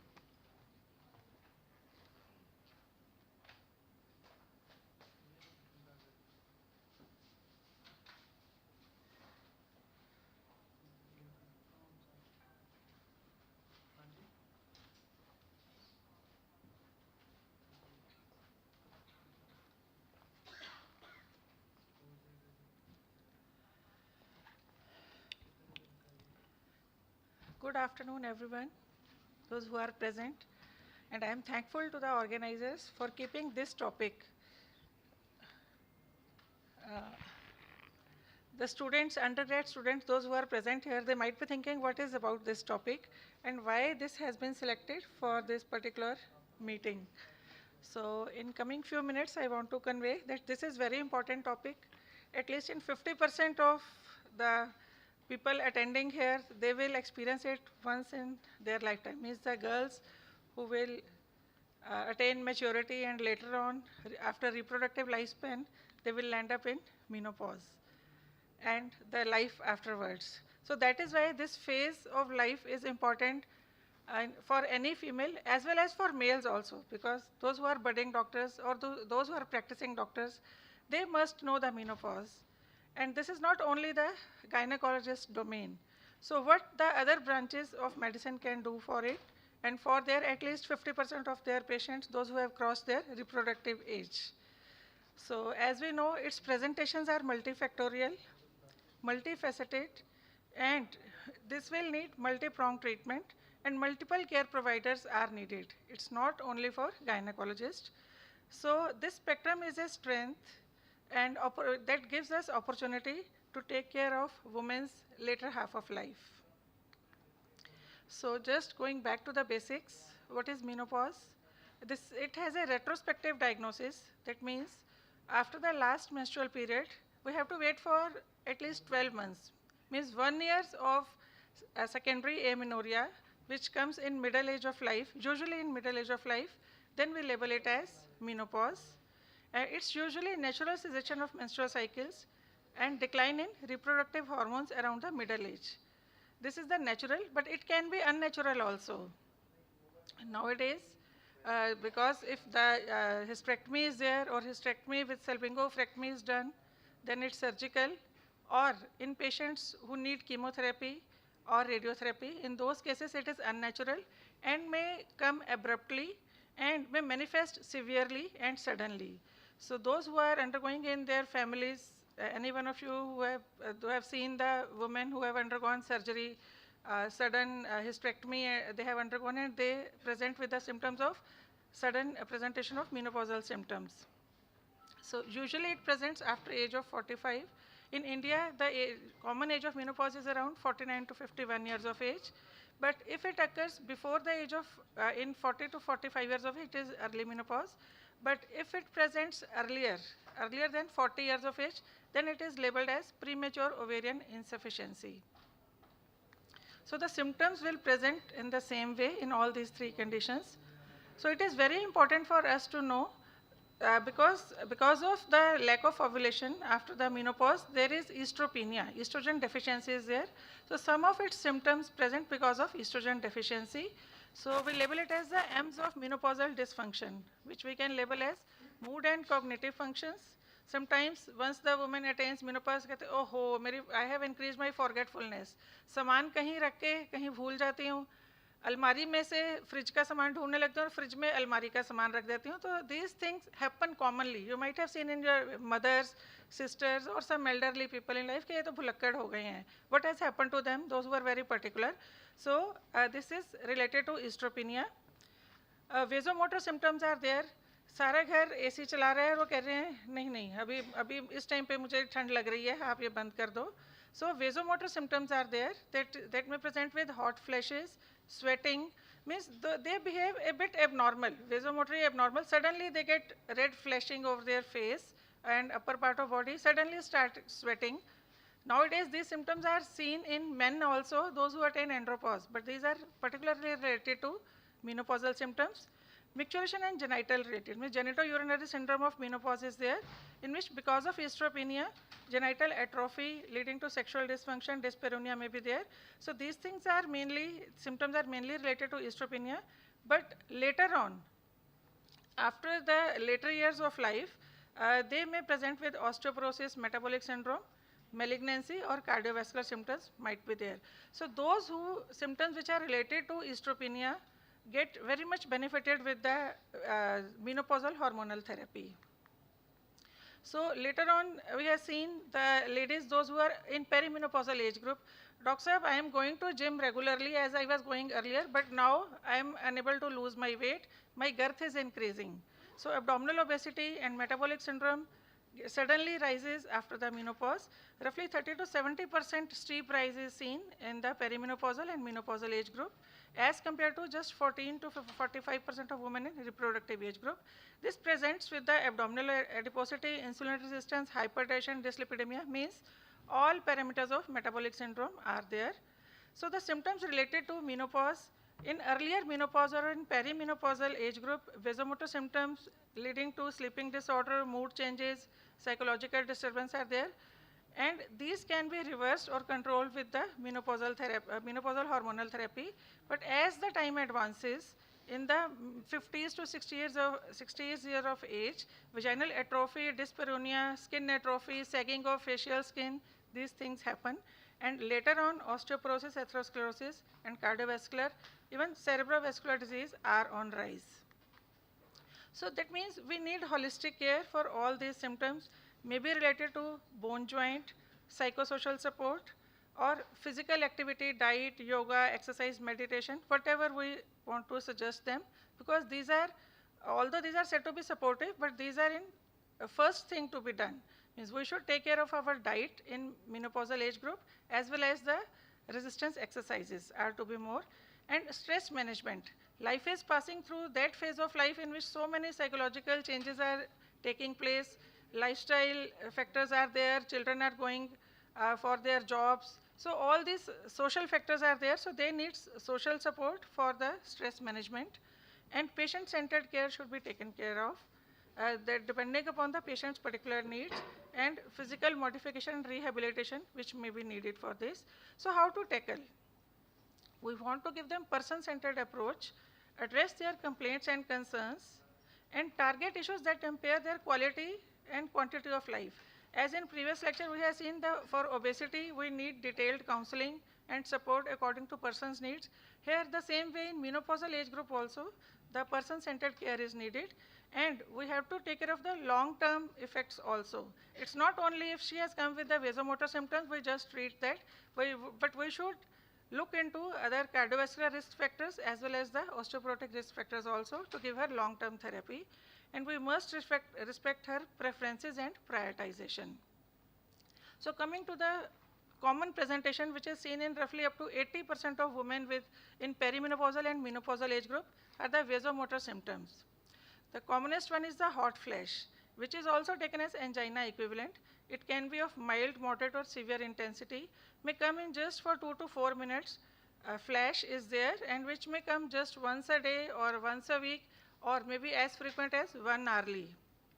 And it might be associated with the night sweats, palpitation, chills, shivering. And we must remember that women who present with vasomotor symptoms are more likely to be at risk of cardiovascular disease and osteoporosis. So if we treat vasomotor symptoms, we might likely to prevent her landing up in cardiovascular disease as well as with the osteoporosis. But it's not only about the vasomotor symptoms only because of menopausal symptoms as a menopause, because many of patients come through cardiologists or physicians to us. Because patient had palpitation, she went to a cardiologist, she was examined and found fit, and then it was labeled as this might be because of menopause, just consult a gynecologist.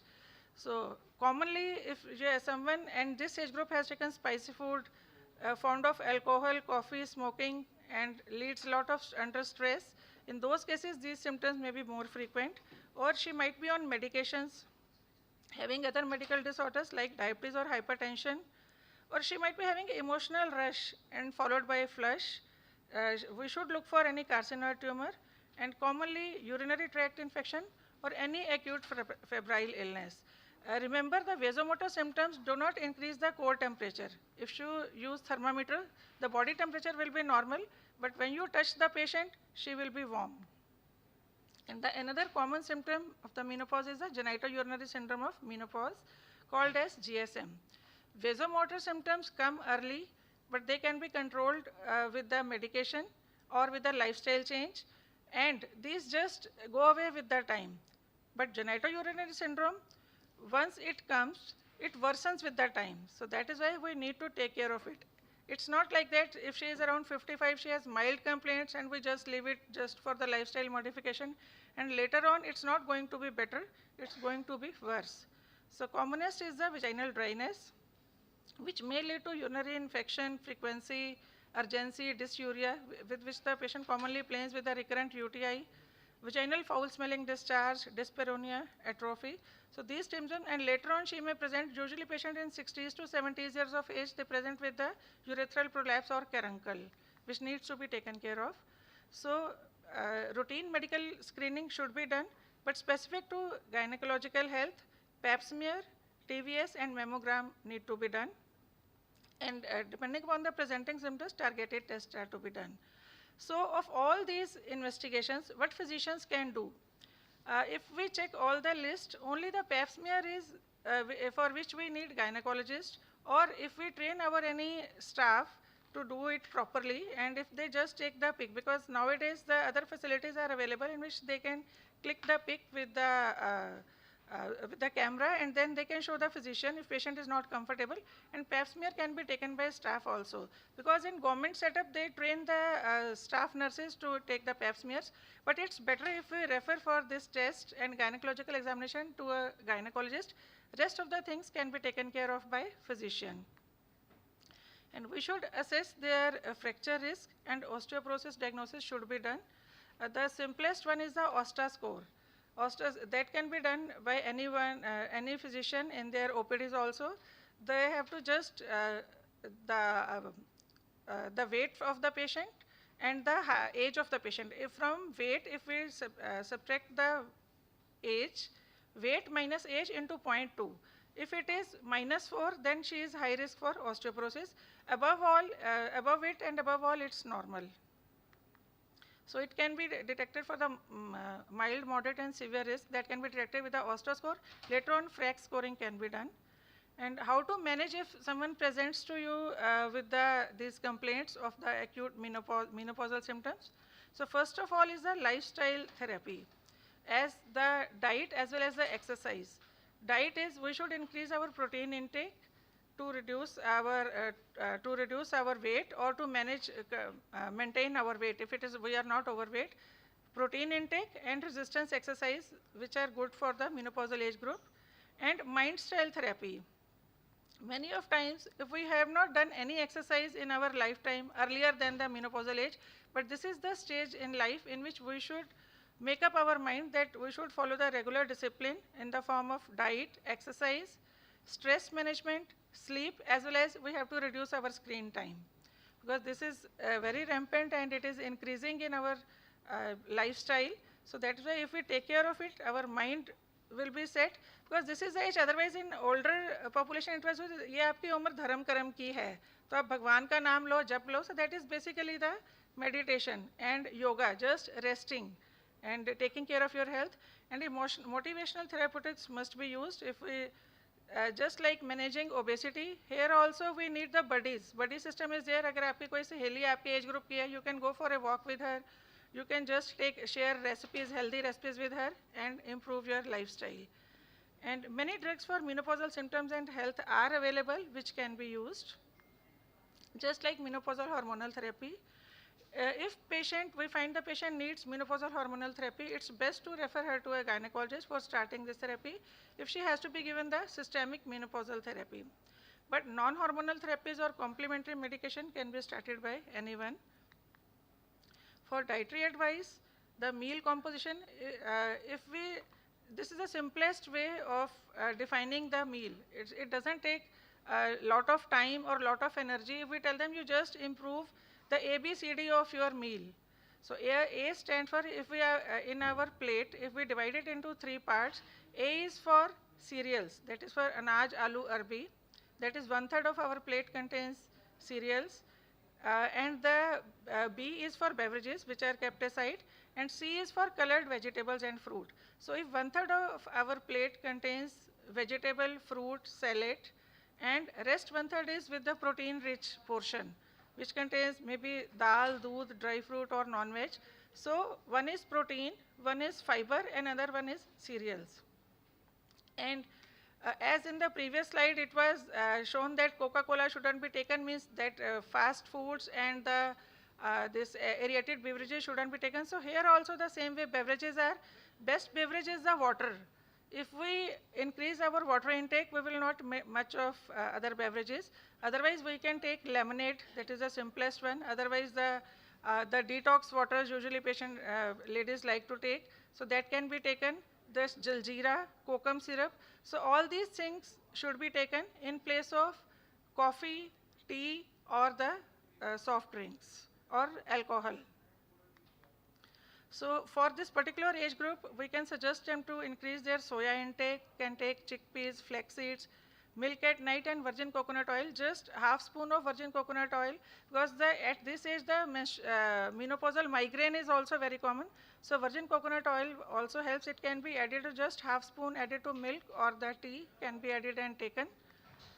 And the physical activity, that has to be increased, but it should be increased gradually. So these are the global recommendations for the physical activity in middle and older age adults. So first start with the balance training for fall prevention. It's not the first day we tell them you just start running and minimum your speed should be 1 kilometer per 10 minutes. It can't be that way. First start with balancing and then go for strength training 2 to 3 times per week. It shouldn't be daily you go for strength training, so that may lead to muscle tear or you may get fatigued and stop working. And weight bearing exercises such as walking. To me, walking is the best exercise, but it might not be same for everyone. So that is the personal choice for the patients. And 30 minutes or more of moderate physical activity on the most of the days of the week. Means we tell them minimum 6 days a week they should go for physical activity. It's better if they follow it on all the days, but in this sequence if they follow, that gives the better results. Now coming to the hot flashes. So if someone is having a mild hot flash, that means just hot flash, nothing additional symptom along with it. It's not associated with sweating or the erythema or palpitation. If no other symptom is along with the hot flash, then what can be done? Because this is the management of mild hot flashes that can be done by anyone, and this should be suggested to every of our patients presenting with hot flash. Might be it is, maybe it is mild, moderate, severe, but this is the basic for the management. They should have their trigger diary. What does mean the trigger diary is that they should know that what did they do, then they got the hot flash. What was the predisposing factor? Sometimes it's just take a hot cup of coffee and just having a golgappa and spicy food followed by a hot flash. So if they have their trigger diary, they can just change their food habits or their stress levels. Sometimes the sudden anger, sudden bout of anger then followed by hot flash, so then they can manage it on their personality. So they avoid stress, spices, salt, and sudden change of temperature. They just coming from the kitchen, they're going to AC, and then from AC just coming to kitchen. Sometimes the middle-aged ladies, they say that I can't work in the kitchen. Earlier I was comfortable doing it, but now it's difficult for me. So the cooling techniques like use of chillo, that is the chilled pillow, means the cold water, that is the pillows are there, those who have lowering temperature. As we use in winters, just warming pillows are there, but similarly chillos are there for the hot flashes. Psychotherapy can be given so that their management improves. And if they have hot flashes with the sweating or the other cardiovascular symptoms are there, then the menopausal hormonal therapy is very effective. We should intensify the behavioral therapy plus menopausal hormonal therapy. And if we are unable to give MST or we are unable to refer to the gynecologist, then SSRI, SNRI, neurostabilizers like gabapentin, clonidine, these can also be given in their usual dosage. I usually prescribe paroxetine for the short time, that gives very good results. And for the genitourinary symptoms, the hygiene is very important. We have to tell them. And non-medicated gels, lubricating gels can be used. And if medicated gels or the creams are to be applied, then estrogen vaginal therapy is very effective. And that can be given by physicians also. But otherwise, we have a latest advancement in the form of energy-based devices for vaginal tightening, vaginal rejuvenation, and surgeries are also available. For this therapy, we don't need detailed investigations for vaginal estrogen therapy. Therapy can be initiated at the early stage, should be initiated at the early stage with the smallest dose, and to be applied daily for 2 weeks vaginally at bedtime. And then it can be frequency can be reduced to twice weekly for 2 months. And this is safe in women with comorbidities. Even in the breast cancer survivors, it can be given. As for MST, we need progesterone supplement, those who have uterus intact, but in these cases, progesterone supplementation is not needed. Other alternative therapies available are DHEA, testosterone gel, injection mixogen, and for sexual dysfunction, ospemifene can be given. And as already discussed, that obesity, weight gain is there in perimenopausal age group, and sarcopenic obesity is common.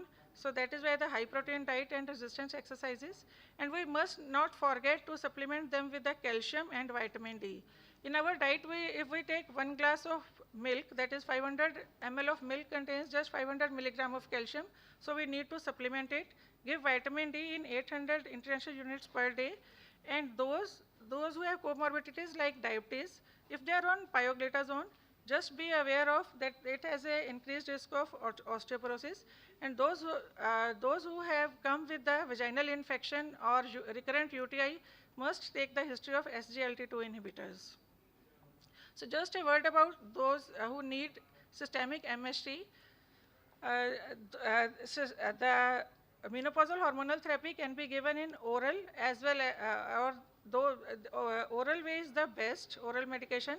But if someone doesn't like to take it and doesn't tolerate it, or if she has contraindications of oral menopausal hormonal therapy, means estrogen orally is contraindicated in that, in those cases, transdermal therapy can be given. But those who are hysterectomized, estrogen alone can be given to them. And this is, we have a window of opportunity if we give them MST, because that takes care of osteoporosis as well as the cardiovascular health later in life. But if patient presents to you with the severe vasomotor symptoms requiring hormonal therapy, or she has problems while on menopausal hormonal therapy, has breast lump discharge, abnormal cervical smear, postmenopausal bleeding, or any feature suggestive of or at risk of ovarian cancer, or those in perimenopausal age group planning pregnancy, must refer them to the gynecologist. Thank you.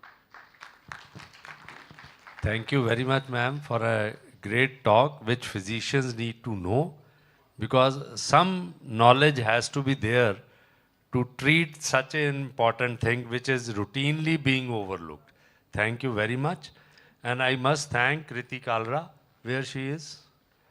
So because of her, we got these two great speakers to Bathinda in our conference, because we have been trying for last 5 years to deck Dr. Kalra and Dr. Bharti Kalra.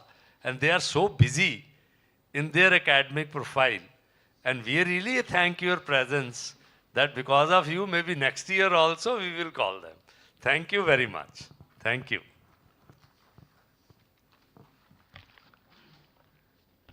Thank you for the comprehensive presentation, ma'am. Now I'll call upon Dr. Atul Dhingra, Consultant Endocrinologist, Ganganagar Super Specialty Clinic, Sri Ganganagar, Rajasthan. His topic is person-centric testosterone supplementation.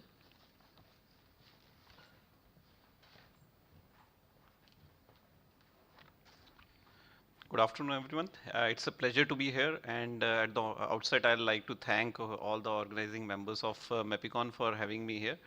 Dr. Bharti talked about estrogen deficiency and its effects in women, and I'll be talking about testosterone deficiency and a situation that we routinely see in our clinics. So I'll start with a patient. So this is a 54-year-old man who presents with lack of energy, easy fatigability, and lack of concentration. On detailed probing, he tells that he has decreased libido. And believe me, it's not very easy to ask these questions, especially if you are very young in your practice, and if you're asking these questions upfront, it becomes a difficult conversation. So what I usually do in my OPD is I start with, sir, energy levels kaise hain, mood kaisa reh raha hai, and then we start delving into sexual history.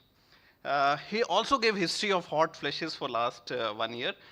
He has been hypertensive and he is obese, BMI is 30. On workup, he had low testosterone levels, and this part has become easier nowadays, because if you are writing your patient to get a sugar level done, he'll come with a booklet of tests. And usually there is a testosterone level done in that. And I'll tell you the caveats of looking at those tests in my presentation. But we usually see these tests in that booklet as well. He also had dyslipidemia and he is pre-diabetic. How do we manage this patient? So let's start talking about hypogonadism. What actually is male hypogonadism? Male hypogonadism or testosterone deficiency is a clinical and a biochemical syndrome. It is characterized by low levels of testosterone, which are associated with signs and symptoms. So it is important that the low levels are also associated with signs and symptoms, because 40 or 50% of the time it is a problem with the assay rather than the patient is actually having the problem. If I talk in strictly scientific terms, it is a reduced functional activity of the gonads. It may be low testosterone levels or inability to father a child. If we talk about epidemiology, and you'll be surprised what number of patients have this problem. Androgen deficiency increases with age. Incidence in middle age is around 2.1 to 12%. And if we talk about late onset hypogonadism, it is between 2 to 15%. And if I talk about Indian men, 20 to 48% prevalence in men above 40 years of age. And 40 years is a young age. This is the number of patients that we are talking about. There is an association, Dr. Kalra talked about obesity and metabolic syndrome. And in this situation, actually the prevalence goes higher. It is around 45 to 58%. And this can be one of the motivating factors for management of obesity. I remember one of my patients who had come to me. He was married for past 3 years. And the problem was so severe that they were about to get divorced. When we took the history, there was reduced frequency of sexual intercourse, and he had hypogonadism. He had testosterone levels of around 150 nanogram per deciliter. He was obese. His weight was 108 kg, and we devised a plan. We were able to reduce 10% of his body weight in next 3 months. And eventually, his intercourse frequency increased. He started feeling more energetic. And actually, the couple were blessed with a child after 1 year of that. So this can be one of the motivating things, that just by reducing 10% of your body weight, you might be able to increase your testosterone levels by 10% or 15%. There is also meta-analysis on diabetes. The meta-analysis was done in around 6,400 men, and they showed that people with diabetes have lower testosterone levels as compared to non-diabetic people. Talking about endocrinology, hypogonadism can be either hypergonadotropic hypogonadism, which is also called as primary hypogonadism, which we endocrinologists usually see where the problem is at the level of testis, and these patients have high LH and FSH and low testosterone levels. Or it can be a hypogonadotropic hypogonadism, which is low testosterone and normal LH and FSH, and this is the most frequent combination of tests that we see in our OPDs. It can be organic, where there is a proven pathology that affects the hypothalamic pituitary axis, and these have to be treated with conventional medications. Sometimes these patients require gonadotropins or testosterone, depending upon the patient's situation. But more commonly, it is functional. There is no recognized organic alterations in the hypothalamic pituitary gonadal axis, and obesity is one of the root causes of functional hypogonadism. I remember my teacher, Dr. Amini, way back in 2012, she told me that obesity is an inflammatory disease, and it leads to inflammation at hypothalamic levels. And this inflammation is responsible for hypogonadism in obese children. You see children with gynecomastia very commonly in your OPDs. Probably it is this hypothalamic inflammation that is responsible for low testosterone levels in these children. So these are the types of hypogonadism, primary and secondary hypogonadism. So which patient do we need to screen for? So men with relevant symptoms. What kind of symptoms?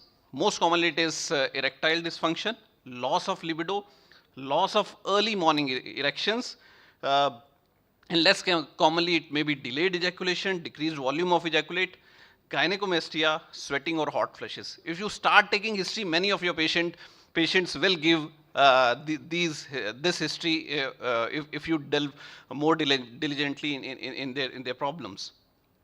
Or it may be seen in asymptomatic men. If you are looking into patients with chronic disease and there is a patient who is having anemia or osteoporosis or having recurrent fractures, patient is having unexplained weight loss, HIV associated weight loss, or there is a history of pituitary irradiation, or the patient is taking medications that affect testosterone production like opiates or glucocorticoids, these are the patients who should be screened for testosterone deficiency. There are certain symptoms that are very specific for testosterone deficiency, like incomplete or delayed sexual development, loss of body hair, very small testes, less than 6 ml. So these are very specific for testosterone deficiency. There are certain signs and symptoms that are suggestive, like reduced sexual desire, decreased spontaneous erections, breast discomfort or gynecomastia, unicoidal body proportions, inability to father children, or height loss or hot flushes. And there are certain non-specific symptoms like asthenia, low mood, anemia, loss of muscle bulk, increased body fat. So all of these may be associated with signs of testosterone deficiency. So what are the factors that determine signs and symptoms of low testosterone? It is the suddenness of onset. If the patient was having normal levels and he suddenly develops testosterone deficiency, maybe because of trauma or stroke, that patient will have very severe signs and symptoms. That patient will have hot flushes. That patient will come very early to you, as compared to those patients who have been chronically having low testosterone levels. then it is a severity of androgen deficiency. A patient who has a testosterone level of 40 nanogram per deciliter will have very severe symptoms as compared to patient who has a testosterone level of 200 nanogram per deciliter. And then it also depends upon underlying cause. If there is an organic cause, these patients will be having more severe symptoms as compared to those who are having functional hypogonadisms. So there are certain conditions where total testosterone might not give you all the information, and you will require to do a free testosterone levels. These are the conditions where sex hormone binding globulin are either reduced or these are increased. The most common situations that we look in our OPDs are obesity and diabetes. So this is one of the reasons why patients who are obese or who are diabetic have lower total testosterone levels. And there are certain conditions like hyperthyroidism or use of estrogens or cirrhosis or hepatitis. In these situations, SHBG levels are increased, and these patients may present to you with falsely elevated testosterone levels. So this is the diagnostic evaluation. You have suspected hypogonadism, do a total testosterone levels done.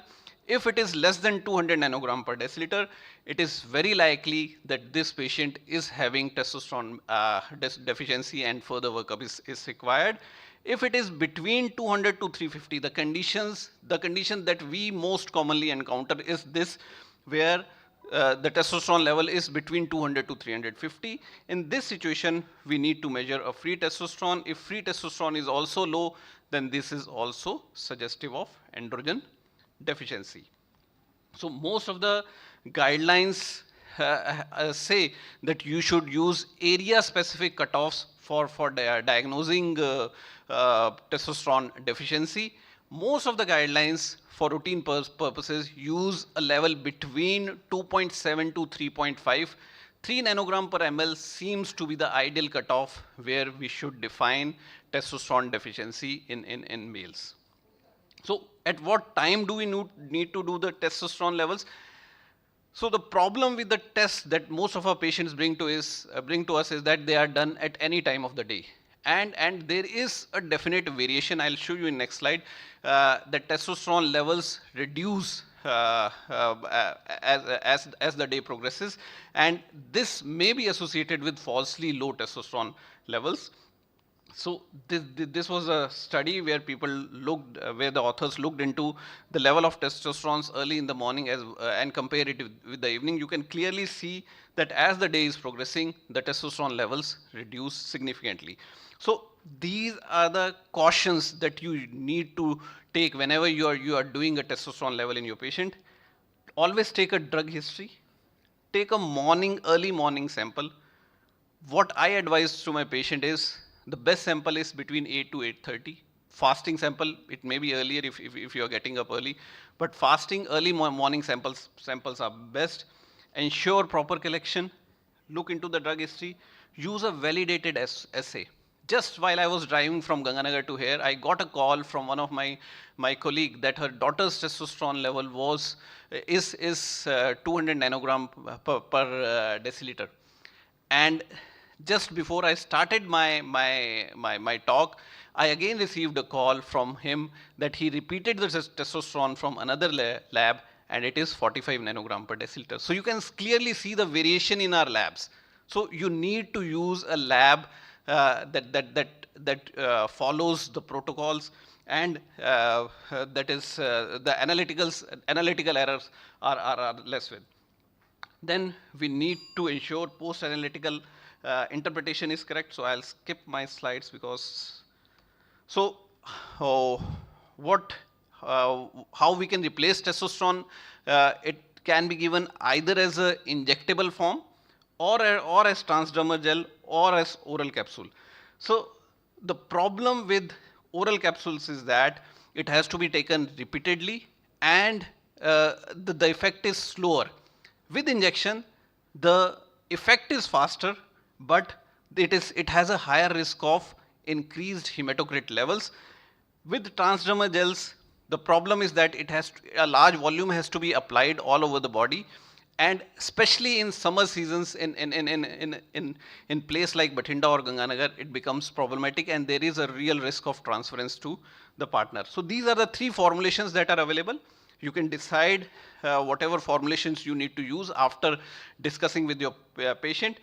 How to monitor, you need to do a hematocrit, you need to look into the patient's liver function test, you need to look into the patient's PSA. And you also need to look clinically whether the patient is having unexplained aggression, sexual hyperactivity, or his alopecia is increasing, darkening of skin or gynecomastia has increased. So these are the parameters that you need to look whenever you are replacing testosterone in your patients. So this is the treatment algorithm. I'll just forward you to follow up.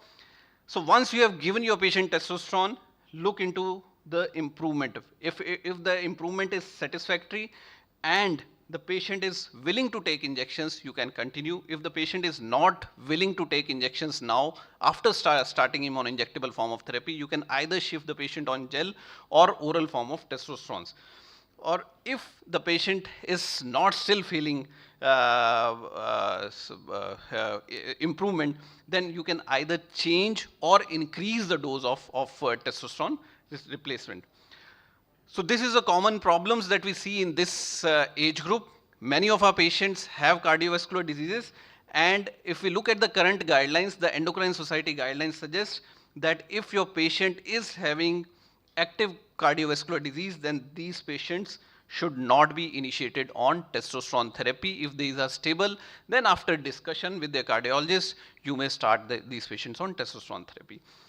In obesity and diabetes, there is definite evidence to suggest that testosterone replacement helps, and there is evidence that replacing testosterone in hypogonadal men in patients with type 2 diabetes definitely reduces the risk of mortality in this situation. And there is also evidence to suggest that lipid profile also improves if you are giving these patients testosterone replacement. We are worried about prostate cancer. My take-home message from this slide will be, it is the first 18 months that are important. So screen your patients more diligently in the first 18 months when you are giving your patients testosterone replacement, because this is the time when they can have prostatic problems. Otherwise, it is safe to use in this situation. So this was our publication with Dr. Kalra on management of hypogonadism in person-centered thresholds, targets, and techniques. So you can, it is freely available on net. You can read this publication. So my take-home messages are, testosterone deficiency is very common. It is important to take the sample early in the morning and look into all the caveats that I talked about whenever you are interpreting the results of the results, and look at the patient and then decide whether this patient has to be given testosterone replacement or not. The patient, there may be diverse number of patients which you are treating, and many of these patients may be taken care by one or other formulation of testosterone. Thank you.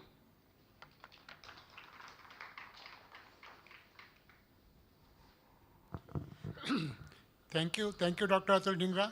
Very nice presentation. Definitely, it is a very common sort of a problem, and not to be discussed among even doctors as well as our patients. So very nicely presented. I think in future most of the people will take care of this thing. Thank you very much. Thank you, sir. Thank you.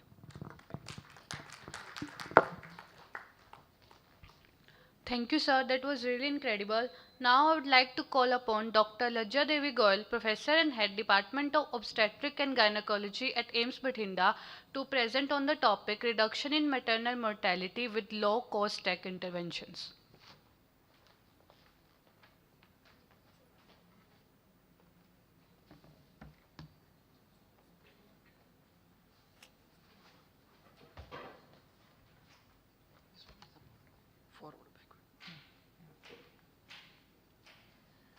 Good afternoon, everyone. At the outset, I am very thankful to the Dr. Vital Gupta and the organizing committee for giving me this opportunity to be part of this prestigious conference, MAPICON.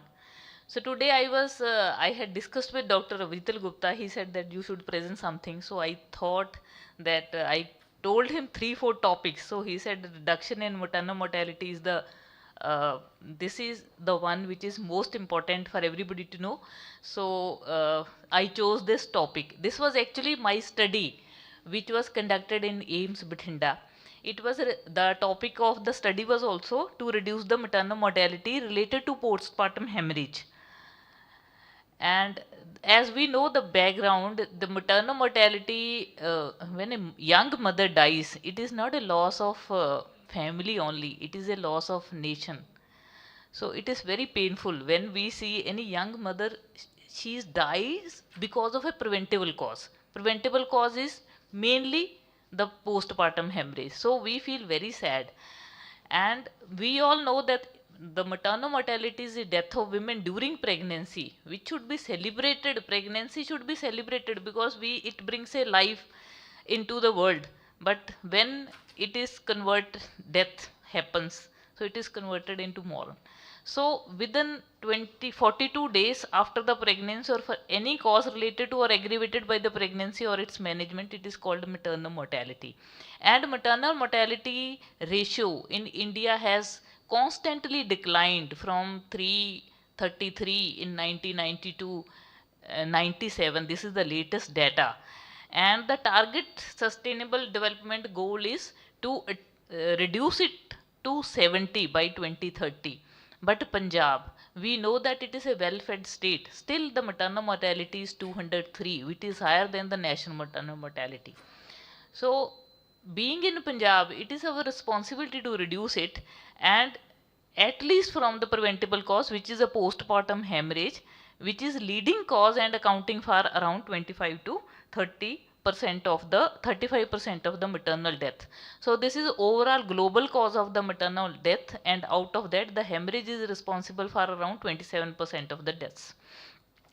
So when we think of the other states in Punjab, in India, the Kerala has the least maternal mortality, that is 19, Maharashtra 33, Tamil Nadu 54, and where we stand is 105. So this is very, very sad that in Punjab, compared to the other states, we are in very bad state. So what is postpartum hemorrhage? It is defined as any amount of blood loss which is sufficient to compromise the hemodynamic stability of the mother. And by WHO, severe PPH is if the blood loss is more than 1000 ml within 24 hours, and by RCOG, it is major severe PPH is more than 2000 ml loss. But it is not only the amount of blood loss, it is the rate of blood loss, which is if it is more than 150 ml per minute, that is important. And loss of 50% of blood volume in 3 hours, that is important. And loss of 100% of blood volume in 24 hours, that will lead to maternal mortality. And global burden of PPH, you know that nearly 25% of the maternal deaths are due to PPH, and PPH affects around 5% of the women. And majority of the PPH associated deaths are preventable, as I already said, by prophylactic drugs during the 3rd stage of labor and by rapid and appropriate treatment for the women with PPH. So what really kills a woman? There are 3 delays which we have encountered because of MDSR surveys going on all over India in each state. One is delay in diagnosing, another is delay in transfer of the patient to appropriate facility, and third one is delay in treatment and management. And 3 factors which affects, that is amount of blood loss, rate of blood loss, and health status of the women. Health status means that if the pregnant patient is to start with 6 gram only hemoglobin at the time of delivery, then even 400-500 ml blood loss may kill her because she doesn't have any reserve. And if the pregnant, at the same time, if the pregnant lady is having HB of 12 gram at the start of the labor, then she may tolerate even up to 2000 ml of blood loss. So can we prevent these? Yes, we can prevent by providing a standard care of management of PPH. So thinking of this background, we planned a study. The study was prevention of postpartum hemorrhage related maternal morbidity and mortality through structured approach. And this was a pilot project which was started in 2 districts of the Punjab. That was Bathinda and Faridkot. This project was funded by Directorate of Environment and Climate Change, Government of Punjab under Mission Tandurust Punjab, and it was implemented in our department and by the Punjab Council of Science and Technology. The principal investigators from Bathinda and the Faridkot. So, the aim of the study was to reduce the maternal mortality by technical interventions and capacity building of the healthcare worker in the government health sector. And objective was to sensitize and train the peripheral health worker about the prevention and management of PPH, and to train and equip them with the uterine balloon and anti-shock garment, which was the 2 technical interventions which we are using to reduce the maternal mortality. So this was the project rationale, and we managed around 75 mothers, 26 in Bathinda and 50 in Faridkot, which were affected with critical PPH, and we were able to save 74 out of 75. And this study was divided into 3 phases. First was the pre-intervention phase, second was the intervention phase, and then the post-intervention phase. In pre-intervention phase, we collected the data from these 2 districts on 3 major parameters. That was maternal mortality data. It was done by the assessment of verbal autopsy forms to identify the cause of death and identification of the PPH related death in the last 3 years, and assessment of the knowledge of health worker regarding the implementation of evidence based guidelines in the management PPH, and the assessment of management approach being followed in the health sector. So what we found that we have total number of deliveries happened in Faridkot and Bathinda was 7,200 in Bathinda and 6,263, and there were total 27 delivery points which were monitored. And baseline data on 175 maternal deaths were collected in these 2 districts on 3 years data, that was 2018 to 2020, and total death review was done, and it showed that 50% of the deaths were the deaths due to PPH was 48, that accounted for 27%, and PPH related deaths 50% occurred in the tertiary care hospital, 10% died on the way to hospital, and 40% died at the level of PHC, CSC and private, and 29% patients which were received in the tertiary care hospital were in irreversible shock. So what was the reason for delay? There was a reason at home level in 29%, because the patients were even in the modern era were managed by DICE, and there was a deficiency in transport in 20% of the cases, and at the facility level, because of the lack of equipment, resources and manpower, 30% of the deaths were at the facility level. And knowledge of healthcare worker were assessed, and which shows that except gynecologist, no other healthcare worker were aware of the uterine balloon and anti-shock garments. And PPH management approach was assessed in these centers, and only medical management was done at private sectors, peripheral health centers, nothing else was done. So then we came to the intervention phase after this background data, and there were 2 bundles were formed. The first bundle response was a clinical response. So all the health centers were trained about the uterotonic drugs, isotonic fluids which were given, and tranexamic acid is the latest WHO introduction into the management of PPH, which was also told, and they were told to do the uterine massage in every patient. And if with these medical management patient is not improving, then the response was to shifted to the refractory PPH bundle, which included the compressive measures like aortic compression, bimanual uterine compression, and 2 new uterine techniques, that was uterine balloon and anti-shock garments. These were delivered to all the delivery points in these 2 districts. And then we created a technical component of the intervention phase, that was teamwork and communication.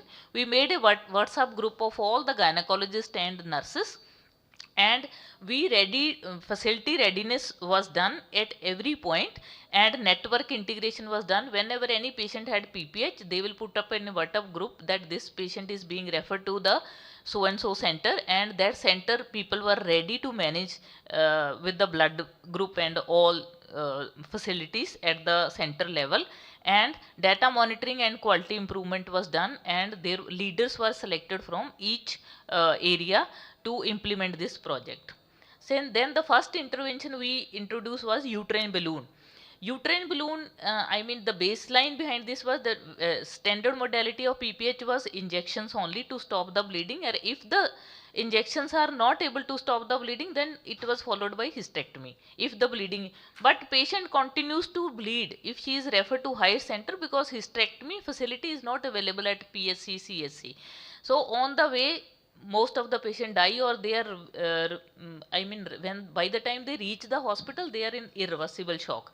So uterine balloon was an intervention. When the patient is referred, it is very easy to introduce into the uterus, and this will act as a tamponade to stop the bleeding, and by the time patient reaches the hospital the bleeding stops and the patient also doesn't go into shock. So we in India these type of balloons were available, which were made in America. That was Bakri balloon, and that was costing around 5,000, and it is available only in higher centers and big cities. So we proposed a very cheaper alternative, which is a uterine balloon, and that is costing only 700 rupees. So this is a balloon which we proposed. It was introduced by Dr. Burke. It is called ESM UBD device because every second matters in PPH. That is why name of this balloon is. So these are the components of balloon, which is which is available in a packet with a syringe and the condoms, and even gauze piece is there, and O-rings and Foley's catheter is there. So this is the methodology to introduce the balloon, and once we introduce the balloon, it will fill the uterine cavity and act as a tamponade. And the success rate in the various studies was shown that it is able to control uterine atony in 87%, and vaginal deliveries 87% PPH was controlled. Placenta previa also the rate was very high to control PPH, and even in accreta it was 66%. The second intervention we introduced was non-pneumatic anti-shock garments. These garments are actually originally designed by NASA. They are the anti-gravity uniform which were developed to keep the astronaut from blacking out during the extreme acceleration by squeezing the arms and legs to push the blood towards the head. So WHO recommended it as a temporary measure in PPH unless appropriate care is available. And NSG is included in the WHO, UNICEF and others list of medical device for essential intervention in the reproductive maternal child health. So this is how it improves. In obstetric hemorrhage, the mainly blood loss is from the pelvic area. So this blood loss will reduce the blood circulation to the brain, heart and lungs, which are deprived of oxygen because blood accumulates in the lower abdomen in the leg. So an anti-shock garment will reverse this by pulling the blood to the upper part. So anti-shock garments buy critical time to transfer a patient to the healthcare and provide the treatment. So this is how it is applied, and it has a 6 component, 4 around the legs and 1 around the abdomen, and abdominal component has a aortic ball which will press the aorta.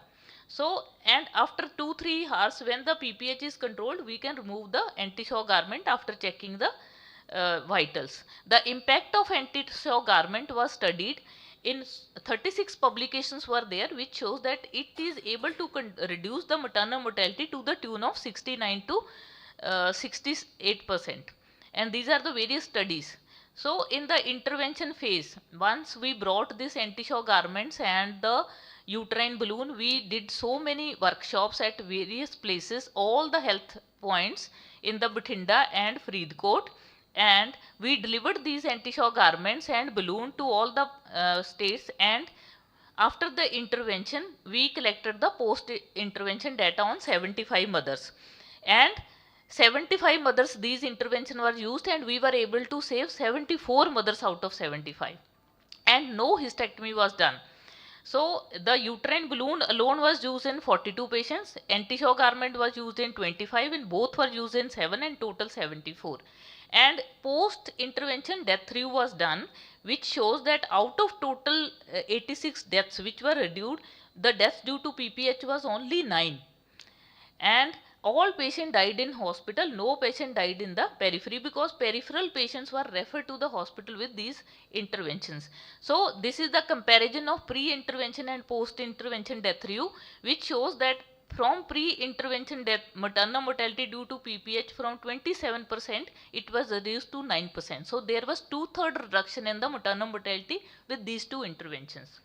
So we recommend that uterine balloon tamponade and anti-shock garment should be used in all cases of PPH, and training and workshop to be conducted at all delivery points in Punjab, and replication of this should be done in all area of Punjab to achieve the zero mortality, maternal mortality in PPH. So with the grand success of this pilot study, the government of Punjab was very happy, and they have sanctioned us a grant of 88 lakhs to replicate this project in 10 districts of Punjab. So the topic of the new project is management of PPH related maternal mortality in multi-centric holistic approach involving 10 districts of Punjab. So with these words I say that God cannot be everywhere, therefore he created mothers, and it is our duty that we must save them. So with these words I thank you very much. Thank you very much, ma'am. Great lecture as well as great initiative, which is going to go a long way to save numerous lives. As Punjab is in the middle of maternal mortality rate, and your endeavor in replicating in 10 more districts will save many lives. Any questions or comments? Thank you, sir. Thank you. Thank you, ma'am. Thank you for sharing your insights, ma'am. Now let's turn our attention to Dr. Monica Kakkad, Additional Professor, Department of Biochemistry, Associate Dean Academics, AIIMS Bathinda, for her lecture on references range of investigations in geriatric population.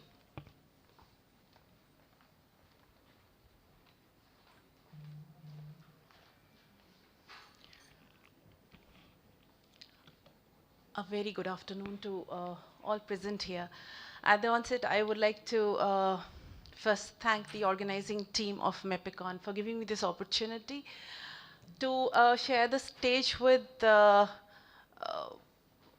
brilliant speakers, great researchers. So it's an honor to be here today. So what I'll be talking about today is age. Does age matter? Yes. The need to establish geriatric specific reference intervals in laboratory investigations. So broadly, we'll be discussing under the following headers. I'll give you the overview first, then the introduction to the reference intervals, the importance of geriatric specific intervals, challenges faced in developing those intervals, a few reviews, those studies who have been done so far, and the steps in that would be involved in establishing the geriatric specific reference intervals, and finally the conclusion and the recommendations. So to begin with the improvement in the health infrastructure, the facilities, and the general lifestyle of the people, the life expectancy of the individuals have increased. With that, to an extent that there has been inverse demographic pyramid has been observed, which has come to the eye of professionals, the general public, and the lab medical personnel. Now, what is the concern here? The concern is that by 2050, the geriatric population, that is the population above 60 years of age, it will almost double, highlighting the increased need for age-specific medical practices. Also, the geriatric population is unique in the sense that they have their own challenges of cardiovascular diseases, diabetes, osteoporosis, those multitude of limitations challenges happening simultaneously. And with that, with our own understanding, or maybe if I can put it that way, mental blocks that we, the health structure also, the health professional also have to adapt now to developing geriatric specific, not just practices, but also specific diagnostic parameters. So I being a biochemist, so just an overview of what we do in the laboratory. So basically whatever samples, be it blood, urine or any kind of body fluids that are received in the laboratory for analysis, the results are interpreted in terms, quantitatively in terms of numerical values. Now these numerical values are then used to interpret clinical information. Since they are numerical values, they are reproducible, they are comparable, and at the same time they can be used for as a very good tool for evidence-based medicine. Now, since these are numerical values alone do not stand any merit. They have to be interpreted in light of something. Now, that something is the reference intervals. So, if you look at the reports what we receive from the laboratories, usually the patient results would be given, and in that, just next to that would be mentioned the reference interval. So, reference interval usually what we say is it depends on the equipment used, the platform used, or the method on which it is based. It also depends on the gender of the individual. However, the biggest limitation as far as India is concerned is we do not have our own references. So we are borrowing those references from the Western world. Now their genetic makeup, their ethnicity, everything is different. And to cap it all, now we have a geriatric population increasing where we do not have any reference points. So that makes the things still more difficult. Now, what is this reference interval? It is based basically on the standard statistical distribution of the test results which are obtained from the normal population, adult population. Now, normal synonymous to healthy. So that's the healthy population is selected, and then from that the reference intervals are drawn.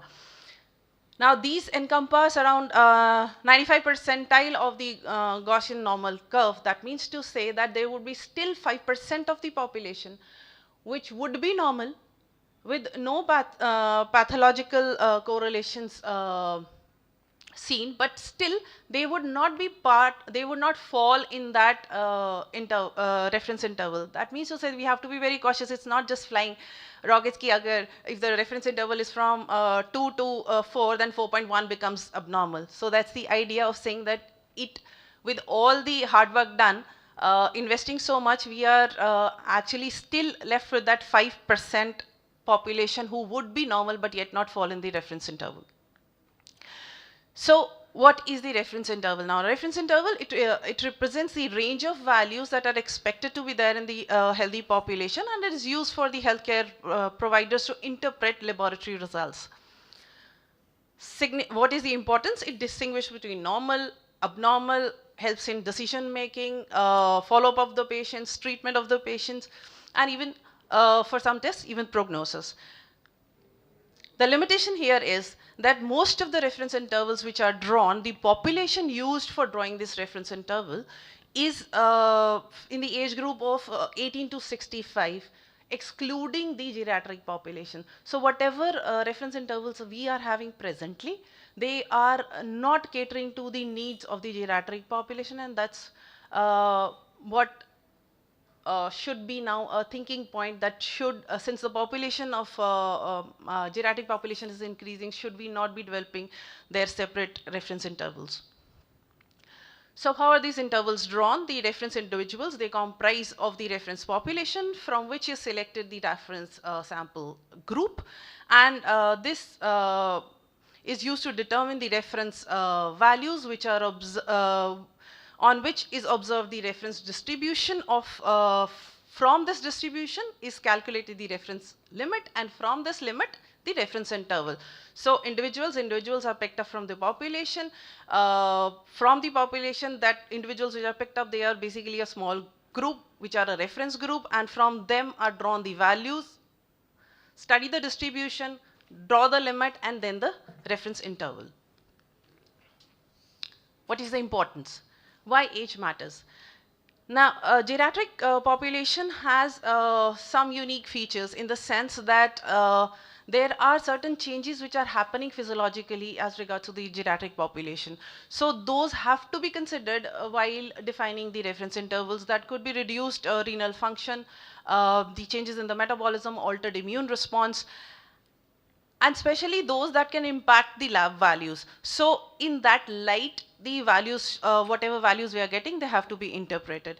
Now, making these reference intervals for geriatric population is more critical in the sense that since the physiological changes are happening at every level, in all the intervals of the population, let us say 60 to 70, 70 to 80, 80 to 90, unlike the adult population where we are using a broader range. So we have to break them into smaller groups to study the effects what these physiological changes are producing on those analytes of interest. Now, using the reference intervals of younger adults to interpret the health status of geriatric population eventually leads to either misinterpretation, overdiagnosis or underdiagnosis of disease states. Just a few examples which I have picked up from the references available on studies which have already been conducted.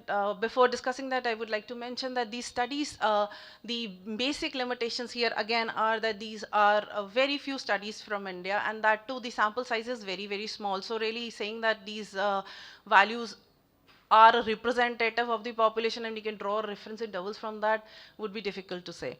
So as you can see here, creatinine values do tend to increase a little. But the problem with creatinine is that as we age, the renal function tends to deteriorate by 30 to 40%.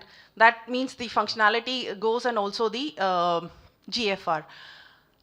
But simultaneously, that means if the renal function is going, the creatinine levels should increase. But that doesn't happen because simultaneously the muscle mass is also decreasing. The nutritional status is also going down. The dietary intake is also decreasing. The muscle mass is going down. That means to say that if you are not able to excrete the excretory product, we are also producing less. So net effect is that we would be maintaining normal creatinine levels in the geriatric group even if the renal functions are deteriorating. So for that, in that case, study of the urinary creatinine levels would be a better choice because that's more reflective of the GFR rather than the serum creatinine, which combines both. It is affected by GFR as well as the affects the GFR as well as it's affected by the muscle mass. It's more important again to know the renal function in case of geriatric population because again the dosaging for of various drugs has to be tailor-made to the requirement of the geriatric population, and since they are aging and their renal function is going down, with the same dosage what is given to younger adults may be toxic for the geriatric population. So that would be another challenge to treat. Coming to the glucose levels, as we can say, the glucose levels, as we go from 80 above, the glucose levels tend to increase. So the serum glucose levels increase. Parallel to that, there is decrease in the glucose tolerance. The glucose levels can also decrease if there is a case of malnutrition. So the results have to be interpreted in that perspective. That means there has to be correlated clinically. But there is higher serum insulin levels seen, which suggests that there is associated insulin resistance happening. And this is probably responsible for the impaired glucose tolerance seen in around 25% of the individuals over 75 years of age. Now, there is also decreased levels of calcium, increased levels of calcium initially till 90 and beyond, there is a sudden dip. The increase could be attributed to decrease in pH or increased levels of parathyroid hormones, and it removes the calcium from the bones to in an attempt to increase the blood calcium levels. However, the significant decrease in albumin does contribute to decrease in calcium levels, so that could be a thing to watch for. Now, this was a study, it was an ICMR funded project by the name Geriatric Friendly Clinic, Primary Healthcare approach. This, in this study, I think it's probably the only study as of now I can recollect, or I've seen literature, more than 5,000 geriatric population was, population of more than 5,000 individuals was studied in this, and I was fortunate to be part of this. Wherein the primary objective was to demographically map the population and then divide them into groups. In the second phase, wherein the main idea was to provide them care, so they were stratified into people at individuals at no risk at all, little risk, or high risk, and then the attempt was made to convert the higher strata into, bring the patients from the higher strata into the lower one, so that they can be managed likewise. Albumin, I've already said, albumin levels are decreased, and that can also contribute to low levels of calcium. Now, other liver function tests are also affected. Cholesterol levels, again, the cholesterol levels tend to increase till the 6th decade. Then comes the plateau phase, and it starts decreasing. So that means beyond 80s, the levels of cholesterol would decrease. But also, cholesterol is also a marker of malnutrition. That means to say, two independent variables decreasing cholesterol levels should be interpreted in a way that the decrease, the sudden decrease in the cholesterol levels, there are studies suggesting that it can be taken as an indicator of worsening of life expectancy prognosis. So as I've already said, cholesterol levels tend to increase initially and then decrease. As in case of women, since the protective effect of estrogen is gone after menopause, so their predisposition to cardiovascular disease is almost equivalent to that of males. There is significant, if you can appreciate that in the geriatric population, the levels of T4 are significantly lower compared to that of the normal younger adults. So there is hypothyroidism seen in around 2 to 6%. So that's what we are trying to say, is that that is part of the natural aging. So there are so many parameters which are suggesting that there is natural aging happening, with that affecting the parameters. Hence, there is, it becomes imperative to develop our own reference intervals specific for geriatric population. So similarly, the hemoglobin levels also tend to fall. These are certain references all suggesting that the different analytes for the reference intervals for different analytes for geriatric population need to be developed. However, the limitations for most of the studies are that they are not Indian studies, and the population of study is very little, around 100 odd population. So the challenges are that most of the reference intervals are derived from the younger population, and it is extrapolated to that of geriatric population, whereas we are not considering the comorbidities or the medications involved. There is physiological variability which is not considered when we are talking about the younger adult reference intervals.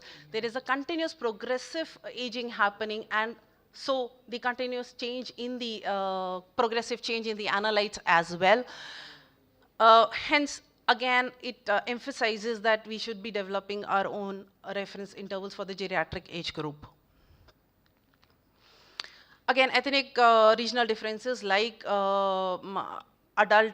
younger adults. Similarly, for geriatric group as well, they do contribute comorbidities and medications, because most of the geriatric population is on medication. So it's really difficult to interpret in the sense that what would be the true value, the normal value actually, had they not been on medication, because most of the population under study would usually be under one medication or the other, or maybe a polypharmacy, they would be taking more than one medications.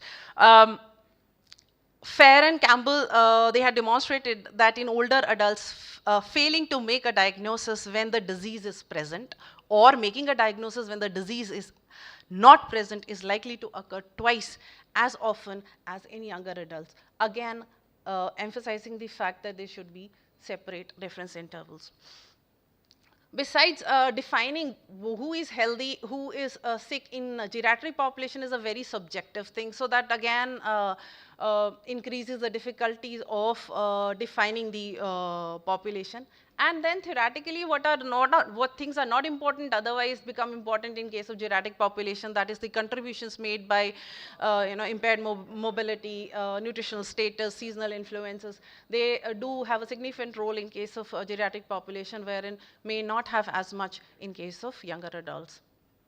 What we can do, we can recruit healthy individuals, clear-cut marking the inclusion-exclusion criteria, standardizing these sample collection protocols just to avoid all the pre-analytical errors. Then consider age-related changes. That means account for all the physiological changes what are happening in the geriatric population when we are trying to define the reference intervals for geriatric population. Use of robust statistical methods and regular review and update, because most of the places we are not even, physicians may not be even aware in the periphery that there is a requirement for developing the geriatric reference intervals also. So spreading that message, that understanding that now it's time that we should be looking for age-specific, specifically geriatric population-specific reference intervals. The benefits, in fact, if you are looking at whatever we have discussed so far, precision medicine, if it has to be applied, this is a good group to do it for, since it's more individualized. As I said, you cannot have a broader age group to define the intervals. It has to be broken into smaller groups, because there would be still differences between age groups of 60 to 70, 70 to 80, and 80 to 90 and above. So precision medicine, personalized medicine would be something we should be looking for. It will help us avoid over-treatment or under-treatment of geriatric population, and eventually improve diagnostic accuracy. So conclusion is that we should be looking for age-specific, developing age-specific reference intervals. The current gaps, that means using the younger references for adults should be for the geriatric group should be avoided, and collaborative research should be encouraged. Since I said the major limitation is lack of data, a comprehensive data. So multicentric studies should be, in fact, recently ICMR has initiated a multicentric study which is happening now in 6-7 centers across India, of which fortunately AIIMS Bathinda is also part of, which will be contributing to developing the reference intervals, not specifically for geriatric, but overall. But it's a good initiative. At least we'll have our own Indian reference ages, so that's a great thing. Thank you for your time. Thank you. Thank you very much. Excellent talk, making aware people that 20 years and 80 years reference age will not be the equal. So what we are doing is we are generally following the Western data. So it is great. Congratulations. Dean Research is here, Associate Dean Academics is here, and you have given you are part of that ICMR project, and that is great to know. Thank you very much, and congratulations for that project. Thank you.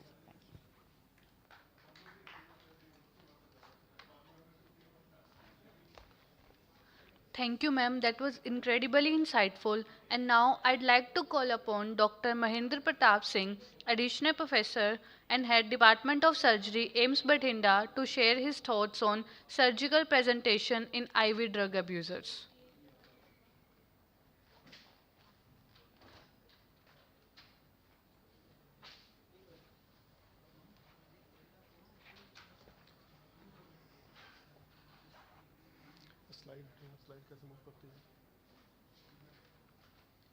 Slide कैसे move करेगी slide कैसे move करेगी आगे एक बार यहाँ के लिए मैं आपको भी देता हूँ पॉइंटर देता हूँ हमारे Very good afternoon to all dignitaries present here. Okay, thank you. Uh, I'm grateful to the opportunity given to me by the organizing team led by Dr. Bipul Gupta. And it is a great experience to be here, to be among the experts that are present here, interacting with them. It is a great experience for me to learn from you, learn through this MAPICON conference. Thank you. I am presenting here today the surgical presentations in IV drug abusers. This topic became dear to me when I come to Punjab. I was not aware of this, something kind of this is happening in our own populations. I was not aware of that the drug can be so dangerous in that way also. So if you see this picture, you will find, there is no vascular access in the arm, foot. There is only available access that is present in the neck vein, because both arm veins are blocked. You can also visualize that there is healing kind of ulcer on the right side, and there is some skin changes, cellulitis, and redness or edema, swelling in the both of the lower limb. Patient is young, and he is from Punjab. So,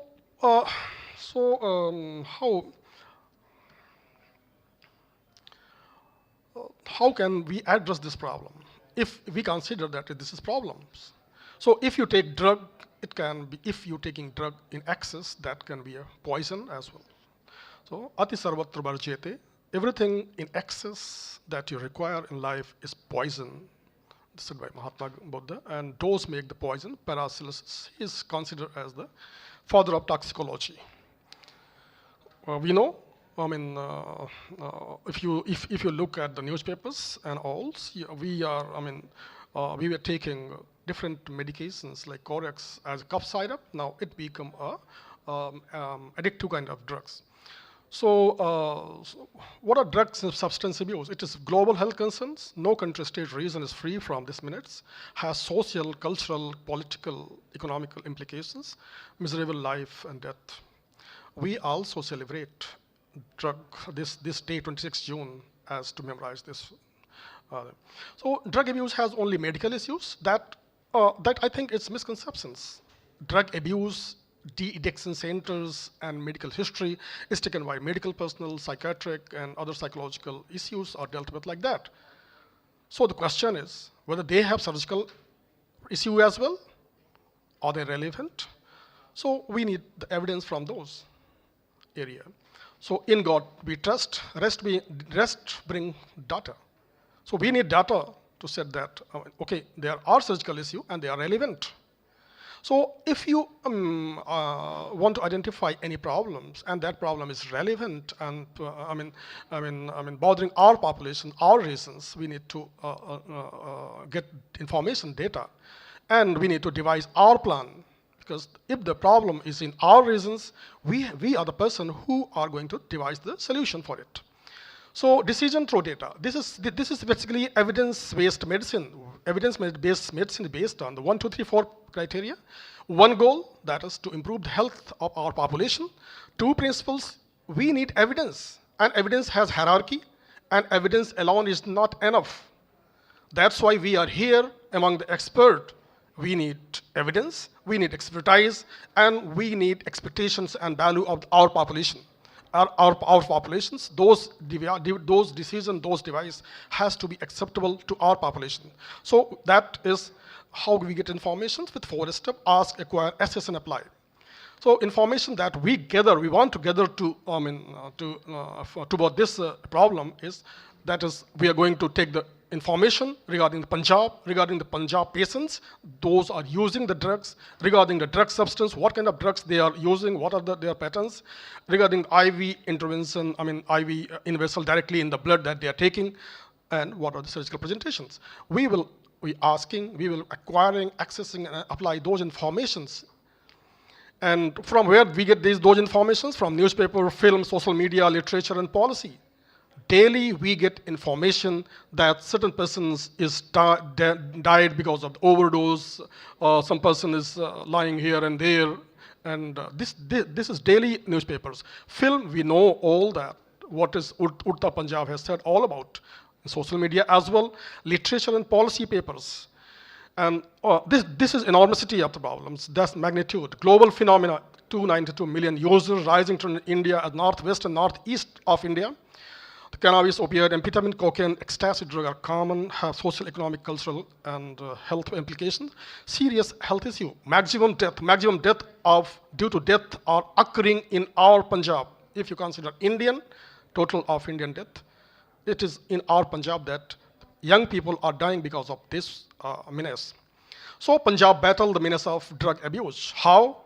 If you know the lines are Urta Punjab, powder ki lino ka rakhega kaun hisab. We know the Golden Crescent, Afghanistan, Iran, and Pakistan, global hub for the drug trading. We are the border state, so we are inbound to face these issues. Ancient trade routes, if you listen, if you go down the history lane, you will find that we are transit. We are transit. This state is transit for the drug trafficking and business. Now we are consumer. We become consumer for those drugs. So I mean, this is crime, and this trade is together. We also hear in newspaper that there is eagle, catch and search and catch operations run by the police, and there is enforcement, de-addiction and prevention plan that is approach given to the police, our police personnel. So magnitude of drug abuse in Punjab, 6.6 millions. Among those, 697,000, they are children, 10 to 17 years of age. Opioid, heroin, 34, this you're looking at, cocaine and this. Female are not far behind. 16% of total female drug addicts in India are from Punjab. And drug seized, 75% of total drug that is recovered, seized from India are from Punjab. So 21% of death that occur due to the death are from Punjab. That is, that more alarming is 18 to 30 year of age, though are 18, 13 year. And the case registered under NDPS Act, we are in third place. So extent and pattern of substance use in Punjab is enormous. This is the data that is given by the Ministry of Social Justice and Empowerment Government of India just in 2 months back, I think. In August only, it is submitted to a query for the drug issue in the Punjab. So maximum overdose death that occurred, this is NCRB data. Just recently released NCBRD data. So, if you look at this same Ministry of Health and Family Welfare release, you find that there is a northeast area that they are suffering from this issue, and there is a northwest area of India that is suffering from this issue. Afim and heroin are the common injectable drug that we are using. So, as far as you look here, we are, in terms of numbers, we are second place. As far as what we are using as injectable drug, heroin, buprenorphine, pentazocine, that this is ministry data.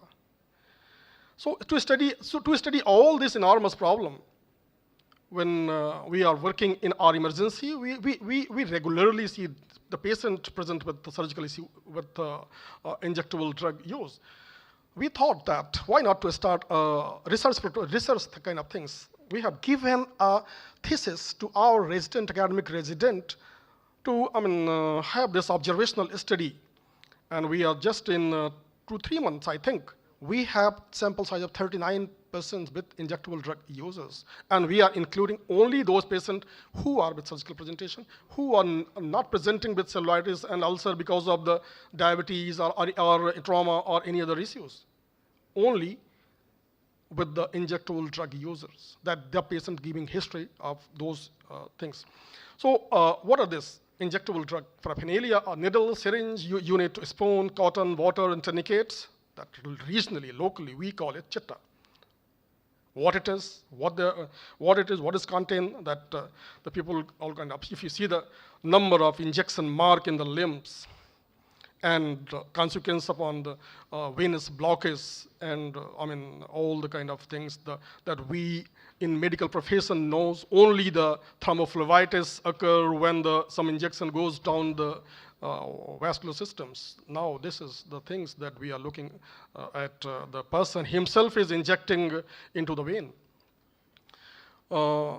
So surgical presentation of parameters that we looked at: skin, soft tissue infection, cellulitis, septic thrombophlebitis, myocarditis syndrome, necrotizing, deep vein thrombosis, peripheral venous blockage, bruising, track mark, and pitted skin.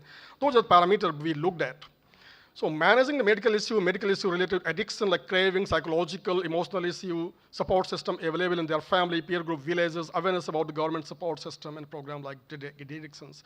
We that were present in this population, they were also managed medically. So we looked at injection site, upper limb, cubital fossa, forearm, hand, fingers, lower limb, groin, this whole area. Sometimes, and interesting, you will get some patients, they are expert in injecting those drugs even in heart. Pattern and frequency of IV administration, when we looked at name, cost, name of those drugs, cost, availability, amount, making solution, how they make it, how to make solutions, alternative, how they are mixing the things, where they get syringes, what the size of syringes, how they use, reuse, share, place and timing of administration, from where they, where some abandoned school or abandoned building, frequency and peer group among those, when they are in the, we also study serology, hepatitis B, hepatitis HIV and demographic profile, where the literacy rate, urban, rural employment status, how to manage with ultrasonography, CT scan, discharge, cultural sensitivity, managed with antibiotic surgical approaches. What surgery we did: debridement, drainage, aneurysm, excision, repair, vascular ligation, vascular grafting, limb salvage, amputation. So what are the data that we got? Age, you look at 21 to 30, almost 17, I think. 17 are there. So their gender, you look at this, all male. There are female also, but in our group till now, all male for this. Employment, unemployed, this you see the 25. Urban, rural, mainly rural area. Mode of presentation, cellulitis, gangrene and pulsatile swellings, type of substance use, seropositivity, all are positive. So culture report, we have this. Surgical intervention, that bit, we did needle retrieval, microtic excision, femoral vessel ligation, external iliac vessel ligation, amputation, laparotomy. Death occurred in a day when patient presented. So we have this kind of issue: abscess, cellulitis, gangrenous changes, and pseudoaneurysms, you see, and we did the primary repair for this pseudoaneurysms. If you see the kind of gangrene and swelling and blockage and cellulitis, we did debridement, and you see the gangrene amputation with upper limb amputation. So we do angiography, you see the aneurysm here, and you find in this multiple site of injection. You see how we operated when patient present with bleeding hemorrhage in our emergency setup. So we do this.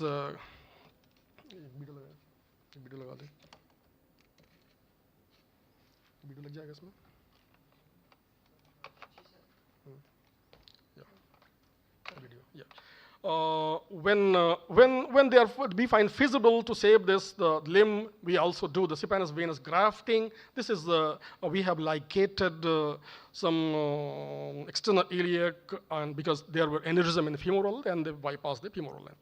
So we retrieved the needle. We retrieved the needle in the second picture. We retrieved the needle that was embedded in the vessel. So why injection? Why they take injection? It quick. Produce a rush, euphoria, and addiction even in single shot. So risky injection, reuse, sharing, mixing drug, frequency of injection, 1/3 of report, vascular complications, life-threatening myocardic aneurysms. So this is in our significant public health issues. Local trauma, so with repeated puncture and infection, needle embolizations. So we have high risk of contracting this virus, HIV and vascular injury, skin changes, bone and infective endocarditis, lung infections, and others. Problem of healthcare professional, because we face daily difficulty in getting vascular access because everything is blocked. Often only choosing vascular access through the neck vein. High chances of getting contracting this, and chances of cross infection to other patients. So other than this, these patients have indebtedness, family issue, domestic violence, robbery, theft, emotional, psychological, and lack of awareness program, lack of counseling, employment opportunity, rehabilitation, reintegration, and comprehensive strategy lacks. So similar study done in 2000, it was retrospective study in the PGI. No prospective study was done such kind in our Indian setup. So we have started this. There are different support group, Nasa Mukti Bharat Abhiyan and other groups, drug demand reduction program are running. So take home message, the surgical presentation are closer to reality in showing the immeasurable life of drug abuser that can result from losing a life or limb. Our healthcare professional would now have a knowledge, experience, skill to deal with them proactively and more efficiently, surgically. Thank you. Thank you, sir. Really important topic, since Punjab is, capital of drug users, and it has IV drug users are increasing. So really great issue to be discussed. Thank you very much for apprising us about the surgical presentations of IV drug users. Thank you very much. Thanks. Thank you.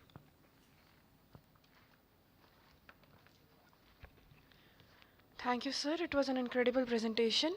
Now I'd call upon Dr. Yasmin Atwal, Consultant Nuclear Medicine, KP Imaging, Bathinda, for her lecture on topic non-oncological applications of nuclear medicine.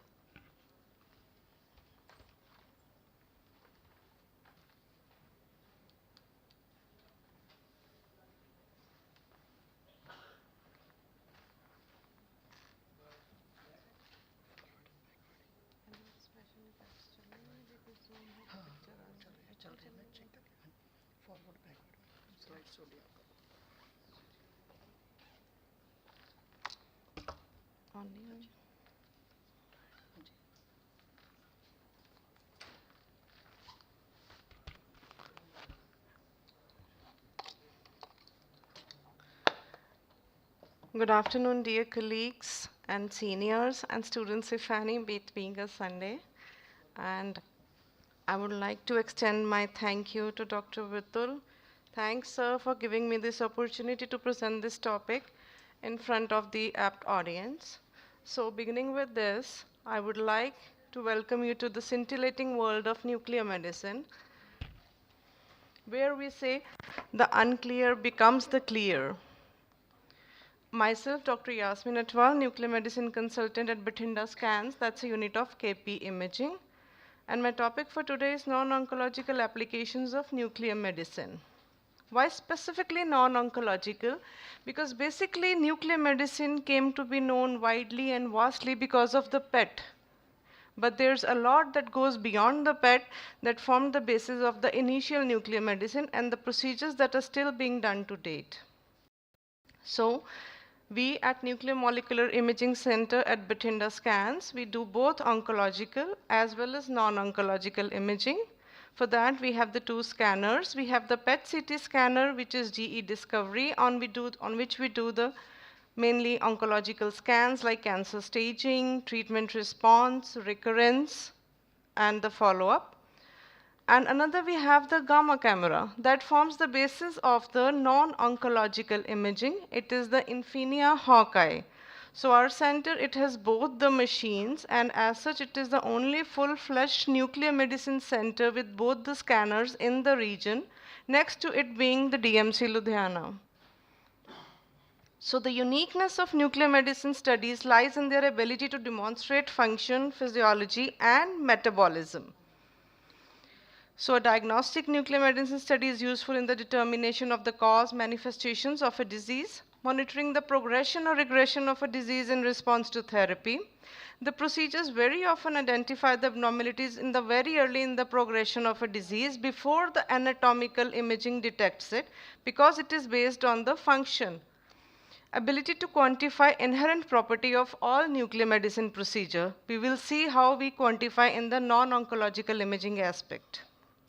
So, the basic components of any nuclear medicine procedure is radiopharmaceutical, acquisition system, that means our scanners. We have the PET scanners and the gamma scanners, and then the analyzing system through which we interpret the scan and correlate it with the clinical presentation and previously done radiological findings.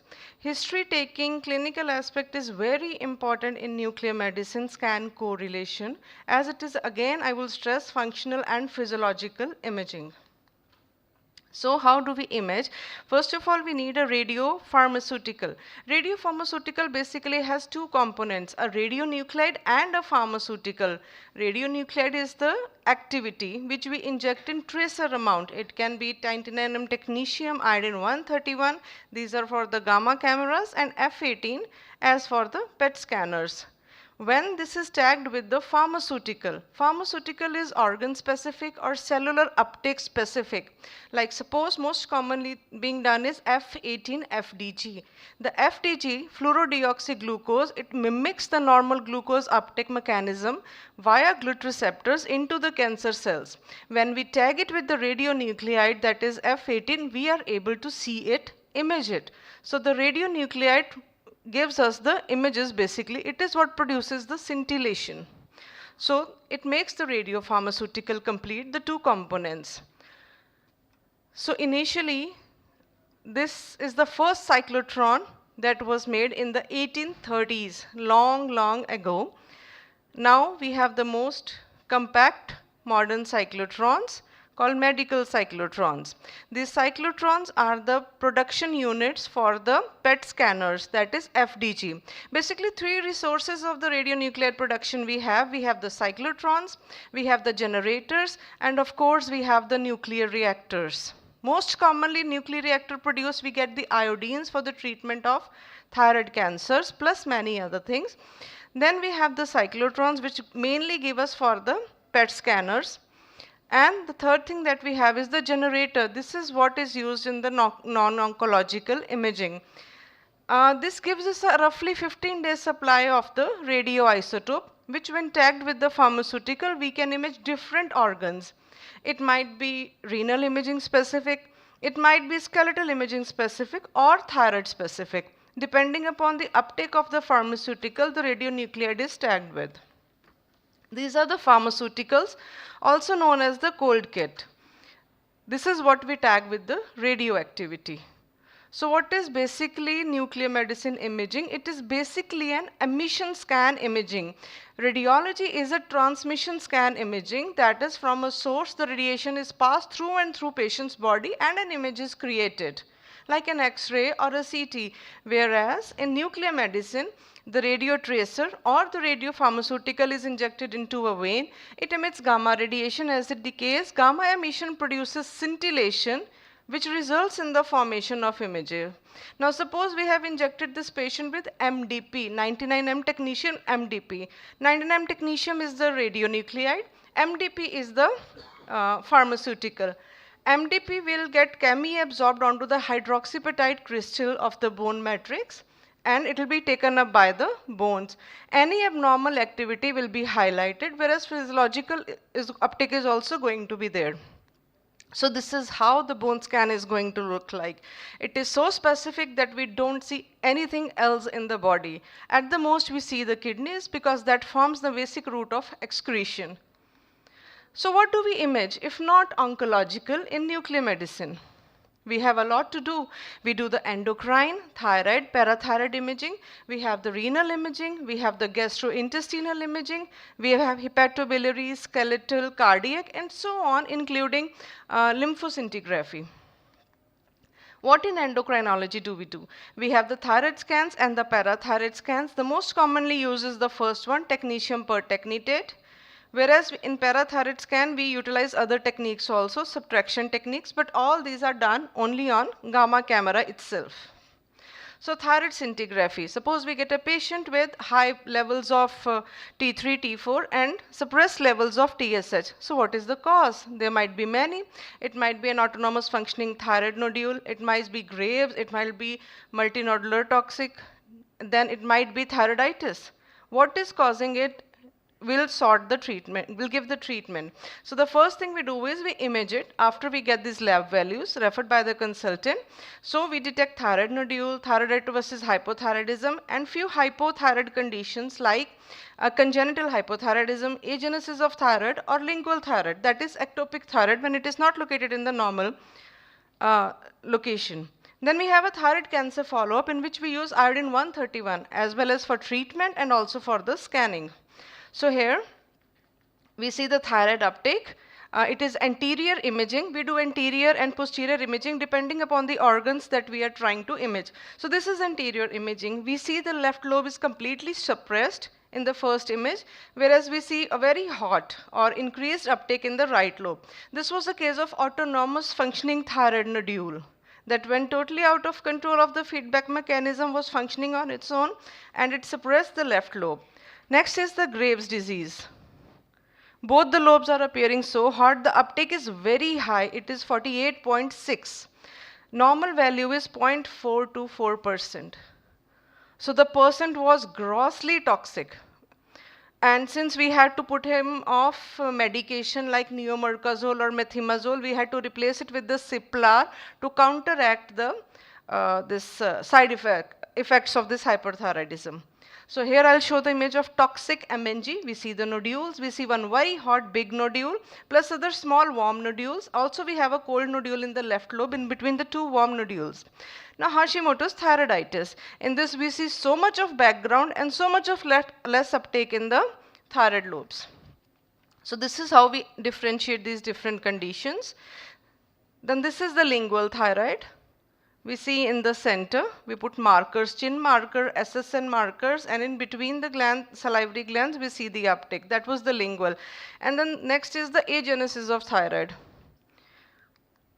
This is when thyroid detects malignancy. It will be cold on the technetium scan, but if we give it MEB, that will be taken up by the nodule. If you can vaguely see, there's a nodule that is not seen in the first image, but when the same patient was scanned after injecting MEB, it was hot. So this hinted at the malignancy rather than a benign condition. And this is the therapy scan, post-therapy scan. In this we see uptake in the lungs. This is I131 iodine scan. So what do we do in parathyroid scintigraphy? Detection and location of parathyroid adenoma. It has high sensitivity and specificity. We have two techniques, single tracer technique and dual tracer techniques. I'm going to share with you a very rare case, we did here only, of bilateral parathyroid adenomas. Since we had a doubt, we see the two dots in the neck. Just where thyroid is located. We did the subtraction study also to reconfirm it, since that has a higher sensitivity and specificity for the same. And here in the third image with arrows pointed out, the thyroid is white in color and the parathyroid adenomas are clearly visible thereafter. So next, what is the role in nephrology? To see the differential function of two kidneys. The function is given in ERPF, effective renal plasma flow, or the GFR, depending upon the agent used. Also, it is given in a percentage cortical split function out of 100. So the things we use for it is a 99 technetium DTPA, which is a glomerular agent. It gives us the GFR. And 99M technetium EC, it is a tubular agent, it will give us ERPF. Now where to use this DTPA or EC? Normally written is DTPA. At times we have to change it to EC. EC is basically done in pediatric population and in patients with creatinine higher than 2. Whereas DTPA is routinely done in normal creatinine values in a population more than 16 years of age. And then this is the dynamic imaging. We see the flow, we see everything, we generate graphs. Whereas in the renal cortical imaging, this is a static imaging basically for the cortical split function given in percentage and the scarring. So this is a graph. This is an EC scan. This child was 10 years old. He came to us with a history of renal calculi, pain on right side of abdomen. It's the posterior imaging since kidneys are located posteriorly. So as we see, the right kidney is seen pulling up in the subsequent images. The left kidney graph is seen coming down, whereas the right kidney graph is seen rising up. So this hinted at the obstruction in the right kidney. Next scan is of ectopic kidney. They wanted to know the function of ectopic kidney and its flow status, whether any obstruction is there or not. This is a posterior imaging. We see the left kidney, just a second. This is an interior imaging. We did this interior imaging. The ectopic kidney is located just above the bladder on the pelvic brim. And we see the obstructive pattern of it. Left is the, since it is anterior imaging, left is showing obstructive pattern, the graph is going up. But since it is ectopic and it is more anteriorly located, in this we do anterior imaging also. This is for the same patient. Now, where is this renal imaging needed, especially the DTP and the EC? It is needed in the kidney trauma, kidney transplant, urinary tract obstructions, renal artery stenosis. For this, we have the captopril renogram, hydronephrotic patients, kidney abscess, and polycystic kidney diseases. Another aspect in this is DMS scan that mainly detects the scarring. Reasons might be many, like acute pyelonephritis. It detects ectopic tissue. It detects renal abnormalities and the non-functional status of the kidneys. So this is a normal DMS scan. We draw the arrows around the two kidneys and we get the percentage. So the left one is working 43.5% and the right is working 56.5%. We have a cutoff for the salvageability, below which if the percentage comes, we say the kidney is not salvageable. This is the image of acute pyelonephritis. On left kidney in the upper pole, we see a photopenic area, which after 3 months of post-antimicrobial therapy, it healed with no scarring. And this is the corner image which shows of another patient which shows scar in the left kidney upper pole region. It is a wedge-shaped defect which is known as the scar. Now this is a horseshoe kidney that we found on DMSA. We see the upper poles of both linked to each other. Now the left renal agenesis, left cortical tissue, no uptake, no functioning renal cortical tissue. This is cross-ectopia. Now, what is nuclear medicine in gastroenterology? We do GI bleed scans, we do ectopic gastrical mucosa or Meckel scan, gastroesophageal reflux studies, gastric emptying, and also colon transit studies. This is not a very good image of RBC scan. So we see the bleeding and we can quantify the arteries, point the arteries, which is the region like superior mesenteric artery or inferior mesenteric artery from which the bleed is coming. And this is a Meckel scan. The bigger increased uptake that you see, that is the stomach. And the rule for the Meckels is as soon as the stomach is seen, the abnormal focus should also be seen, the ectopic gastric mucosa, because the mechanism of uptake is the same. So we see a small dot on the left side in the abdomen, that is the Meckels. Now GE reflux study, especially done in pediatric patients, non-invasive procedures.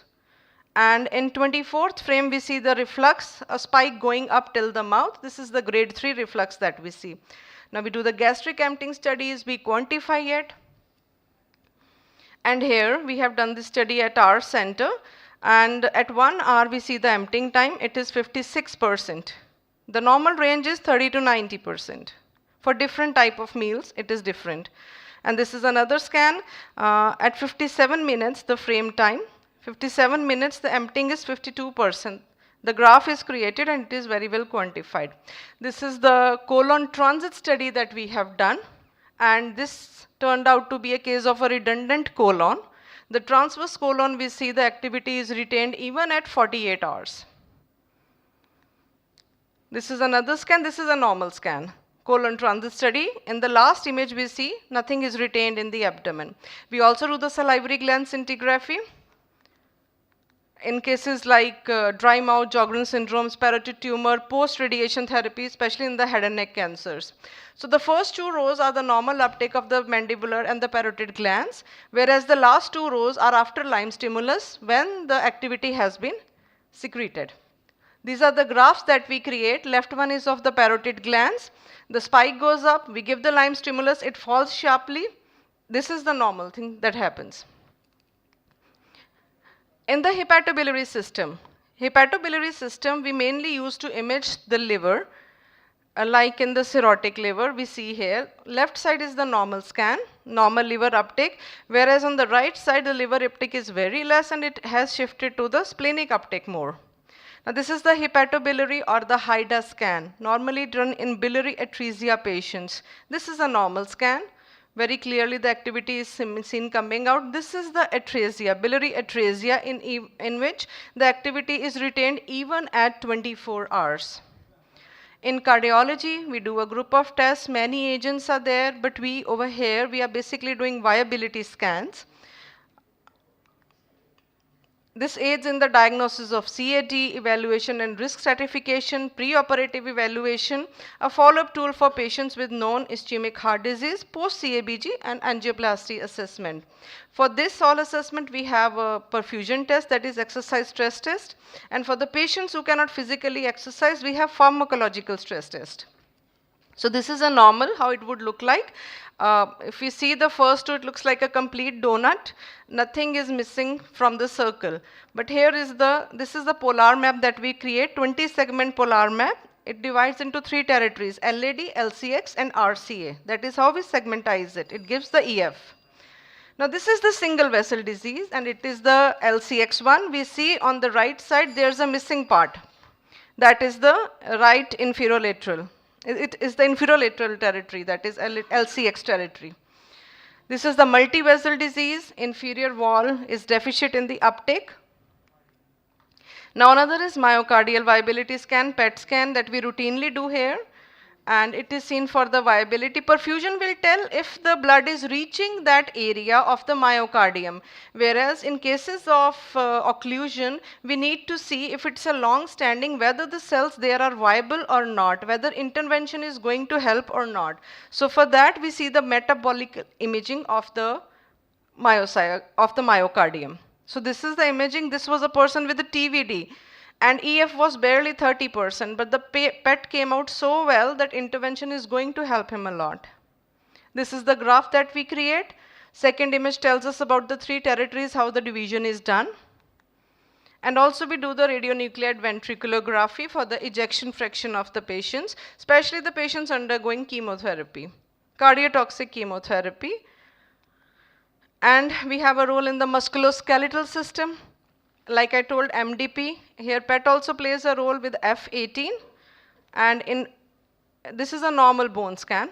This is a bone scan with extensive metastasis, left side. We call it a super scan. It has axial and appendicular, all metastasis is there. This is the osteosarcoma. For this, we usually do a 3-phase bone scan. We do a perfusion phase, we do a blood pull phase, and then we do a later phase, delayed phase. And it is used in monitoring the disease progression. Initial 4 months, it was just 1 rib, and later on we see how much skeletal metastasis has progressed. This is in the osteomyelitis. On left side, you see the 3 phases done. Perfusion phase, second is the blood fuel phase, and third is the delayed uptake. Venography, not done now, but still I included the slides. And last but not the least, we have the lymphoscintigraphy for staging the lymphedema in the patients, lymphatic obstruction. We give pedal injections of sulfur colloid and then we image the patient. This was a normal one. The lower side is the head end and the upper side is the foot end. We see increased activity in the foot end and we see inguinal lymph nodes labeled. It reaches the inguinal lymph nodes in the first image itself. So it shows us that very normal scan it is. So, as per Dr. Homi Jahangir Baba, father of the Indian nuclear program, for the continuation of our civilization and its further development, atomic energy is not merely an aid, it is an absolute necessity. So is the nuclear medicine that brings its origin from the Homi Baba National Institute. Thank you, sir. Thank you very much, ma'am, for showing us beautiful pictures. At least we will not be able to read those because that is a specific expertise. But from seeing the picture, we will come to know that this is what scan. Yes, so sir. thank you very much for apprising us. And what you are doing is the first center in this region, Yes, I sir. think. And it is a great facility. Yes. for all of us. Thank Yes, you sir. very much. Presently, it is the only functional center here with 2 Yes. scanners, sir. Yes. Otherwise, patient has to go to DMC Yes. and further to PGI. Yes. That's it. Thank you, So sir. great job done. Thank you. Thank you, everyone. Thank you, ma'am, for sharing your knowledge with us. And now it's my pleasure to invite Dr. Vaibhav Saini, Additional Professor and Head Department of ENT, AIIMS Bathinda, to present on the topic mucormycosis, how it hit Malwa region.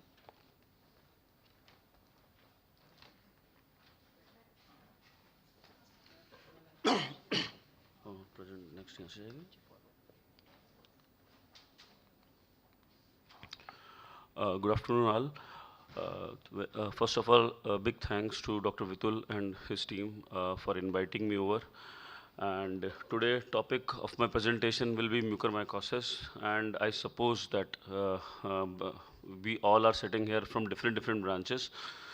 So I'll keep it a bit generic. I'll try to keep it a bit generic. There are some detailed parts of here in this presentation in which the typical hardcore ENT would be interested, but we'll skip that and we'll continue to get an overview of what is mucormycosis and how it hit Malwa region. So for most of us, this term mucormycosis, we came to know about this term during COVID pandemic, when certain number of cases started to increase to a paramount that our health system kind of crumbled. Newspaper even labeled it as a mini pandemic within a pandemic of COVID-19. So what is mucormycosis? Let's have a brief introduction. It's a fungal infection. Most common agent of this is rhizopus and mucor. This is a life-threatening disease most commonly occurring in immunocompromised patients. This fungus is ubiquitous in nature.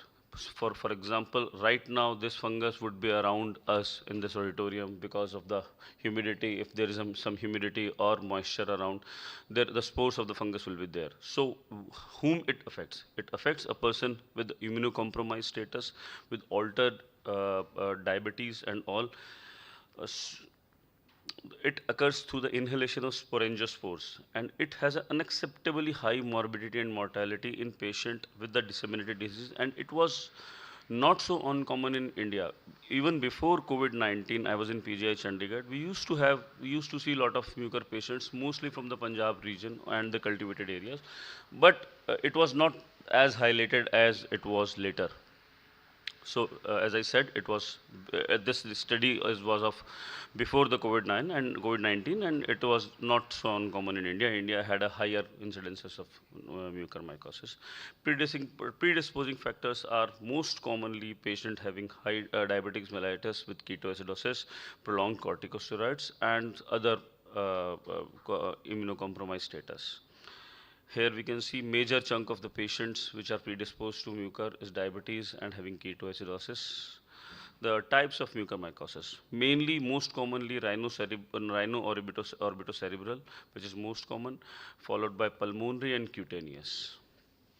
So it is most commonly occurs with Rhinospora oryza. Inhalation of the spore is the most common thing. What is the main pathogenesis?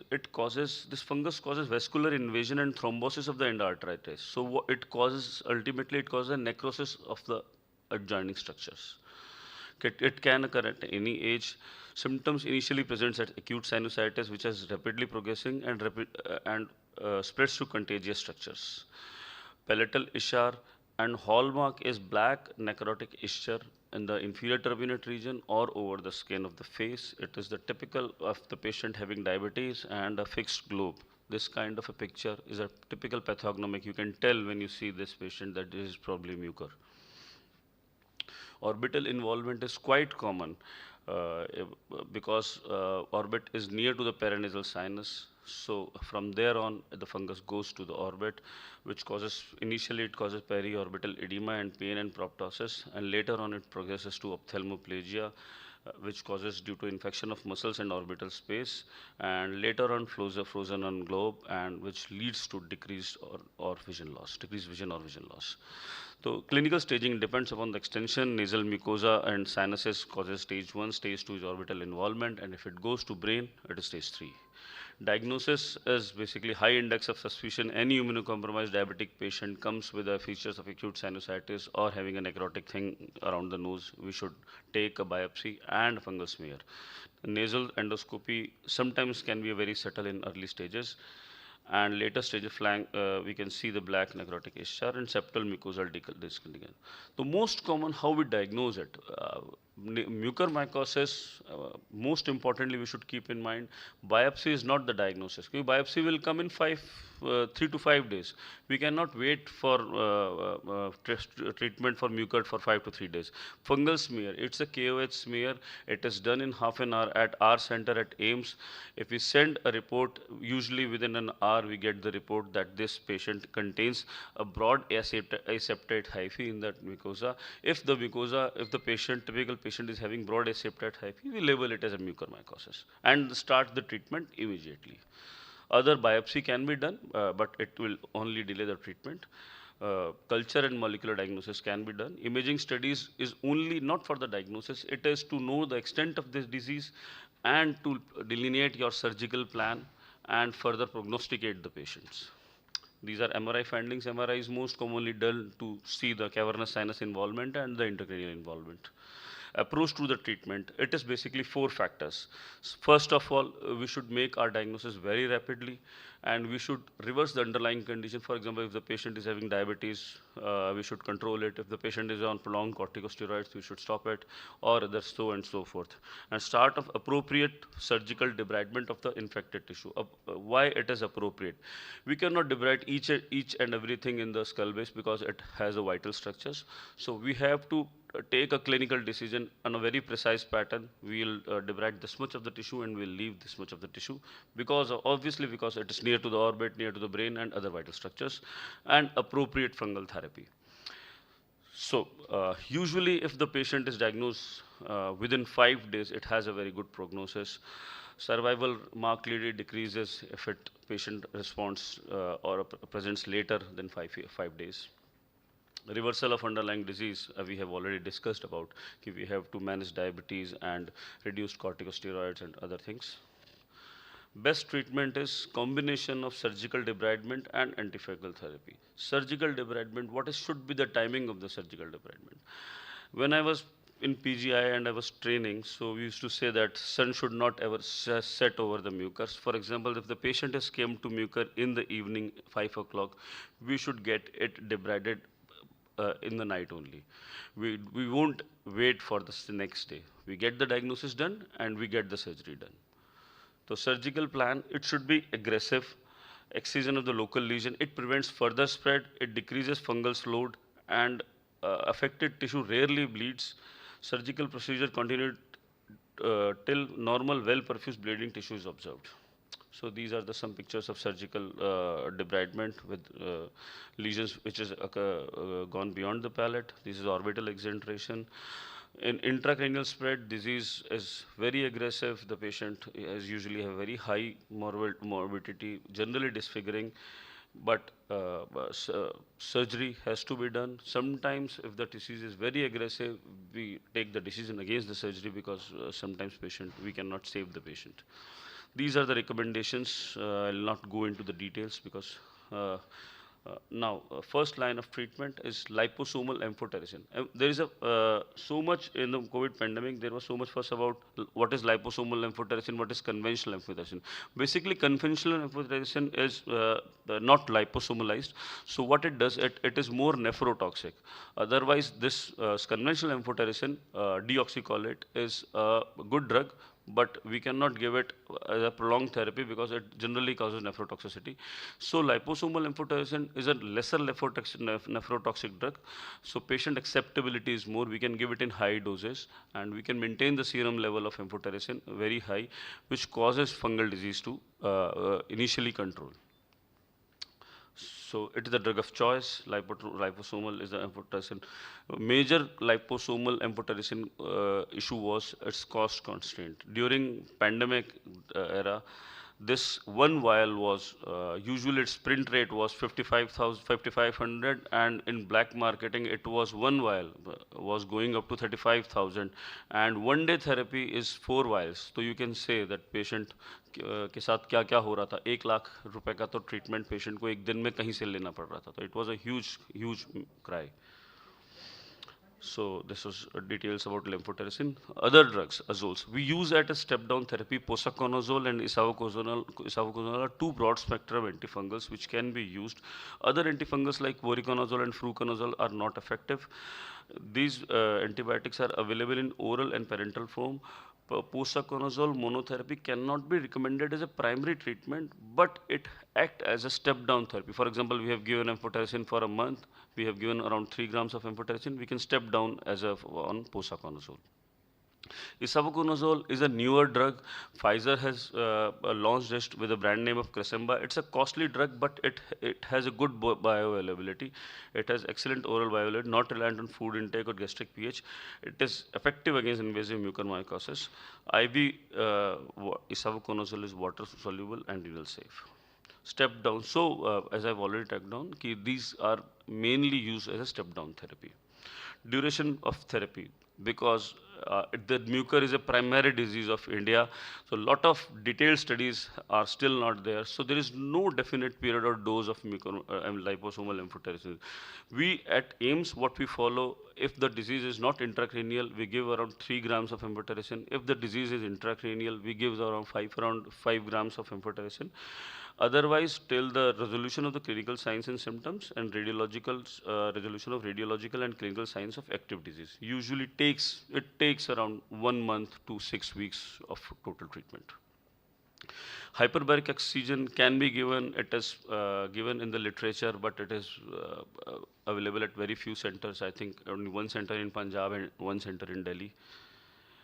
This is our treatment recommendation. We start with amphotericin and we step down on posaconazole. So during the time of, now will come what we did at AIIMS Bathinda. During the time of AIIMS mucormycosis, AIIMS Bathinda was not fully functional. We just had an OPD and we had a swarm of patients coming to the OPD and we were not able to do anything. We were referring every patient to the PGI, and PGI has locked the doors of mucor patients because they were, whole of the patients of Punjab was going to PGI. And they were not able to operate patients, amphotericin was not available. So I went to director sir कि sir कुछ करते हैं यहाँ पे. Sir ने कहा हम यहाँ क्या कर सकते हैं. तो सर ने कहा जो तुझे चाहिए तू कर. So what we did here is we converted our blood bank into a mucor ward. Because we didn't have our wards at that time. We didn't have anesthetist. So we went to civil surgeon sir, Dr. Tejwan Singh Dhillon. मैंने कहा sir हमारे पास anesthetist नहीं है. So he told our anesthetist will come, you operate. And this was the first time that, I don't know, AIIMS, central agency and state collaborated in a beautiful way, that anesthesia person used to come from civil hospital and team at AIIMS Bathinda used to operate. And we operated continuously for 3 months, daily mucor cases. So that is our kind of story. And so our experience, we operated till now, we operated more than 300 of cases. Some patients were already operated from outside, few patients were operated, most of the patients operated primarily here. Some was, one surgery was done outside and then we took up the surgeries. Some patients were like, they all got operated at DMC, वहाँ पर treatment मुश्किल था, obviously expensive था, they shifted here. We published in a very high impact journals also. So why mucormycosis in Punjab? So this is the data of 2022. Here we can see that continuously patient was there from January till November. There was, every time there was patient admitted at AIIMS Bathinda. But in 2023, there was a sudden, you will notice a sudden upsurge in October and November. There we alarmed central agencies. I don't know what has happened, but recently there are cases started to rise in mucormycosis. Our wards were full with mucor.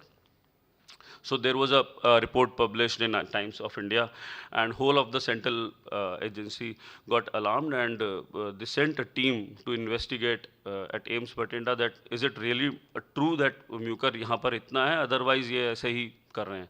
So two teams from state and center came us to visit, and they investigated that Punjab is basically the capital of mucormycosis, because in that era, in that year 2023.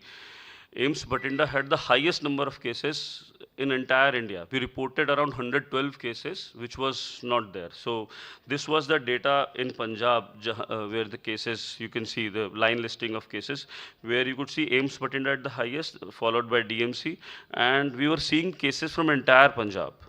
We can see right up to Ambala, Saharanpur, Muzaffarnagar, Sarsa, Hanumangarh. These are the patient and line listed of the patients. So here you can see, if I can marker, how can this is? How can I mark over there? This blue line is showing 2013 data, and here you can see sudden upsurge in the cases of mucormycosis. In lower graph, you can see this blue one is 2023, and orange one is 2023, and sudden increase in number of cases there. This is the number of cases. How much time is left? 5 minutes? How much time is left? Here we can see this is the, as we compared our data to PGI Chandigarh, PGI was already having high number of cases than us, but in later part of 2023, AIIMS Bathinda started to have number of cases. The whole of the Punjab, the kind of we had a mini pandemic, mini epidemic of mucormycosis. Of this, Bathinda was an epicenter. One epidemiological team from Delhi came and investigated this matter, what is happening in Bathinda and what is there. So what they found out to be, most of the patient here was having diabetes, and some of there was having hypertension and renal factors also. Mostly patients were farmers and belonged to rural population. And what finding one was there, cattle breeding was very common around that area, and farming, for example, cultivation of farms. So these two things were very common, and uncontrolled diabetes. These things were very commonly found during these patients. Types of diet, food practices, these were not very correlated very clinically. These are the patients which listed at AIIMS Bathinda. So these were the symptoms: headache, facial swelling, facial pain, blurring of vision, loss of vision, periorbital edema, nasal congestion. These are the most common symptoms. Few patients were pulmonary, having shortness of breath and chest pain. These are the few patients. This is a young male with uncontrolled diabetes came to us. We operated on this patient. This patient went fine, but after discharge, this patient developed intracranial abscess. You can see an intracranial abscess. Usually such patients have a very bad prognosis, but our team went in to operate this patient, and this patient ultimately survived and was perfectly fine. I think this video will not, this patient is speaking, telling his name. Now he'll apply a palatal prosthesis, which I'm showing in this. He'll apply the prosthesis, and he'll be perfectly speaking then. Audio is not coming, I'm really sorry about that. This is because his whole of the palate is gone. Now this patient is fine, speaking fine. This patient also, we did a complete palatectomy, and after that, you can see we applied, our prosthodontist department applied a palate, and this patient is living an almost normal life. This is the patient, we did an endoscopic debridement 3 times. All endoscopic, no external scar, because she was a female and she had an issue that she should not have a scar over her face. We operated. There's a non-diabetic, few of the cases were non-diabetic also. There's a young male with a non-diabetic patient with no immunocompromised status, was just had mucormycosis. These were one of the sporadic cases were there. This patient with having orbital mucormycosis along with the pulmonary thing going on. This patient has a follow-up. This patient has, you can see, has a ophthalmoplegia. But his eye is preserved, but he has a permanent ptosis, but he's perfectly fine, cure of disease. He's coming to regular follow-up to our patient along with his wife, and this is one of fewer patients. This patient, we had to do a orbital exenteration. This was completely endoscopically done. We did this patient endoscopically with no facial scar, perfectly fine. This is a female patient, also done endoscopically. This is a patient done endoscopically, ophthalmoplegic patient, done as endoscopically with not orbital exenteration, not done. One more patient. This is a patient, we lost this patient ultimately. This is a cutaneous mucormycosis along with rhino-orbital mucormycosis, presented very late. We did operate it on this patient, but subsequently this patient succumbed in ICU. This patient is typical ophthalmoplegia. Later on, this patient also succumbed. Another patient we did endoscopic procedure. Young patient, a diabetic patient. We had to do an orbital decompression of this patient. So how we troubleshooted? As we already said, we converted with help of our director, sir. He was very helpful in each and every step. We converted our blood bank into a ward. We continuously requested central agencies to give us amphotericin, and we coordinated with state health agencies for anesthetist and amphotericin to an extent that our DGHS, Director General Health Service, New Delhi, has passed a ruling. If somebody in all over India has a short expiry amphotericin, it should be directed towards AIIMS Bathinda. So we alerted the ministry like that we are only having cases of mucor, and please give us liposomal ampho. So this is a letter where you will see that we are getting ampho from Patna and Ranchi. This was short expiry. If you see, this letter is dated on 7th March. तो ministry asked कि 7th मार्च की amphotericin है, आप लोगों को अप्रैल या मई में expiry हो जाए, do you need it? We had 12 patients, 15 patients admitted in the ward. I said yes, and we were able to consume that. And ministry is also happy about that. I'm just posting this because most of us will be working in a health setup, in a government setup. If we keep on pressing the authorities, if we keep on telling them, if we keep on telling authorities that our patient needs this, authorities are always there to help. So this is our team going to Delhi airport, especially to get amphotericin. These were the recommendation, sensitizing the ENTs and physicians for early diagnosis, making diabetic clinics to control diabetes, making treatment available more widely, and provision of a mucormycosis registry. Thank you so much. Thank you very much, Dr. Vaibhav. What you did was exemplary, in fact. Thank you, sir. And I think you had the main number of cases unparalleled as far as India is concerned. So I must appreciate your effort, supplemented by the great man, Dr. D.K. Singh, as he is. Yes, sir. And he was instrumental in motivating many other people, giving you the free hand to treat. Yes, so sir, we are missing him today also. If he would have been here, most of the students would have been here. Yes. So, thank you very much. Sir, Director sir was very helpful in each and every. He is an excellent personality. Yes, sir. Yes, sir. And we wish him early recovery. Yes, sir. Yes, sir. Yeah. Thank you. Thank you so much. Very Thank you much. so much, sir. Thank you so much. Yes, sir. Yes, sir. So we should understand that mucormycosis will affect when the patient is immunosuppressed due to anything. Mostly, sir. Mostly. Yeah, like steroid therapy, or like it was COVID season and diabetic, uncontrolled. Yes, sir. Yes, sir. Yeah. Okay. And so most commonly young patients with on dialysis, they are also very immunocompromised and predisposed to mucor also, sir. I've seen one patient, उनका daily parallel diabetes होता था, both 30-year-old chaps, दोनों का एक ही hospital में भटिंडा में diabetes होता था, and both got mucor at the same time.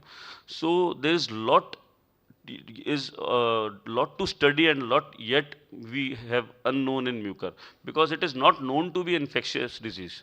It is not called to be infectious from one person to another. It is not known. But we had a patient admitted. We had a mother and a son admitted here. Mother को mucor था, 5 दिन बाद son को भी diagnose हुआ. But right now till the now evidences we have, mucor is not known to be infectious. So lot of things which is yet to be unknown, I would say that in mucormycosis.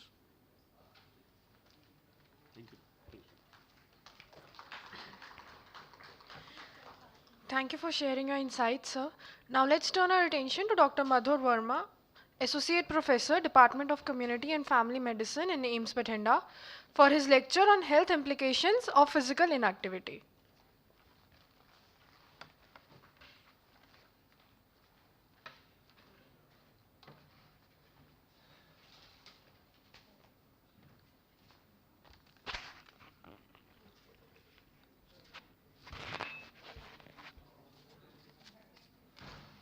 Good afternoon, everyone, and thank you to the organizers for this wonderful academic fiesta. Thank you, Dr. Weber, for this insightful talk, and you have really made us proud. Now, coming back to the non-communicable diseases, and now we have to, with the increasing prevalence of non-communicable disease and their implications, both in terms of global health, the disability-adjusted life years, and the cost.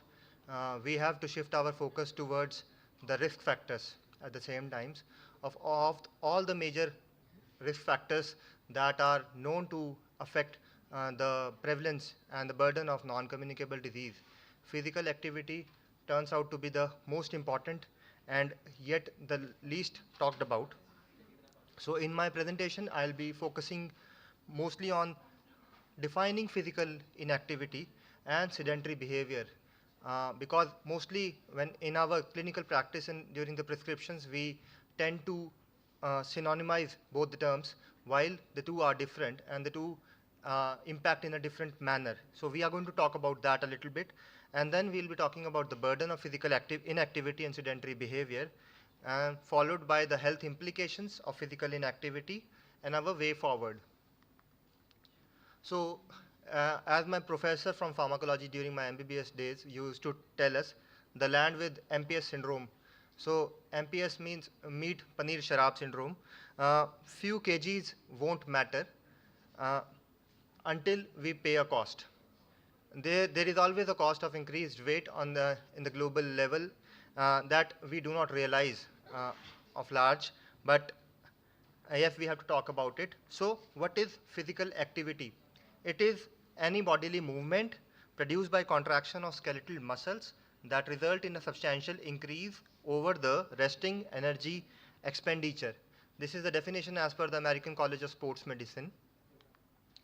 And exercise is a type of physical activity which is planned, structured, and repetitive bodily movements done to improve or maintain one or more components of physical fitness. Now, if we are not able to do an inadequate physical activity, should we label this as physical inactivity or sedentary behavior? So this is a confusing term for me, had been for me for quite some time. But now let us clarify this concept. Now, these are two similar looking but distinct concepts. Physical inactivity refers to not meeting the recommended physical activity levels set by the health guidelines, such as 150 minutes of moderate intensity activity per week. This is as per the WHO. Examples could be not engaging in activities like walking, cycling, swimming, exercise that meets activity guidelines. Whereas sedentary behavior is any activity that involves very low energy expenditure, or to be precise, less than 1.5 METs.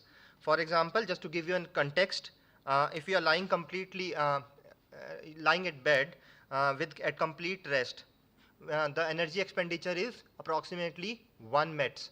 And while when we are doing a brisk walk, the energy expenditure is 5 METs. And when we are doing a jogging or running at minimal speed, very substantial speed of it will be 9.8 METs. So this is how we define physical inactivity and sedentary behaviors. To summarize, sedentary behavior can occur in physically active and inactive people both. So someone may be exercising for 30 minutes a day, but still be sitting for longer periods, so he'll still be having a sedentary behavior. And the latest evidence tells us even doing a workout in gym for 30 minutes or more cannot negate all the negative effects of sedentary activity.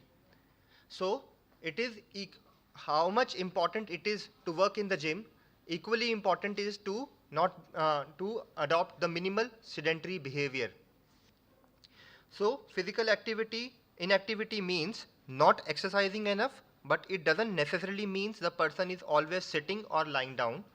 Both contribute to health risks, but addressing them may require different strategies, reducing sedentary time and increasing overall physical activity. This is in crux the overall difference between the two.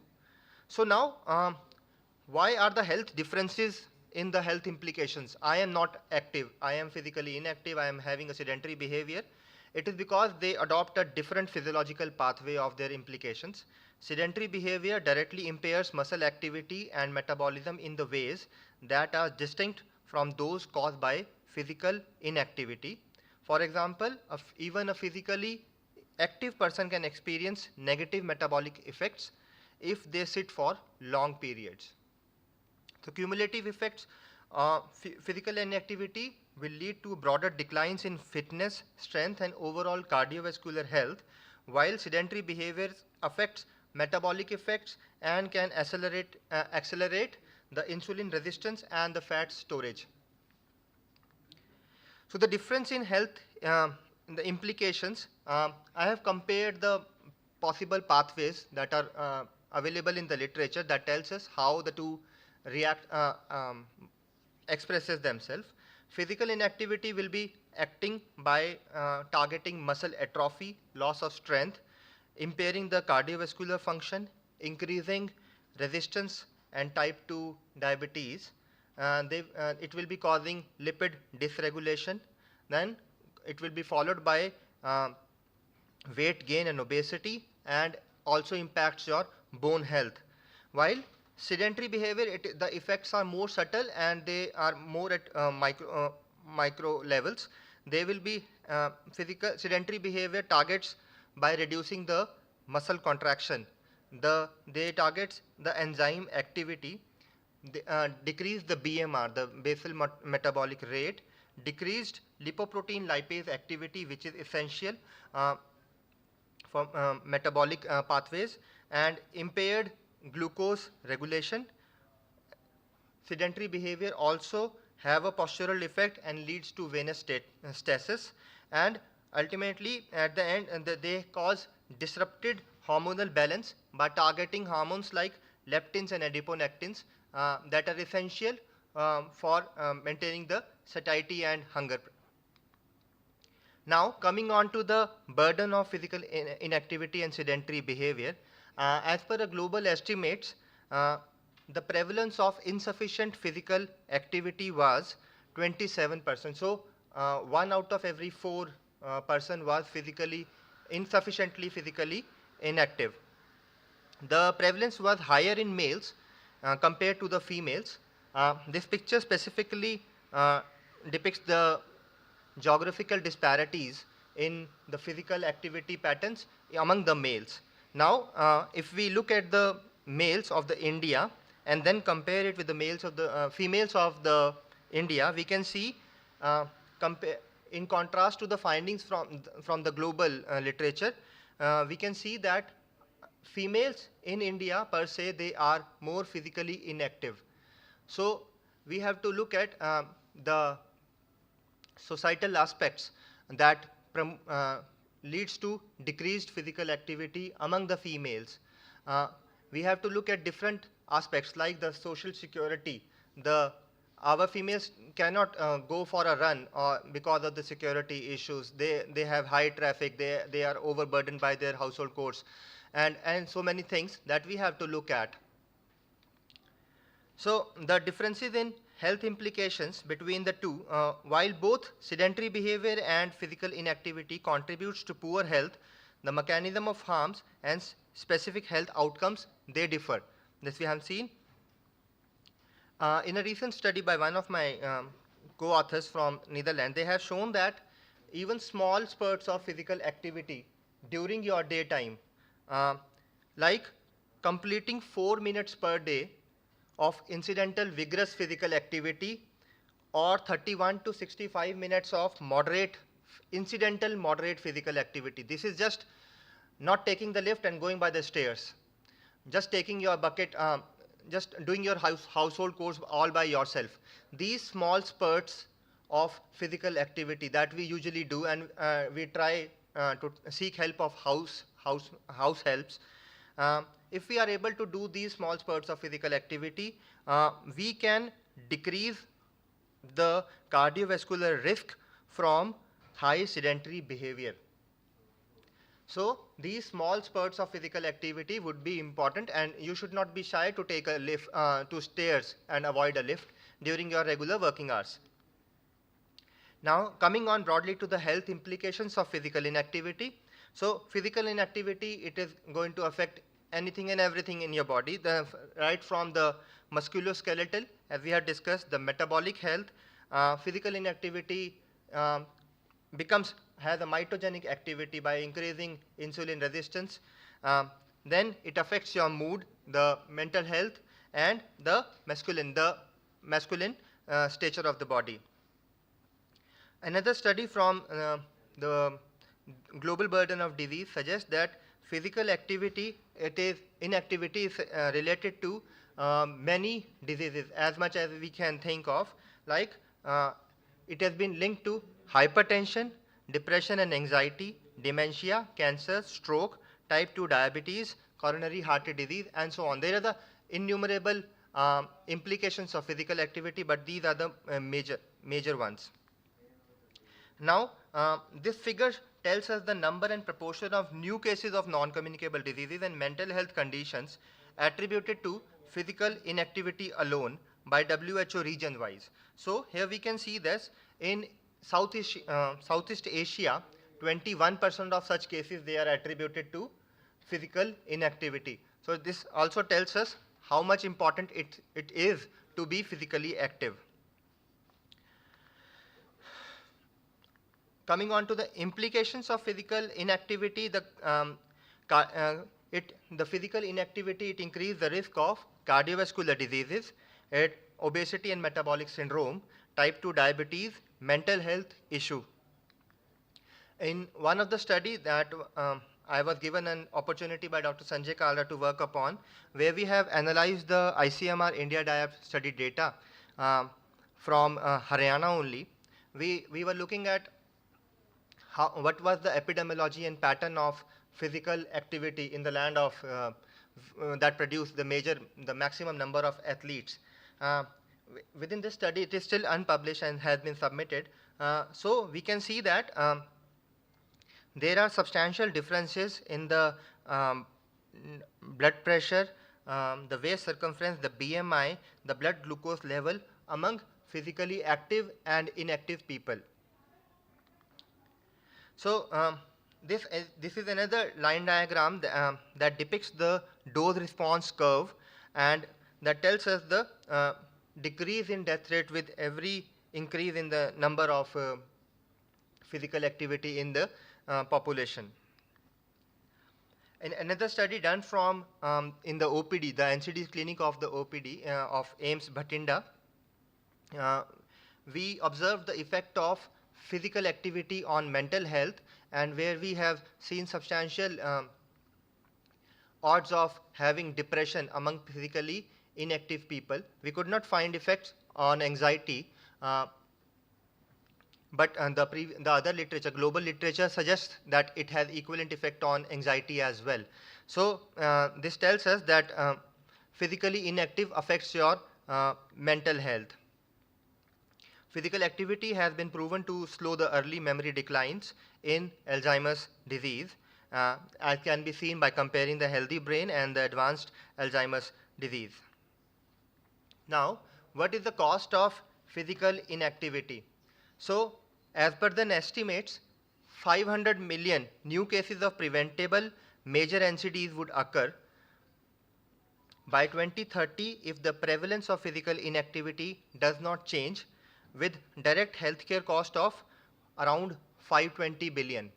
Just to give you a perspective, the overall global health spending was 9,800 billion. So it is a major chunk that is attributed to physical inactivity. Then the same article suggests that global cost of inaction on physical inactivity would reach approximately 47 billion per year. To give you a better perspective, in last year, our total health budget was 10 billion.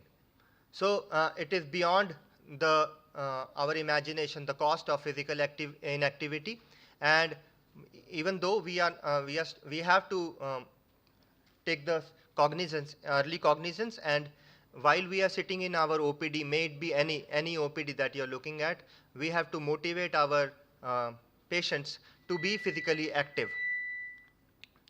So now, how we can work upon to increase physical activity? Like I said, just prescribing do physical activity is not sufficient enough.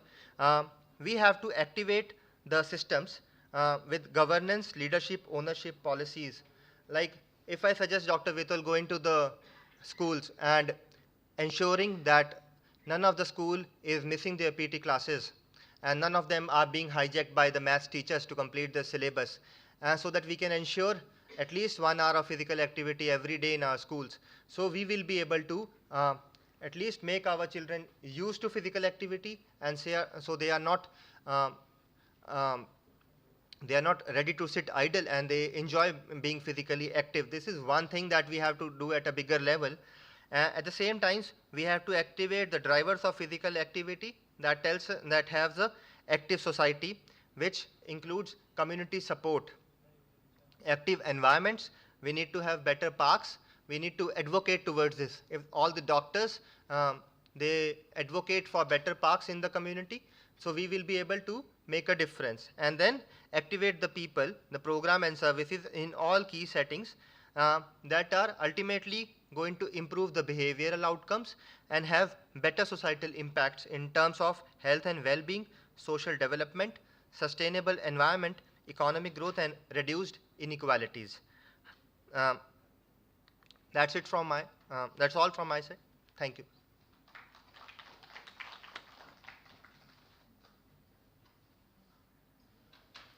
So thank you, Dr. Madhur. You have very well highlighted the importance of physical activity as well as inactivity. So we should take every opportunity to do some physical activity. Otherwise, mere discussion about the risk factors will not be enough. So Dr. Madhur has done a lot of activity, publications and research related to obesity. So I congratulate him for nice presentation. Thank you.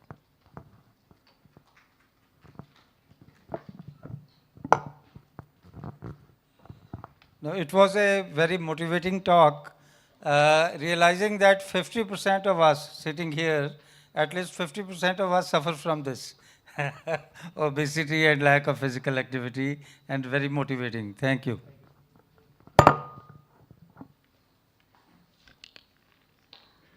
Thank you, sir, for motivating us. And now it's time to call Dr. Amritpal Singh Sodhi, diabetologist and diabetic foot specialist, international GP consultant in Australia, to share his thoughts on diabetic foot limb salvage practical approach.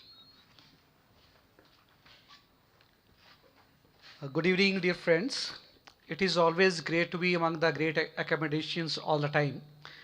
And when we are discussing the limb salvage, especially in Malwa, AIIMS or the MAPICON, that is in the region of Malwa, the prevention of amputation or the management of diabetic foot, how to prevent the amputation, how to go for the limb salvage. We have been discussing a lot of epidemics, endemics, but one of the endemics which is just going under the water table, which is having very significant scenario, that is the diabetic foot. And when we just go for we will not go for the what is doing in the world, what is happening around. If we concentrate in our own belt, what is happening for the diabetic foot, what is the prevalence, how the diabetic foot infections they are going on, what is the burden of diabetic foot, number of things they are to be taken care for the diabetic foot, and the only message is how to prevent the amputation. It is a global emergency, and the IDF diabetes, it has shown that the latest figures, information and projections on the diabetes worldwide, 351 million people in the working age, 351 million people in the working age, 20 to 64 years, they are diagnosed or undiagnosed with diabetes in 2019. And this number is expected to increase to 417 million by 2030 and 486 million by 2045. If this current trend continues, 700 million adults will have diabetes by 2045. I repeat, by 2045, 700 million adults will have diabetes. The number of people with diabetes worldwide, as we are going from 1 million to another million, doubling time, that doubling time is reducing, and especially in the Southeast Asia, there has been an increase from the 2019 to 2045, that is 74% increase is going to happen from 88 million to 115 million to 153 million. This increase is highly alarming, and this is the crux of the today's talk, that how to go for the limb salvage in the diabetes, especially the diabetic foot. Our scenario, when we are discussing with the USA, with the China, we are among the top 2 nations in the world which is having the highest prevalence of diabetes all around. And when we are going for the complications or the emergencies, the direct and indirect emergencies or the complication of diabetes, we are among the top 3 countries of the world. The direct complications or the indirect complications, either it is CAD, it is CVA, peripheral neuropathies, or the diabetic foot, we are among the top 3 countries of the world. The burden of the diabetic foot, it leads from either it is the most significant cause of morbidity and mortality, it is complicated by neuropathy, ischemia and infection, and the rates are increasing, and all the time there is a rule of 25 written in the book, that among all the diabetics, the 25% of the patients, they will be having diabetic foot on one side, the 25% will be having the diabetic foot on the other side, 25% will be having amputation of one side, 25% will be having amputation of the other side, 25% of them will die during the treatment. And when we are going for the diabetic foot infection, that is how the host response and the impaired neutrophil functions, they are commonly poor in uncontrolled diabetes, and if they are properly managed, we are able to go for the well acclaimed diagnostic and therapeutic approaches, and the presence of infection at any point of the diabetic foot, it just worsens the prognosis in diabetic foot ulcer. The clinical situation can become limb or life threatening rapidly. The very simple diabetic foot, whichsoever is coming to your OPD, some things may not be written here, but the practical aspect for all the doctors sitting in the hall, every diabetic foot patient, whosoever is coming to your OPD, just request him to remove the socks and just remove the shoes.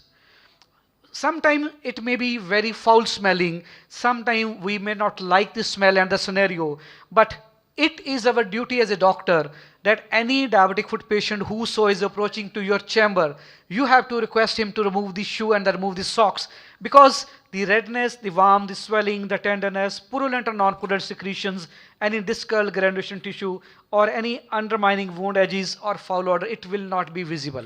And sometimes we may miss what is underlying in the shoes, and sometimes you may just recognize that the one foot is not a foot, it is just a half foot. That one foot is not a foot, it is losing one toe on the one side, it is losing toes on the other side. Sometimes it may be mid-tarsal amputation and patient may be just feeling shame to show you their foot. That is the clinical scenario what we are acclaiming on the daily basis.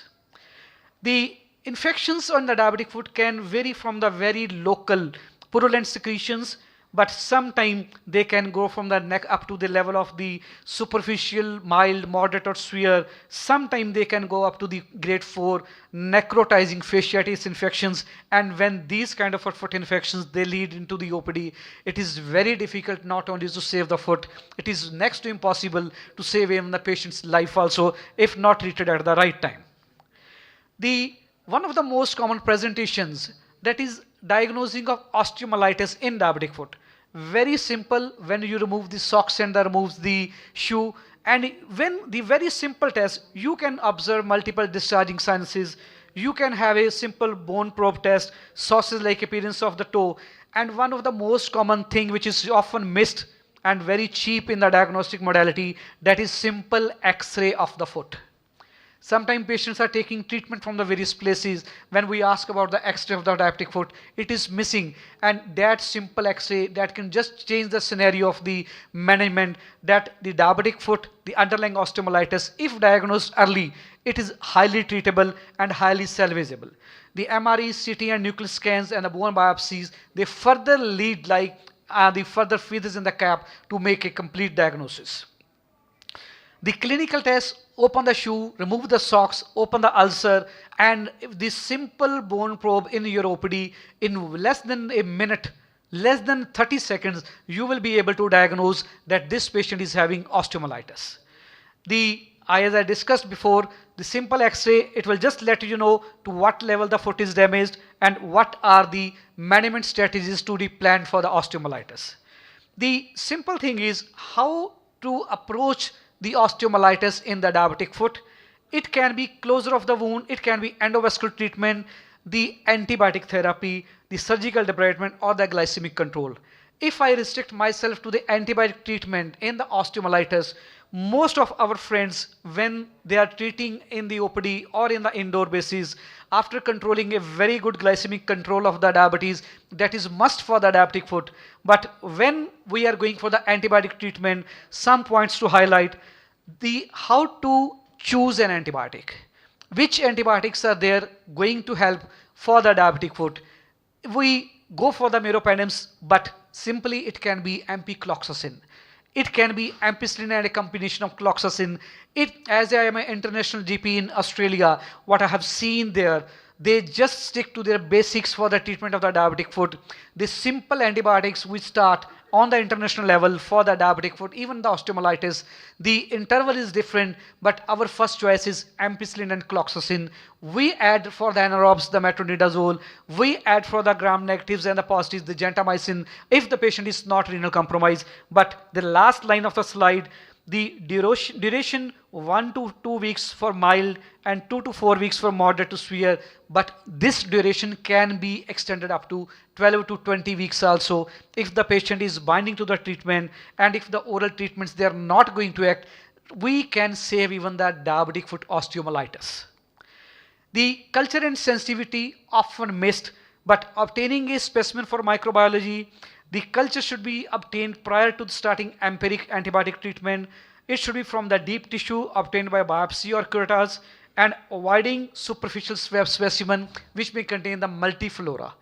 This culture will often help us when we are going for the empirical treatment of the diabetic foot in the indoor. By the time the culture report comes out, we will be more brave to treat the patient so that we are able to go for the limb salvage. The commonly used antibiotics can vary from the physician choice, but the first choice, it can be suggested to go for the ampicillin, it can be cloxacin, it can be metronidazole, it can be gentamicin, but all the cephalosporins, they are highly effective against the diabetic foot. And if these are not working for some of the pseudomonas, we can go for the simple ciprofloxacins, levofloxacin or ofloxacin, and other line of treatment we can add macrolides, the linezolid and the meropenems, vancomycin, clindamycin, and even the local antibiotics, some of time they are working like wonders. How you approach your patient, That is the main categorization of your patient according to you. So what you have to choose for your patient. The MRSA regimen, how the patients are to be chosen. The patients, they usually receive vancomycin and daptomycin parentally. The one tablet which we have been using in the past, that is trimethoprim and sulfamethoxazole. Nowadays, most of the doctors, we are just hesitant in using. But the diabetic foot cellulitis, the diabetic foot osteomyelitis, these drugs, they just work as wonders even nowadays also. And a minimum 8 weeks of antibiotic treatment, either per oral or IV, and DFO cure rate with parenteral antibiotic therapies 67 to 90% in the random control trials. The cure rates are increased when antibiotic therapy is combined with surgical resection. When I say the surgical resection, don't hesitate to debride the diabetic foot. The more you debride, the bravely you debride, you are more able to save the diabetic foot and you are going for a limb salvage. The duration of the treatment, antibiotics even up to 13 weeks, the guidelines from the Infectious Disease Society of America, the 46 weeks for the residual but the viable osteomyelitis bone, and at least 3 months for non-operative cases. When we are giving antibiotics for 1 to 2 weeks, for the 3 to 4 weeks in your OPDs, in your clinical ICUs, these is the recommended guidelines, 13 weeks, and for the residual 46 weeks, these are the Infectious Disease Society of American guidelines, so that we are able to control completely the infection and the limb salvage is there. The ideal dressing, what kind of dressing you are using? As I say, first remove the shoe, remove the socks. What kind of dressing? Patient has come from home. Sometimes they just come with a cloth which is not so clean. Sometimes they have applied mustard oil. Sometimes they have applied some ointment from a local halwai. Sometimes they have applied some malam from a local halwai, and the other day or the second or third day, the wound is turning black. The ideal dressing, just try to remove the excess exudate, maintain high humidity, allow gases exchange, provide thermal insulation, protection from scanty infection, and allow removal without trauma at dressing change, and to be free from the particulate and toxic components. When you do the X-ray, sometimes you are able to see some buttons, some steel metals, some of the stone particles, they're lying down under the diabetic foot wounds, and patient is just going for the drainage, it is not healing, the sinuses are discharging, it is very foul smelling, but when you do a simple X-ray, you are able to remove the foreign body and the wounds are showing the excellent results. These surgical recommendations, just to resect the affected bone and avoid leaving residual disease, go for the debridement, brave debridement, and just when 1 digit debridement is acceptable, restrict yourself, but if you feel that in the coming time all the digits are going, just extend yourself to the middle phalanx, proximal phalanx, so that patient is able to walk on the heel. If the patient is not able to walk on the heel, they will just be lame after a few months and they will be sitting on the bed. Our aim is to go for prevention of amputation for the limb salvage so that they are able to finish their daily life course up to a certain age group. The osteomyelitis in the diabetic foot is one of the gravest complications, and with the help of the elite class of physicians sitting here, we can prevent these osteomyelitis diabetic foot amputations in every clinical OPD. As I have said, the brave debridements, the surgical debridement, the revascularization. Some of the diabetic foot patients, they can present with the PAD, the peripheral artery diseases. They are often mistaken. We are just going for whether nowadays in some of the civil hospitals also, we are getting the CT angios done. The color Doppler is not so costly, so that we are able to right time diagnose what kind of limb is obstructed, what vessel is not working, so that what kind of infection is there, whether it is superficial or whether it is DVT. We are able to revascularize the limb. In our institute, in AIIMS Bathinda, in CMC Ludhiana, in DMC Ludhiana, we are getting number of people of high clinical acumen who are going for the revascularization of the diabetic foot, and the limbs are able to be salvaged. The wound closure, multiple techniques, whatever suits you, you can go. The stitches are to be excellently avoided to first go, but if you feel that the secondary closure can be done, that can be done with the secondary closure of the wound by the stitching, but the secondary granulation is one of the best methods to go for the diabetic foot limb salvage. The wound closure, you can go for the grafts, you can go for the multiple dressing, you can go for the VAC, and in the end, this term I hate. amputation, because this is one of those terms in which if you go for the amputation, you go for the modified amputation, you go for the below knee, you go for the above knee, your patient is ultimately going to suffer and going to lose his or her life. We have to avoid these kind of amputation with the help of the limb salvage. Just recognize the patient is having bulle, ecchymosis, fever, chills, or hemodynamic instability, tachycardia, acidosis, getting worse. The clinical judgment can be taken within 1 second that patient is getting better or getting worse. Just diagnose and treat those infections. The bad signs of prognosis, necrotizing fasciitis, the gas under the limbs, and the diabetic foot examination. Simple examination, just when you open the foot, you will be able to go for whether you are able to prevent significant ischemia or not. And taking history, just spend 30 seconds with your patient, how or he or she has entered your OPD chamber, what kind of treatment, desi treatment, steroid, what kind of another pathis treatment they are taking at home, what are the comorbidities, and you will be helping the patient. The visual inspection works like wonders. Your 3 fingers on the feet, on the medial malleolus and below, and the palpation of DPA, just medial and lateral to the hallux valgus, you can palpate whether the artery is working or not. This is one of my favorite topics, footwear. What kind of shoe your patient is wearing? Is it Punjabi Jutti? Is it Jalsa? Is it Hawaii Chappal? Some of them are very dangerous, but some of them can be even working as offloading shoes. Each shoe can work as offloading shoe depending on where the wound is. But discourage your patients for the Punjabi Jutti and Jalsa and the shoes which are having very thin soles. Just say wear sport shoes which are having good sole. They are not very costly and you will be able to limb salvage.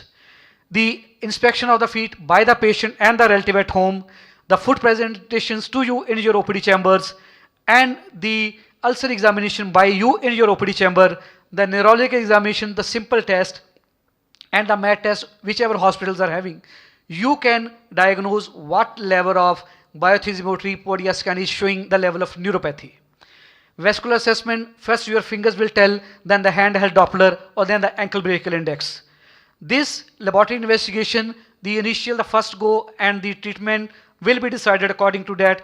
Categorize the patient, refer to the institute if you feel you're not comfortable and you're not confident, and just go for again and again each go examination of the foot. Recognize the early warning signs and tips on foot care with the people with diabetes. Inspect both feet daily. Ask the attendant to inspect the feet. Wash the feet daily at room temperature. Look for the web spaces. Apply lubricating oils. Cut nails straight. Don't go for the deep nail cutting. Don't remove corns and calluses as yourself, and there should be not excision at home. Always wear socks with shoes, avoid walking barefoot, and especially in Gurdwara and Mandirs, in the months of June, July, August, September, when the floor is very hot, just don't go barefoot so that when you come back, we see potato. The foot is going as a foot, but when the patient comes back, it is a potato. जिस तरह उबलिया होया आलू होंदा है, patient उस तरह वापस आंदा आपदा पैर लेके, and we are not able to simply save that foot. The patient had to spend a lot of effort, and even the doctor has to do lot of things to save those feet. These are the various footwear you can suggest your patients. Even WAC dressings are available. The hyperbaric oxygen is available in Punjab, and at the same time you can go for the foot care recommendations. I repeat that each limb salvage is to go for saving a life. Your simple Hawaii chappal in the dorsum of the foot, your simple Punjabi Jutti in Punjabi deep ulcer, it can damage your foot. But if you are going for simple sport shoes, wearing cotton socks, you can simply salvage a limb. Our aim, I highly thank Dr. Vitul Gupta for calling me to have this presentation here among all of you, my dear friends. The only aim to be here is how we can limb salvage in the diabetic foot and how we can prevent the further future amputations. Thank you so much. Thank you very much, Dr. Sodhi, for an excellent talk. Since you are doing yourself the same things, so that qualifies you above all the academicians. So some people, they only study and do, but you are practically doing the same thing, and you are an experienced person, and you have stressed on history, examination, coming on to diagnosis in a good pursuit to salvage the limb. So we need to protect the limb. Whatever method you have enumerated, it is great. Thank you very much for apprising us. about salvaging the limb rather than cutting the limb or amputating the limb. Thank you very Thank you so much. Thank you, sir. ਇੱਕੋ message ਲੈ ਕੇ ਜਾਣਾ ਹੈ, ਆਪਦੇ patient ਦਾ ਜੁੱਤਾ ਤੇ ਜਰਾਬ ਜ਼ਰੂਰ ਲਵਾਉਣ ਲੈਣੀ ਹੈ। Thank you so much. ਅੱਜ ਕੱਲ ਜੁੱਤਾ ਤੇ ਜਰਾਬ ਕੋਈ ਨਹੀਂ ਲਵਾਉਂਦਾ, ਕੱਪੜੇ ਜ਼ਰੂਰ ਲਵਾ ਲੈਂਦੇ ਆ ਸਾਰੇ। Thank you, sir. It was an incredible presentation. Now, I'd like to call upon Dr. Ritu, Assistant Professor, Department of Medicine, AIIMS, Vijaypur, Jammu, for her lecture on management of sepsis and update.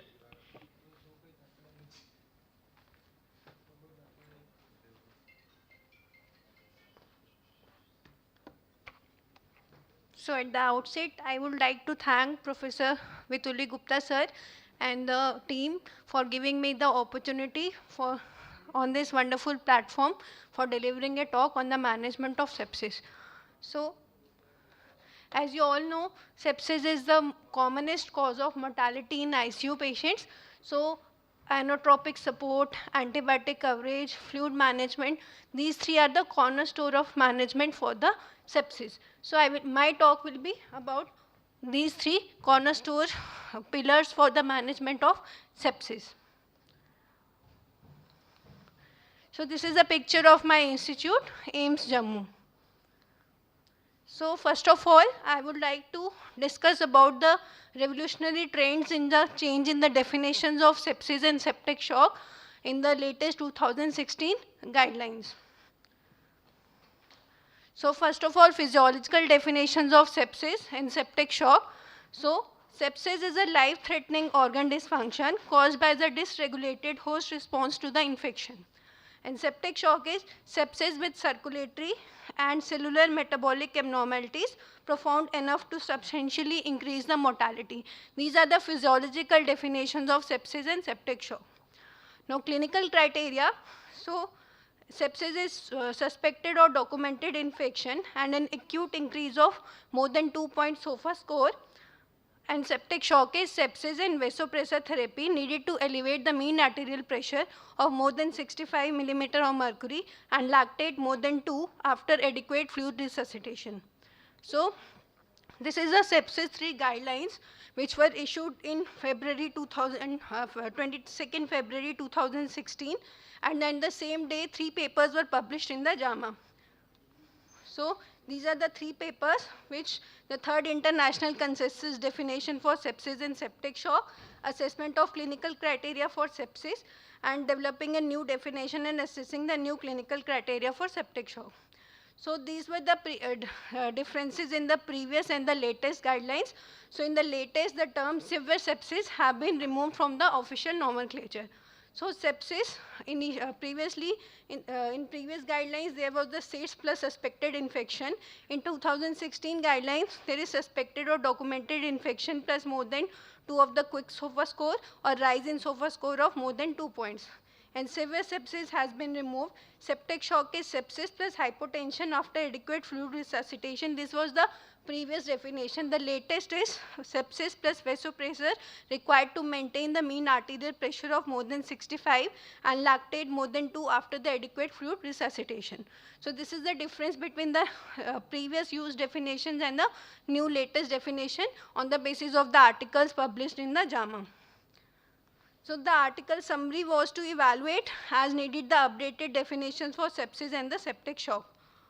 So key findings from this evidence synthesis from these articles were that the limitations of previous definitions were excessive focus on the inflammation, misleading model that sepsis follow continuum through severe sepsis to septic shock, inadequate specificity and sensitivity of the SIDS criteria.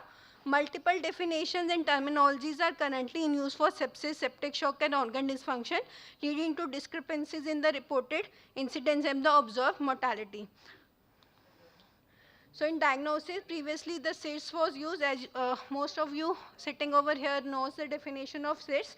Then quick SOFA's criteria include the respiratory rate, alternation in the systolic BP less than 100. So this was the SOFA score, including the respiration, coagulation, liver profile, cardiovascular profile, CNS profile, and renal profile. So the available criteria for different sepsis scoring system in the emergency department, the article was published in the Journal of emergency medicine in 2021, where the role of these individual score system was evaluated, whether at what time they should be done and what are the points that are available at that time and to be considered. So this was the table of this study. In this, at 0 hours and 3 hours, T1 is at 3 hours and T2 at the 6 hours. The news criteria, precept criteria and SOFA criteria was having all the availability criteria at the 6 hours point. So most laboratory values, more than 90% were available by 3 hours and 6 hours except for the bilirubin and creatinine.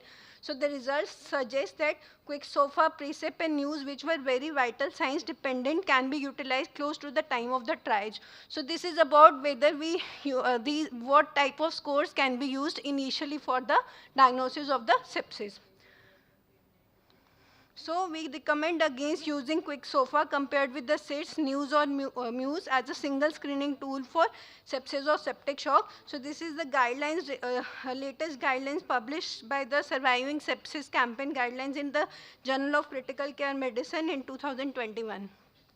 So this is the sepsis 6 care bundle we commonly use, that is high flow oxygen usage, then IV antibiotics, IV fluid resuscitation, taking blood cultures, checking lactate and monitoring the early urine output and considering the catheterization. So intravenous fluids. So first 3 hours, the recommendation from this Surviving Sepsis Campaign guidelines is rapid infusion of fluids 30 ml per kg administered in well-defined bolus, that is 500 ml. Balanced crystalloids are preferred rather than a normal saline.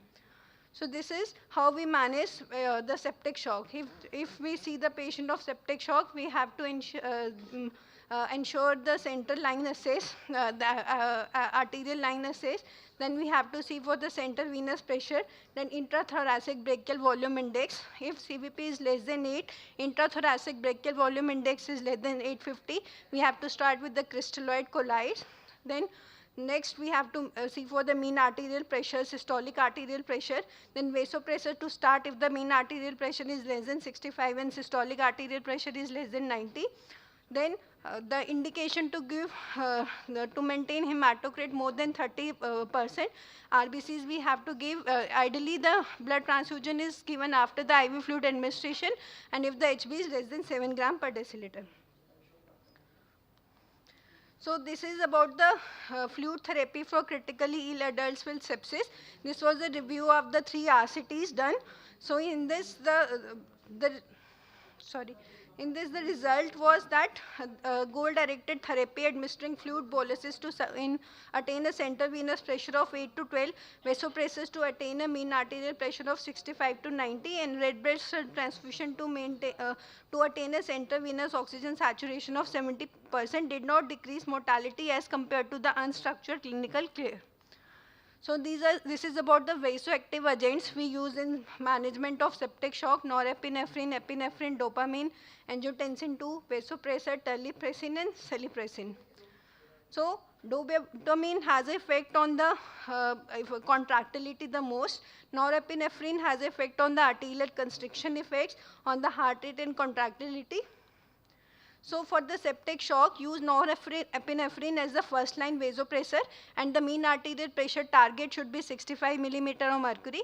Consider invasive monitoring of arterial blood pressure. Consider initiating vasopressors peripherally.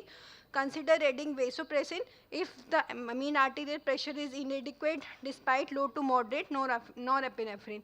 If the cardiac dysfunction with persistent hypoperfusion is persistent despite adequate volume status and blood pressure, consider adding dobutamine or switching to epinephrine.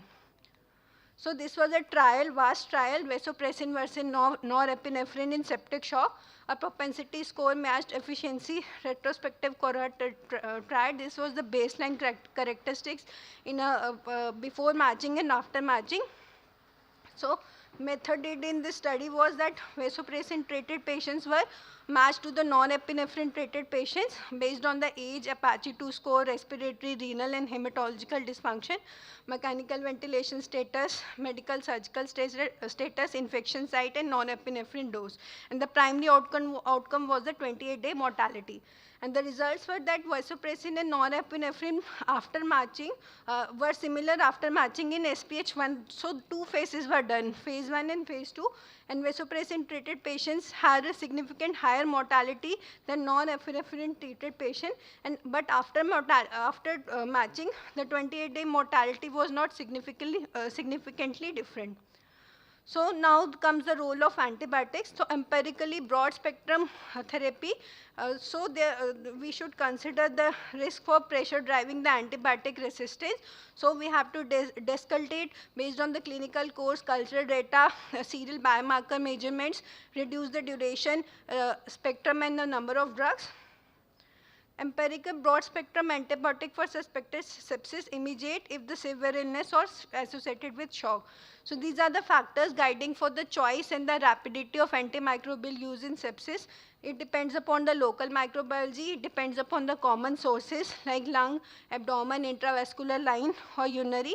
It depends upon the common pathogens like gram-negative bacilli, Klebsiella, E. coli, Pseudomonas, Enterobacteriaceae, gram-positive. Then it depends upon the severity of the sepsis and it depends upon the MDR risk factors. Then antimicrobial medication, intimate, empiric, broad spectrum IV antibiotic to be given, ideally within the 1 hour presentation, targeted at a suspected source of infection. Maximum dosing should be used. Vancomycin plus one of the 3rd or 4th generation cephalosporins plus carbapenem or piperacillin tazobactam. While selecting targeted antimicrobial therapy, consider the following factors like history, comorbidities, community versus hospital-acquired infections, suspected infection site, presence of invasive devices, and gram stain data. Prior culture data from the patient, local prevalence and resistance patterns. Then respiratory support, possible interventions include low oxygen via nasal cannula, non-invasive ventilation, high flow oxygen via nasal cannula, non-breather mask or bag mask respiration. Perform tracheal intubation and mechanical ventilation as necessary. Increase work of breathing, decrease consciousness are the indications. Use hemodynamically neutral induction agents for this stimulation. If mean arterial pressure is for induction, if mean arterial pressure is less than 65, pre-medicate with phenylephrine. Low pressure positive ventilation is preferred strategy for mechanical ventilation. These are the source control methods for common ICU infections, like we have to do chest physiotherapy, suctioning, drainage of the abscess in UTI or relief of the obstruction, removal of the catheter. Then now these are the summary of the different guidelines for the management of sepsis. So latest is the surviving sepsis campaign guidelines. In next few slides I will be hurriedly overgoing the protocols of this guidelines. So we suggest 30 ml per kg of IV crystallite within first 3 hours. Then initial MAP should be 65. Then for infection, we recommend continuously re-evaluating and searching for the alternative diagnosis and discontinuing empiric antimicrobials if alternative cause of illness is demonstrated or strongly suspected. Then for adults with sepsis or septic shock, we could these were the recommendations from 2021 guidelines that recommend optimizing dosing strategies of antimicrobials based on the accepted pharmacokinetic and pharmacodynamic principles and rapidly identifying or excluding a specific anatomical diagnosis of infection, prompt removal of intravascular access devices. Then I already told about the septic shock. Then ventilation. So sepsis-induced ARDS, we recommend low tidal volume over a high tidal volume. And for severe IDS, the upper limit of goal for plateau pressure is 30 centimeter of water. And this is important that we have to consider the for venous thromboembolism for prophylaxis. We have to, these guidelines recommend that low molecular weight heparin is preferred over the unfractionated heparin for weighty prophylaxis. Now the therapies being investigated in recent trials are interferon gamma, granulocyte, macrophage colony-stimulating factor, anticoagulant, prostacyclin analogs, naloxone, pentoxifylline, statins, vitamin C, and acetaminophen. Acetaminophen trial is in May 2024. That 4 to 6 days dosing is being investigated for the management of sepsis. So thank you for listening patiently. Thank you. Thank you, Dr. Ritu, for delivering the last lecture, and you are the bravest speaker of all. Thank you, sir. Thank you very much. And coming all the way from Jammu, thank you, sir. Really needs appreciation. And your lecture was excellent, giving the brief overview how to treat sepsis. Thank you, ma'am. Thank you, sir. Ji. Now, for the vote of thanks, I invite our organizing committee member, Dr. M.R. Gupta, to deliver vote of thanks for this conference.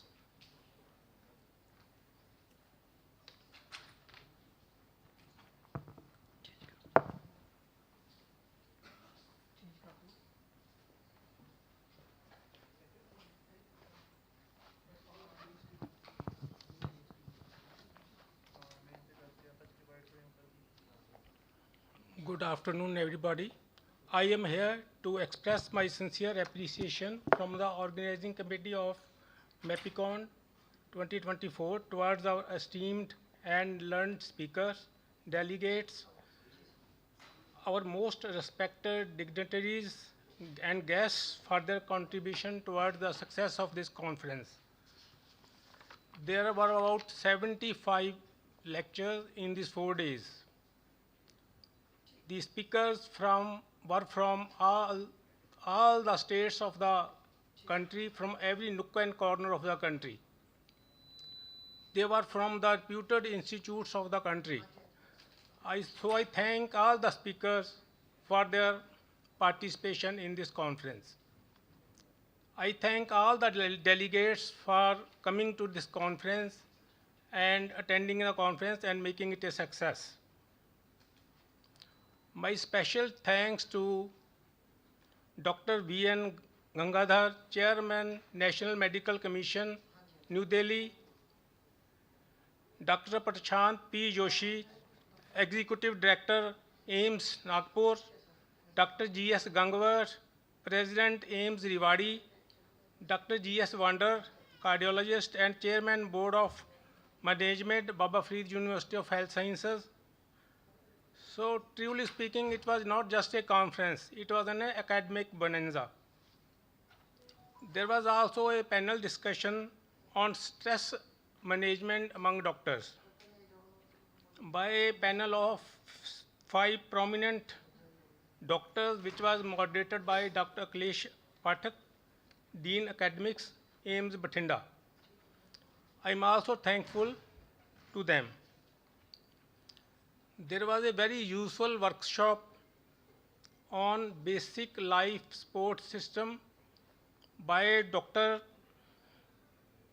Ravinder Garg, Professor and Head of Medicine Department, Guru Gobind Singh Medical College, Faridkot. This workshop was open for everybody, doctors, paramedics, and medical students. It was a very, very useful workshop for sudden cardiac arrest. So I am thankful to Dr. Ravinder Garg and his team for this an excellent workshop.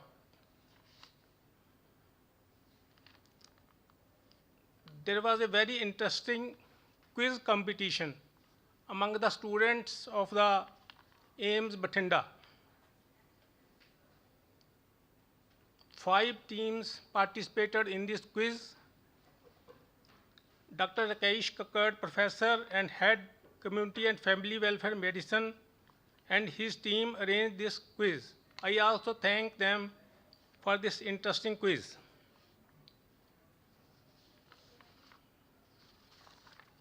I am also highly thankful to the administration of AIIMS Bathinda, especially our Executive Director, Dr. D.K. Singh, for allowing us to use this beautiful auditorium for the conference and our other help.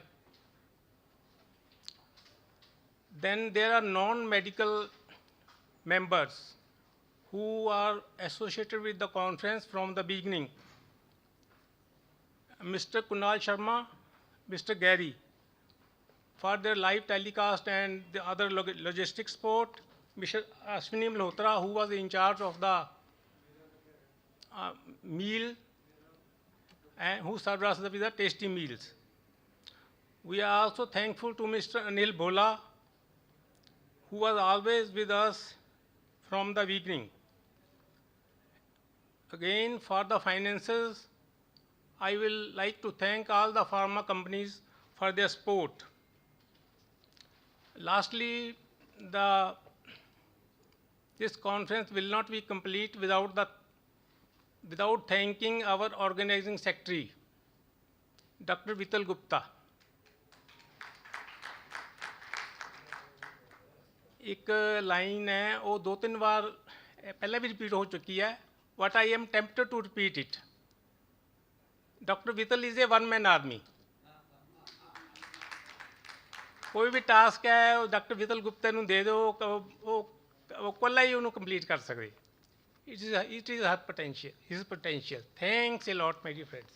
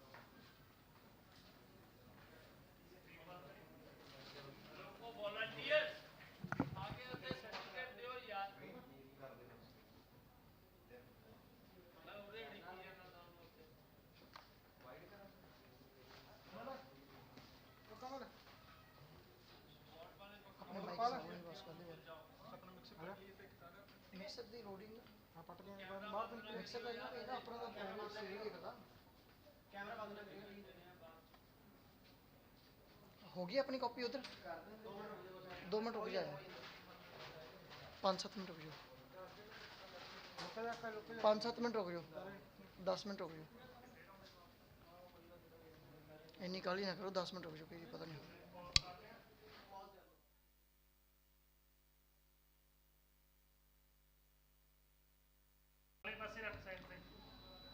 मेरी तो कल आवाज आ जाए बस हो गया.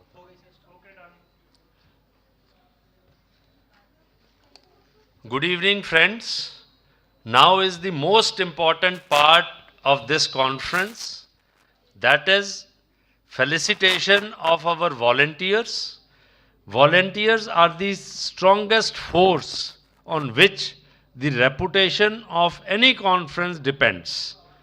So if volunteers don't do well, the conference gets a bad name, even if we have called Dr. B.N. Gangadhar and Galaxy of the faculty. So I am very thankful to the volunteers who have done a great job, but you need a little discipline also. So I must say that in future, please be a little more disciplined so that it gives a good impression. Now I call on stage the people who have contributed to success of MAPICON. So both the guests who are going to give the certificates as well as the volunteers who are going to receive the certificates, both the parties have played an important role in success of this MAPICON. So I call upon Mr. Anil Bhola on stage, Mr. Kunal Sharma and Dr. Neetu Sharma. Doctor कहता यार मैं वैसे बनाता थानू तो you should be thankful. Mister Anil Setia, Rajinder Setia, sorry मैं अनिल भोला नाल सेतिया लाता.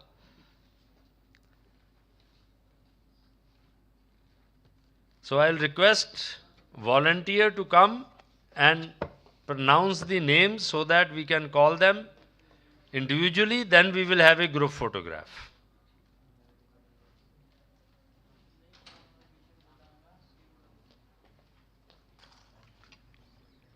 We'll begin with Ishan, Mayank Garg, Anshu Kumar Saini, Vanshita Garg, Gayatri Kumawat, Akanksha. One by one? Okay. I'd like to call Ishan on the stage.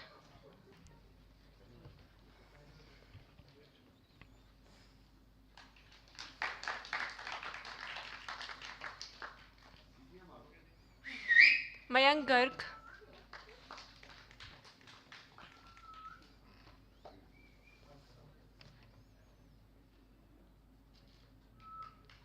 Anshu Kumar Saini,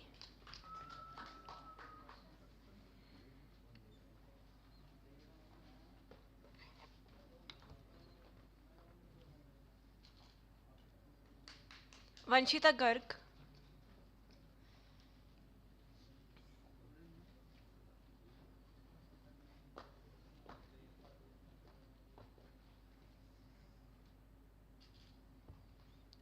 Gayatri Kumawat,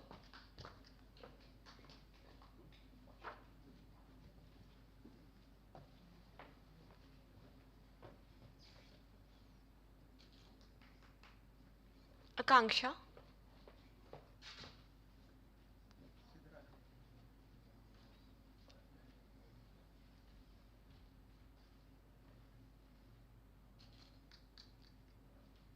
Saksham Bansal,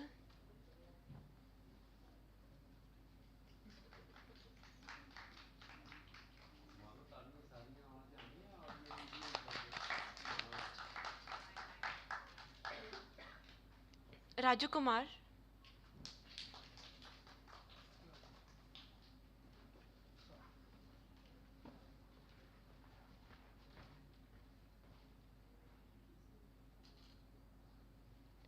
Priyanshi Saini,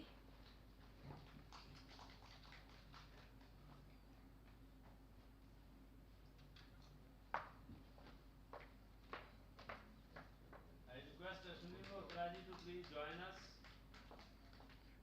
Divya Sharma,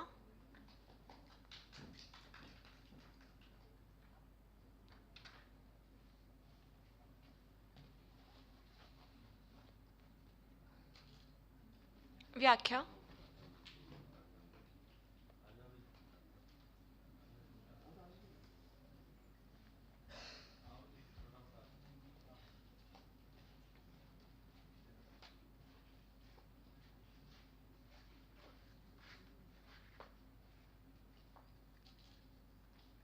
Yavnika Bansal,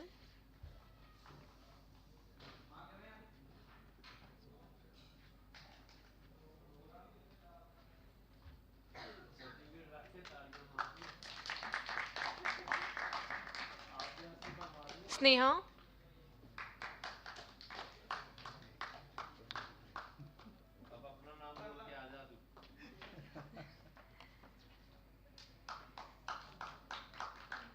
Urvi Batra,